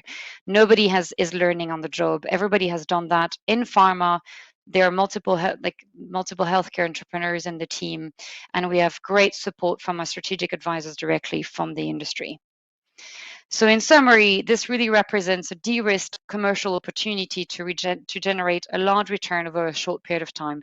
We have all of our preclinical data. We are enrolling patients. We are in discussions with regulators, and we're looking at an imminent value inflection next year. Thank you so much for your attention. Very, very interesting pitch. Thank you. Let's bring in our panel, because I'm sure the jury members have questions. Lena already has a question to ask. Please go ahead, Lena. Concerning the difference from maggots to your enzyme, I mean, from what I understand, the maggots are really eating and taking off the necrotic cells, which probably the enzyme cannot do. So what is the mechanism of action of the enzyme? No, it's actually not how this parasite works. They have an external digestion system. So what they do is that they secrete a cocktail of enzymes, and this enzyme is a protease that specifically targets fibrin. So the maggot will basically exudate this enzyme, and the digestion of the fibrin, that is the major component of dead tissue, will be liquefied, and then the maggots. It slurps back the digested liquid and then feeds on that. So all of the digestion and the breaking down of the dead tissue is done externally by this enzyme. It also, maggots exudate also growth factors and other things, but really the protease that really targets fibrin is the one that we've cloned. And concerning the stability of the enzyme, as some enzymes are not very stable, how long do you think, and how do you have to store the cream and all these things? This is a very good question, and this is why we really insist. We were really happy to have the patent on the GMP production. Producing a protease is extremely complex because a protease will eat itself in the production process if it doesn't have something to eat, something else. So we have actually developed a specific way of producing the enzyme along with something to stabilize it, so that it can be really stable on the shelf for at least a year. Now, we are also, obviously, as I mentioned, we're still trying to tweak it to extend the shelf life to longer. However, in any event, we know that once the enzyme is mixed with the gel, that's when it really activates the enzyme, and it can stay stabilized, active. It can stay active in the patient wound for a long time, long enough for the patient's dressing to needing to be changed. Renato, over to you. My question is about fundraising. If I correctly understood, the 18 million raised, 12 to be raised. So what's the strategy, and do you have an ultimate goal to go public or to continue to stay private? It's again a good question. The way we have developed the strategy is to keep those open. Really, at this point, there really are a few key wound care players who really want this product, because most key wound care players have a hole in their pipeline for specifically this kind of debridement product. The way we are looking at this is that we want to raise these 12 million to do the phase 2B ourselves, potentially with a partnership with one of these key wound care players. However, we will be looking at the potential exit plan that they give us, and if it's really beneficial and good for the investors and the shareholders, then we could consider that. We're looking at either complete exit or partnering. It really depends on what they want, but we have developed the know-how to do it ourselves, and that's why we want to raise the fund, so we have this flexibility to choose the best deal possible.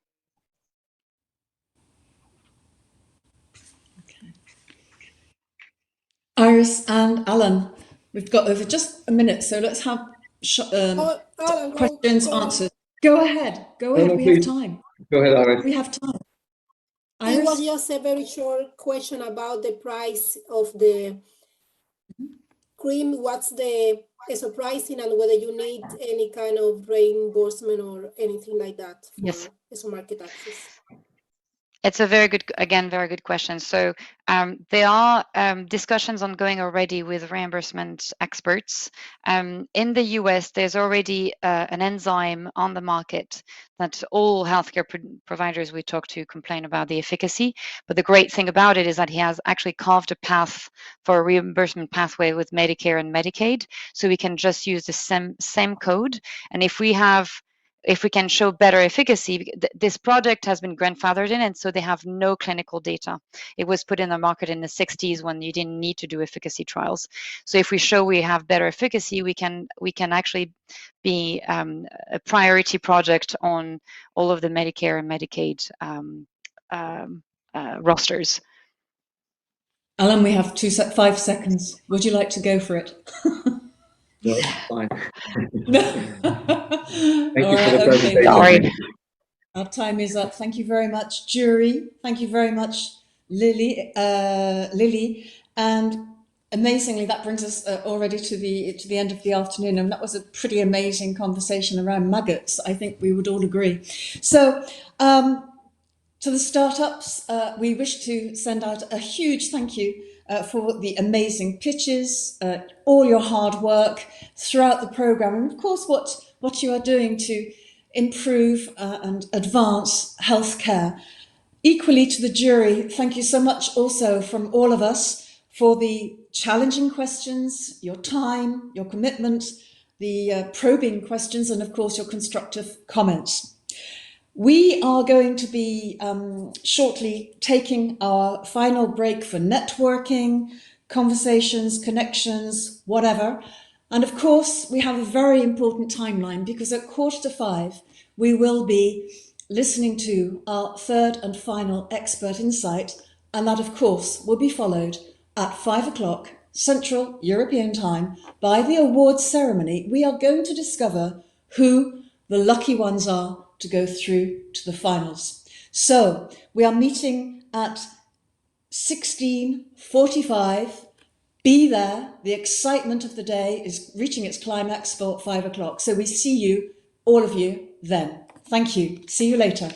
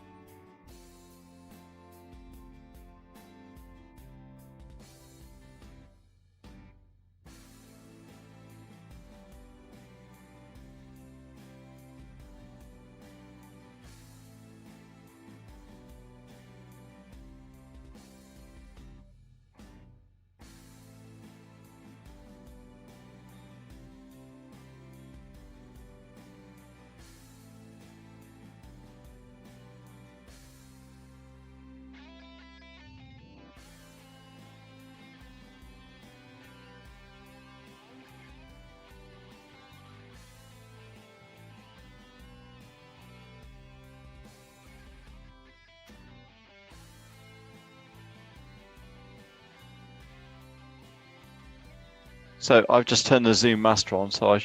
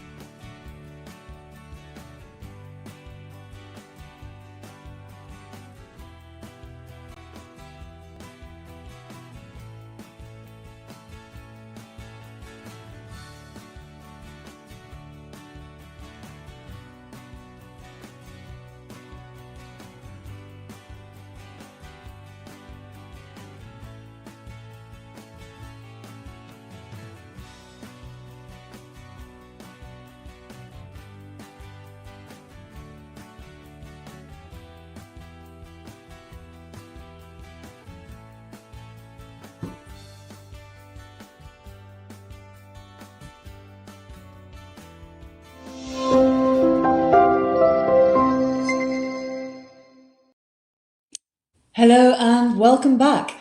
We now welcome our third and final expert insight with the exciting title of Do More, Be More, Build Your Biotech. It is a pleasure to welcome the founder and CEO of Biolabs, Johannes Freuhauf. Good afternoon. My name is Johannes Freuhauf. I'm the founder and CEO at Biolabs. Thank you for having me as part of your afternoon at EIT Health Catapult today. I have a few slides to present to you our joint project of bringing Biolabs to Heidelberg together with BioRN. And I hope that will be of relevance for some of you who may be founders or otherwise part of the startup innovation ecosystem in biotech. So to give you a sense of what we do, Biolabs is an organization that enables innovation at the interface of academic innovation and its translation into products that are typically done by pharmaceutical industry. Importantly, we also bring into this aspects of real estate and venture capital, and we've sort of invented that model to address a need that we had ourselves when we were starting biotech companies in Boston. And we found that the existing model of real estate is really very inefficient for founders who have little access to money and have to run experiments to bring forward the value in their company. So you will see how we do that at Biolabs. This model started in Boston about 10 years ago, and we now are running the largest network of such co-working laboratories for biotech innovators in the United States. Today, we have over 350 companies that use our services in these 16 different labs in the major geographies. Interestingly, our startups now account for over a quarter of all of the early stage venture capital that's raised in the United States in the sector of healthcare and biotech. And now we are excited to bring this for the first time across the pond to Heidelberg, where I did my doctoral work. And I'm very happy that Heidelberg will be our first international lab. We have other expansion going on around the globe as well, with projects in France and projects in England, UK, and also in Asia and Australia. Why do we go to Heidelberg? Apart from Heidelberg being a beautiful city, of course, Heidelberg is one of the key centers for innovation and university discovery in Germany. You have some of the stats here from our partners provided by our partners in Heidelberg. I think the impressive rate of 41% of academic people in Heidelberg is really impressive.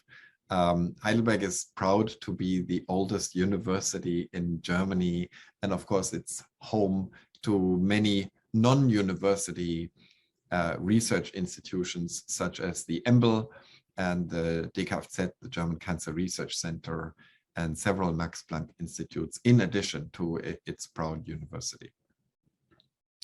Heidelberg, of course, is also located in the hub of the Rhein-Neckar region, next to Mannheim, not far from Frankfurt, not far from Darmstadt. And so it will allow us to house at this new Biolabs in Heidelberg the best innovation from a whole region, not just locally coming out of Heidelberg. So what are we doing here? This is the key model and the experience for a founder. In the old, using the old traditional model, if you wanted to get a biotech company started that relies on lab work, you needed to find a lab. For some, you can continue to do that at university, but that's never really ideal. If you want to create a company culture, if you want to really focus on commercializing your science, it's better to be out of university. And so setting up a lab is typically very expensive. You need a lot of equipment, you need permits, you need compliance, you need a way to order your chemicals and your reagents. And all of those are things that smart people can solve with some money, but it's expensive and it takes time away from what they should really be doing, which is to advance their science and to innovate. That's how we developed this biolabs model and really thought, what is it that scientists need to be super productive with little money, because many of them don't have access to millions of dollars or millions of euros in your case. And yet they are smart and they want to advance their science. So the biolabs model is one whereby we break down to the minimum, to the minimum viable product, if you will, the needs, the element, the single element that a scientist needs, which is you can rent from us a single bench for as little as 1 month at a time. And you can start tomorrow if you move in, if you get accepted, and after you have gone through your safety training. You will have access to millions in value in lab equipment, and you will have access to an experienced operational team that takes care of all the non-scientific things. Most importantly, when you come to one of our biolabs facilities, you will be around other innovators like yourselves who are making this transition from academy to industry, and who will hopefully be available to share with you their network of contacts into venture, into pharma, into the legal world, so that the success rate for companies that are launching on the biolabs network platform typically is much higher than it is outside of there. Here are a few snapshots from our nice groundbreaking event that we held in Heidelberg with the mayor, Professor Würzner, who's been a great supporter of this project from the beginning. I'm grateful to him and the city of Heidelberg for their support and participating in our vision to bring this model to the city. This was the first event, I think, for many of us in real world, in real life, after many months of COVID lockdown. So it was a pleasure, and we had nice weather to go with it. Baden-Württemberg had just released at the time the restrictions, and I hear that unfortunately right now in Germany the numbers are again pretty bad. So this was a good brief moment of respite in time. We are now in construction. This is a rapid and ambitious construction project in which we hope to have the building up as early as spring of 2022. In the meantime, we will be operating an interim space for a small number of companies that are currently applying and going through our selection process in a building that's already adjacent to our future campus, where we will have space for maybe less than 10 little companies as early as December of this year.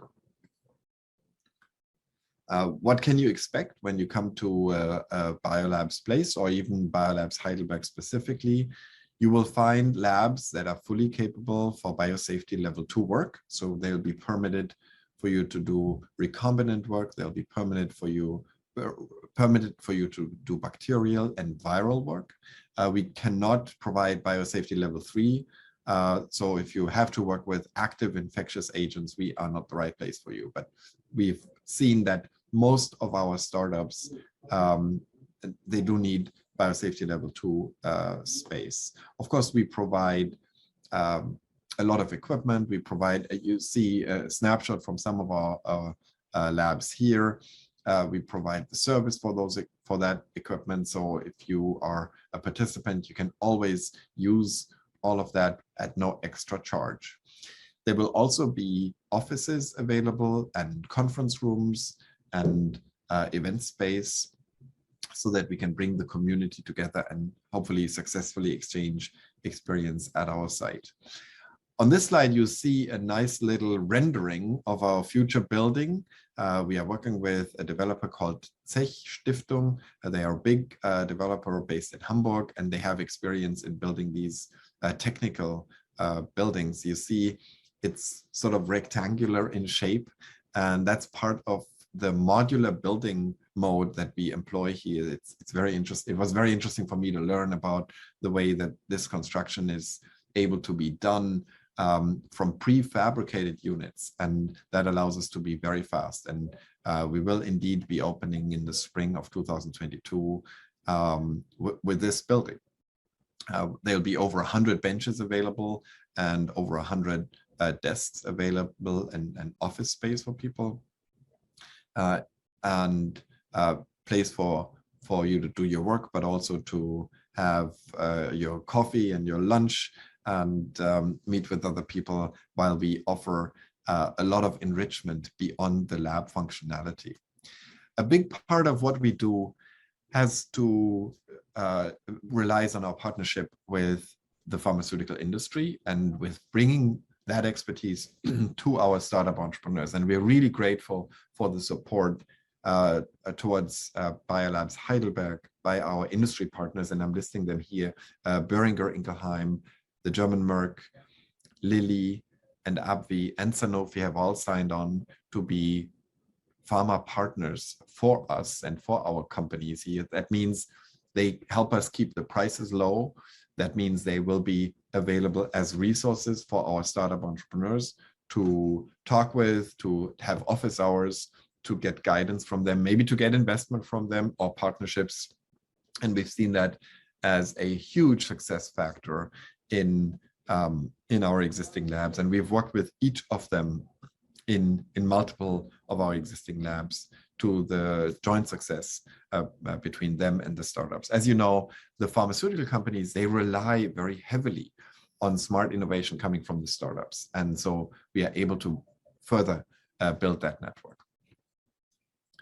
The last slide really that I have for this is just an overview of the many different collaborators and sponsors that we're relying on to do all of this. You see many names of pharmaceutical companies. You see the names of certain academic institutions that we are successfully working with, and also equipment providers who help us keep the equipment at the very highest standard so that you, the startup founders, can really focus on doing science. And we also look forward to hearing from you if you have additional questions about the Biolabs process. You see my email and my phone number on the screen. Feel free to drop me a note. I'm also spending more and more time back in Europe nowadays. So if there are things you want to ask in person, I think we'll find a way to do that as well. With that, thank you for your attention. I look forward to meeting you in person soon. Bye-bye. Thank you. Thank you very much indeed, Johannes, for being with us at Catapult. Now, during our network and break sessions, our jury deliberated and decided which of the semi-finalists today are going to receive their prizes, the sponsors' prizes, and thereby going through to the final in Stockholm in 2022. And that magic moment has arrived. So there's only one person who has the honor of attributing these awards to the lucky winners, and that person is, of course, the Director of Business Creation, EIT Health, Kurt Holler. I hand over to you, Kurt. Dear Alison, thank you so much for this introduction. And indeed, it has been such a great day. We started in the morning. I hope most of you have joined.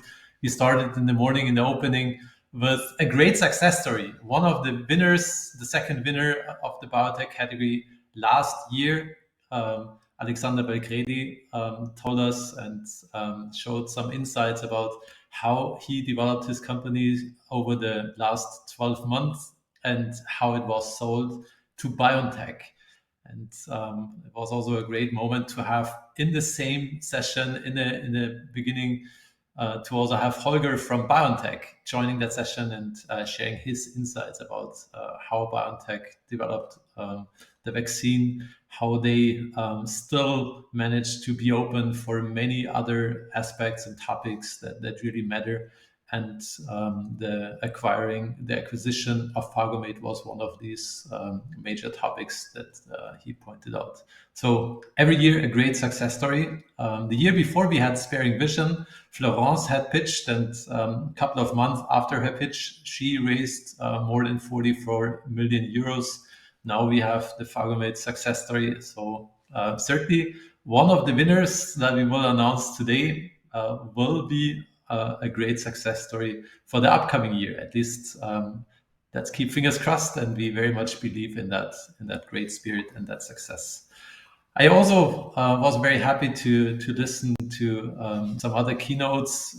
So of course we also had the Merck Insights, Anissa, and Johannes. I don't know if you're still joining. It was great to meet you in Paris and briefly talk about today's semifinals. So right after you have been in Heidelberg, you went to another EIT Health supported event in Paris, and was one of those rare moments where we really could meet in person. Now you guys know that. Now we are meeting online again, so the situation has gotten worse again. So therefore, there was no choice. We are meeting now online. You did amazing online pitches. I know it's different to deliver a great online pitch, but not being present on stage, where of course you have a lot of adrenaline and where the situation is even much nicer. But despite that, I think the first day of this 3-day series, the Biotech Day, has been great and has been really engaging. What are we doing now? We will announce the 7 startups, the 7 companies that will be able to go to our in-person summit in Stockholm. We have postponed it to May 24th, 25th, because we really want to give a live stage to those startups. The top 3 companies will pitch in the plenary session at the summit in front of a huge amount of EIT Health partners and institutions, and also the 4 runners-up will have a great opportunity to pitch in a satellite session at the summit. I also would like to thank all our partners that have supported us here. I think that's also a great development, that we get now even more industry and corporate sponsors than we managed to get in the last years. So the number of additional external prizes has grown a lot, and the additional sponsoring has increased a lot. So that's also a great development, and happy to drive that further. Among the pitches, I have seen a couple of companies that I already know from GoldTrack program, for example, or other programs. And I've seen also a lot of new companies that I've not met before. And now let's proceed to the awarding ceremony. But before we come to the jury prizes, I'd like to invite the first sponsor to briefly explain what the companies can expect. And Guy Spiegelman from Amazon Web Services will deliver the first prize. And the amazing thing is, we did some fun and some jokes on the backstage. He doesn't even have to remember a name of a startup that he would have picked out, because all of the startups will benefit from that. And with that, I'd like to invite Guy Spiegelman to come on stage. Guy, the floor is yours. Thank you, Kurt, and thank you to everyone, fellow sponsors, to everyone here in the audience, but most importantly, to all of you, the startups out there.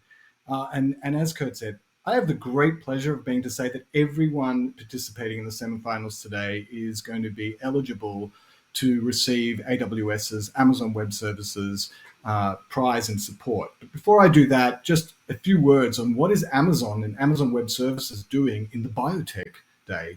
And really, we believe that technology, artificial intelligence, machine learning, high-performance computing is going to actually bring way faster time to clinical benefit for biotech companies. And we've seen that through the last couple of years especially. And I'm very proud that Amazon and AWS has partnered with Pfizer, AstraZeneca, Merck and Teva to launch an innovation lab in biotech for AI and pharma. But without further ado, what is the prize? For our semi-finalists, all of you who aren't going into the finals today, you're eligible to receive $10,000 AWS credits, plus some support from our business development and technical teams. And for those going into the finals, you are going to be able to receive $25,000 of Amazon Web Services credits, plus one-on-one mentoring with specialized solution architects who can help you build your healthcare life science solution in the cloud, and business experts as well. So without further ado, back to the other sponsors, and good luck for everyone today. You're all winners. Thank you so much, Kai. That's really valuable, and I know from the feedback from the startups that have used that so far, it really helped them a lot.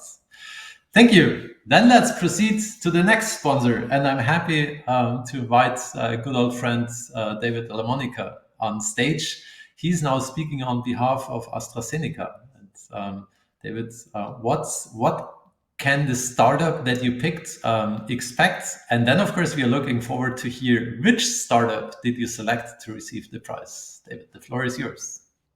So first of all, many thanks, because we are really proud to be part of this fantastic event and all the work that you are doing on this. So in fact, the startup that we selected will get some exposure and connection to the AstraZeneca team worldwide, with specific consultancy on different aspects of their own business, access to our business development team, and we will support potential projects. So now I need to say the winner, is it correct?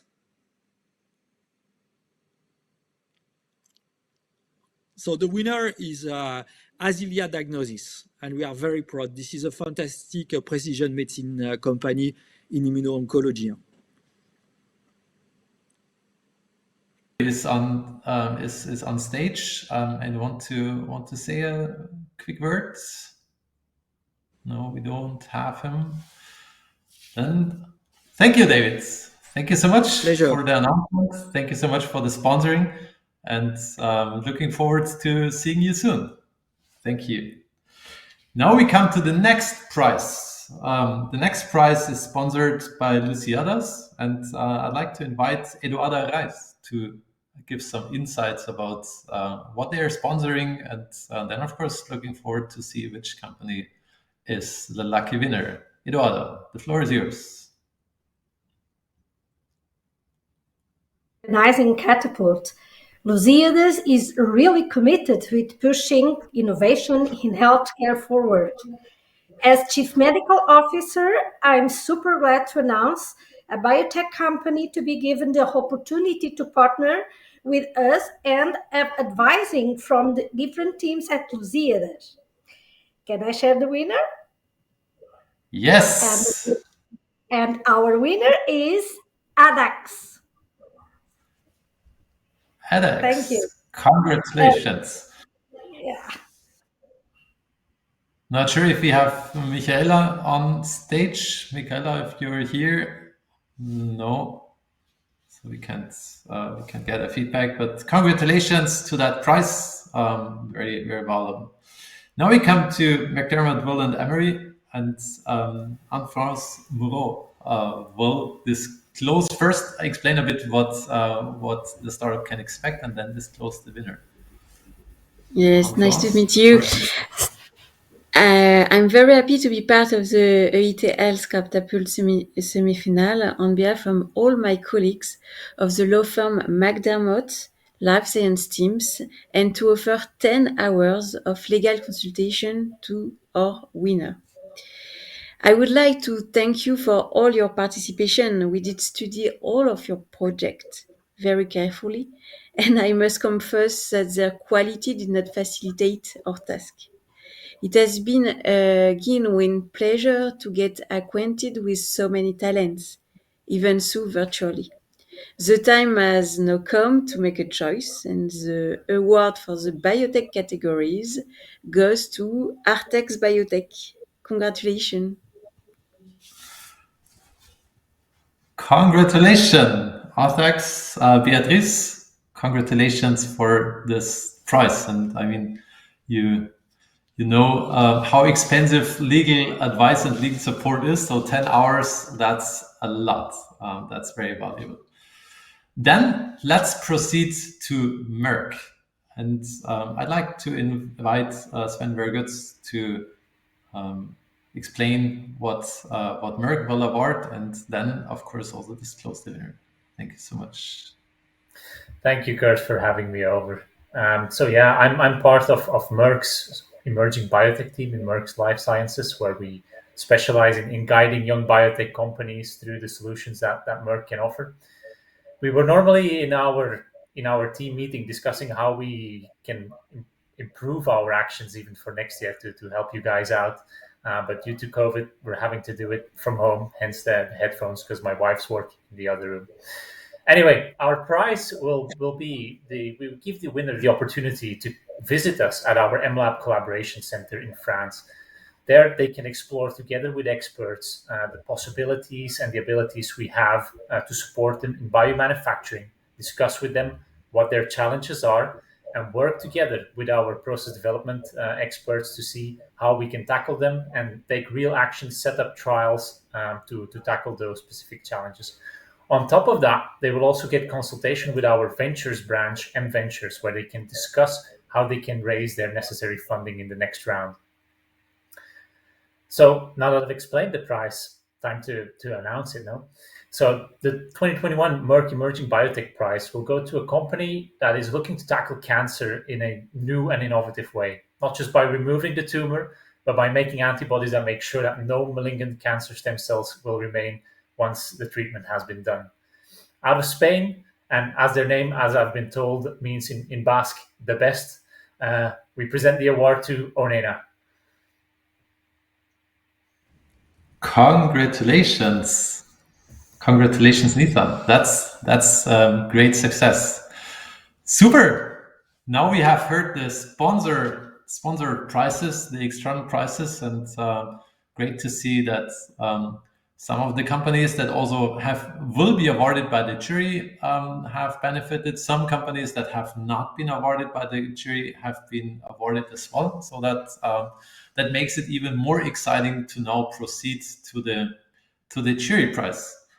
And for that, I would like to invite a spokesperson of the jury, Emma Gasol, to share insights about the jury discussions, what we have seen, and what has happened so far. So Emma, great to have you on. Thank you, Kurt, and thank you, EIT what happened in the jury discussions program for contributing to boost the European entrepreneur ecosystem. The jury panel and myself have really enjoyed along the day from those speeches coming from all across Europe. We have seen great science, top talented teams with complementary experiences, knowledge coming from top institutions.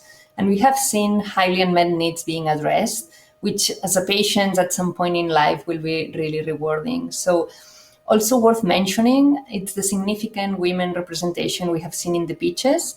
And I think it's good that we are working also towards gender equality in biotech funders. This is something that we have not seen in past editions, and I think it's worth to say. So from all the jury, we would like to thank all the startups from the effort made in the preparation, in the high quality of the pitches delivered. We really appreciate all the energy and the time devoted. The road here is already a big step, and you have made really our task difficult to choose and to decide. So we have needed a long discussion in order to decide who will be these finalists that will make it into Stockholm.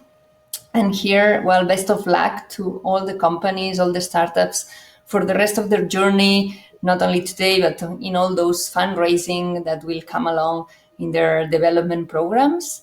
The challenge is big, but also the reward. And I think, as said, that all those patients out there are waiting for all those solutions to come. So let's hear now from Kurt and the EIT Health team who have made it to the finals. And thank you, everyone listening behind the screens. Thank you so much, Emma. Thank you so much for sharing your insights on behalf of the whole jury. And thanks again also to all the jury members for a great discussion. You have dedicated a lot of time, and you have really looked into all the matters. You asked a lot of questions to the startups that presented, so also that interaction was extremely valuable. Let me please point out that when I will start to announce the winners, I will do that in a random order. So it has nothing to do with the score, because the companies will then at the summit in May 2022 in Stockholm pitch again, and there we will define the final order. Right now, we just chose 2 categories. The first category is the category of the finalists that will compete for the ranks 4 to 7, and we already pre-selected the 3 winners, the 3 panel finalists or podium finalists, who will then present on the plenary stage, on the main stage, in the big audience at the summit. And let me start to announce the finalists, so those who will present in the satellite event on the smaller stage, but still will be invited to the big EIT Health Summit. The first one that I'd like to announce out of these 4 finalists is Limula. Let me congratulate Luke from Switzerland. Limula, congratulations to this amazing success. Thank you very much. Really honored. Thank you. How does it feel for you to now be selected and to know you will meet others, you meet investors, but of course also all these EIT Health partners live on stage in Stockholm in May next year? Are you excited about that? Absolutely. I used to live in Sweden and haven't been for a while now, over 2 years because of COVID and everything. So going to Stockholm would be extremely exciting and also emotional for me. Thank you. Super. Thank you so much, Luke. Then let's proceed to the second out of these 4.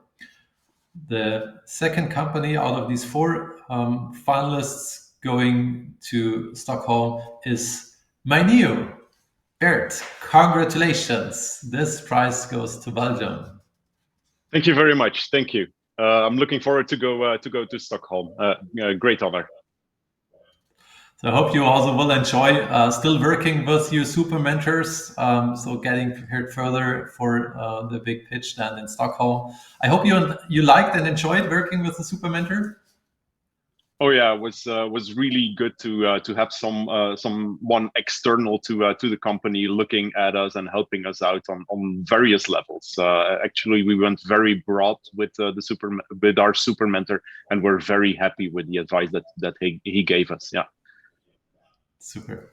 Thank you so much. Then looking forward to seeing you in Stockholm next year. Now let's proceed to the next one. So the next one is now, yeah. Let me already tell you. Same country, Acilia Diagnostics. Andre, also from Belgium. Congratulations. Wonderful. Thank you very much, guys. I'm so honored to be selected. Thank you very much to our super mentor, Dirk, who gave us so much feedback and actually till the last minute, literally helping us to prepare for the presentation. We are very honored and yeah, super happy. Thank you very much. Excellent. Very much looking forward to then meeting you in Stockholm. And the last out of these 4 will be Arthex. Congratulations to Beatriz from Spain. Arthex Biotech. Hello, thank you very much. I'm really honored. I'm looking forward to have the opportunity to meet you all in person in Stockholm. Thank you so much. Thanks. And hopefully you can use the time with your super mentor also to prepare further and fine-tune the pitch then live on stage. Very good. Yeah, it was amazingly helpful. Thank you very much, Ron. Thank you. Very good. Now, that was the 4 runners-up or the 4 finalists that will go to the summit. But the top 3, that's the one that compete about the prize money and, of course, compete about the big or the huge visibility on the main stage. So you really have to imagine at the summit, there's all the EIT Health partners. That's the leading 150 institutions in Europe in the healthcare ecosystem. It's all the leading industry players, the global players from pharma, medtech, and digital health. It's all the top universities with their university hospitals. It's healthcare providers. It's insurance companies. It's clusters, accelerators, incubators. All of them, the leading 150 European institutions, come together at the summit. In Paris in 2019, we had 1,000 participants, more than 1,000 participants. Yeah, it was just amazing. So we all keep fingers crossed that that it will happen in a similar way in Stockholm. And in order to pitch live on stage, it's my pleasure to announce as the first of the three, and it's again no order. The ranking will be decided then in Stockholm, and the prize money will be awarded in Stockholm. It's I think 40,000 euro, 20,000 euro, and 10,000 euro to those three winners. The first one competing for that will be Cydros, Lucy from France. Congratulations. Yes. Nice. Thank you everyone, the jury, the mentors, the EIT Health team that really prepared us very well for the pitch. So thank you to everyone. I'm really so happy to see you live in Stockholm. Very good, excellent. I think you haven't had the chance to join the summit in Paris, but 2 years ago, but now in Stockholm we will be able to meet. So very much looking forward to meeting you there. Then the second one out of these three for the plenary stage will be on nanomedicines. Congratulations to Nathan again, and congratulations for that prize going to Spain. Thank you all so much. I am shocked, but thank you all. Thanks to Ron Byron, our super mentor, and the Onena team and EIT Health. Fabulous. Thank you. Super, very good. Happy that you like also the collaboration with your super mentor, and I'm really looking forward to your live pitch on stage at the big plenary session. So very much looking forward to that. See you then. Take care. And the last one of these three podium finalists is Lily from SolarScure from UK. Congratulations. Hi, thank you so much. Thank you so much. We're really honored and proud. Same, it was such a team effort. Like Roland, our super mentor, was amazing, and team at the super mentors, all of the training was really fantastic. So thank you so much. We're really excited. And by the way, we're also really glad to discover all of our fellow startuppers and to build a community together. So thanks for that opportunity. Thank you so much, Lily. That's exactly the right words. I have a couple of years ago we had an event where representatives from different media, Forbes magazine, etc., asked our participants from the Health Catapult what they liked the most, and they said the most important one was the interaction with our partners, with our corporates, the access to the network. The second one was the interaction with the peers, with all the other startups that they met. Of course, also all the expertise that they get from the mentors and super mentors. And only the third most important thing was then the prize money. So you're mentioning a very important point: working with the peers, working and training together, but then also celebrating together. I think that's really needed. Thank you so much, and congratulations to UK, Lily. All the best. See you in Stockholm. Thank you. Yeah, with that, I'd like to thank everyone who contributed to that first day. It was an amazing team effort, I would say. Of course, first of all the startups that have pitched live on stage, and all those that have not been announced now. was among the 7 startups that will be invited to go to Stockholm. Some of them got a prize by the external sponsors. Actually, all of them, because the Amazon Web Services prize goes to everyone who reached the semifinals. And let me emphasize again, reaching the semifinals is already a great success. So there's so many startups that have applied to get so far, and all of you guys managed to get here. So let me congratulate again for that great success. Let me also thank to all those, to the whole team that made it possible. Most and foremost to Anna Badurska from Cap Digital, Arantxa from BioRN, and Jonas and Anna from Medical Valley. A great team that is steering the EIT Health Catapult now for quite some time in a super successful way. Thanks a lot also to the whole team from Ashfield organizing that in the background. You did an amazing job on day 1. Very much looking forward to also collaborating on day 2 and day 3, the rest of the week. And last but not least, Alison, thanking so much for great moderation. Thank you for being with us now since 2019. You have been there as a pitch trainer. Now you have taken the role as a moderator. Thank you so much. Was extremely well done, and also looking forward to the next 2 days with you. And with that, let me hand back to you. Thanks, Alison. Thank you so much, Kurt. Hasn't it been a wonderful, wonderful day? And it's so great to see so many people happy. And as we said, the fact of everybody coming together, spending time together, that's something that counts so much. And if it's possible for the podiums finalists to meet up in person in Sweden, well, that would be wonderful. Let's hope it's possible to do so. Thank you so much, Kurt, for the award ceremony.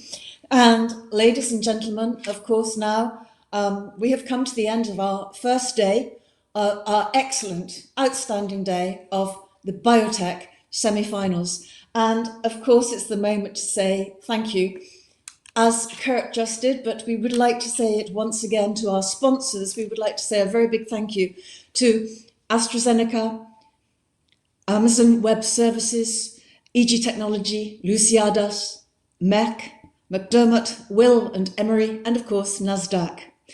Let us also say a very big thank you to the jury members who have done a fantastic job all day, and the most difficult challenge, of course, making choices, but they did.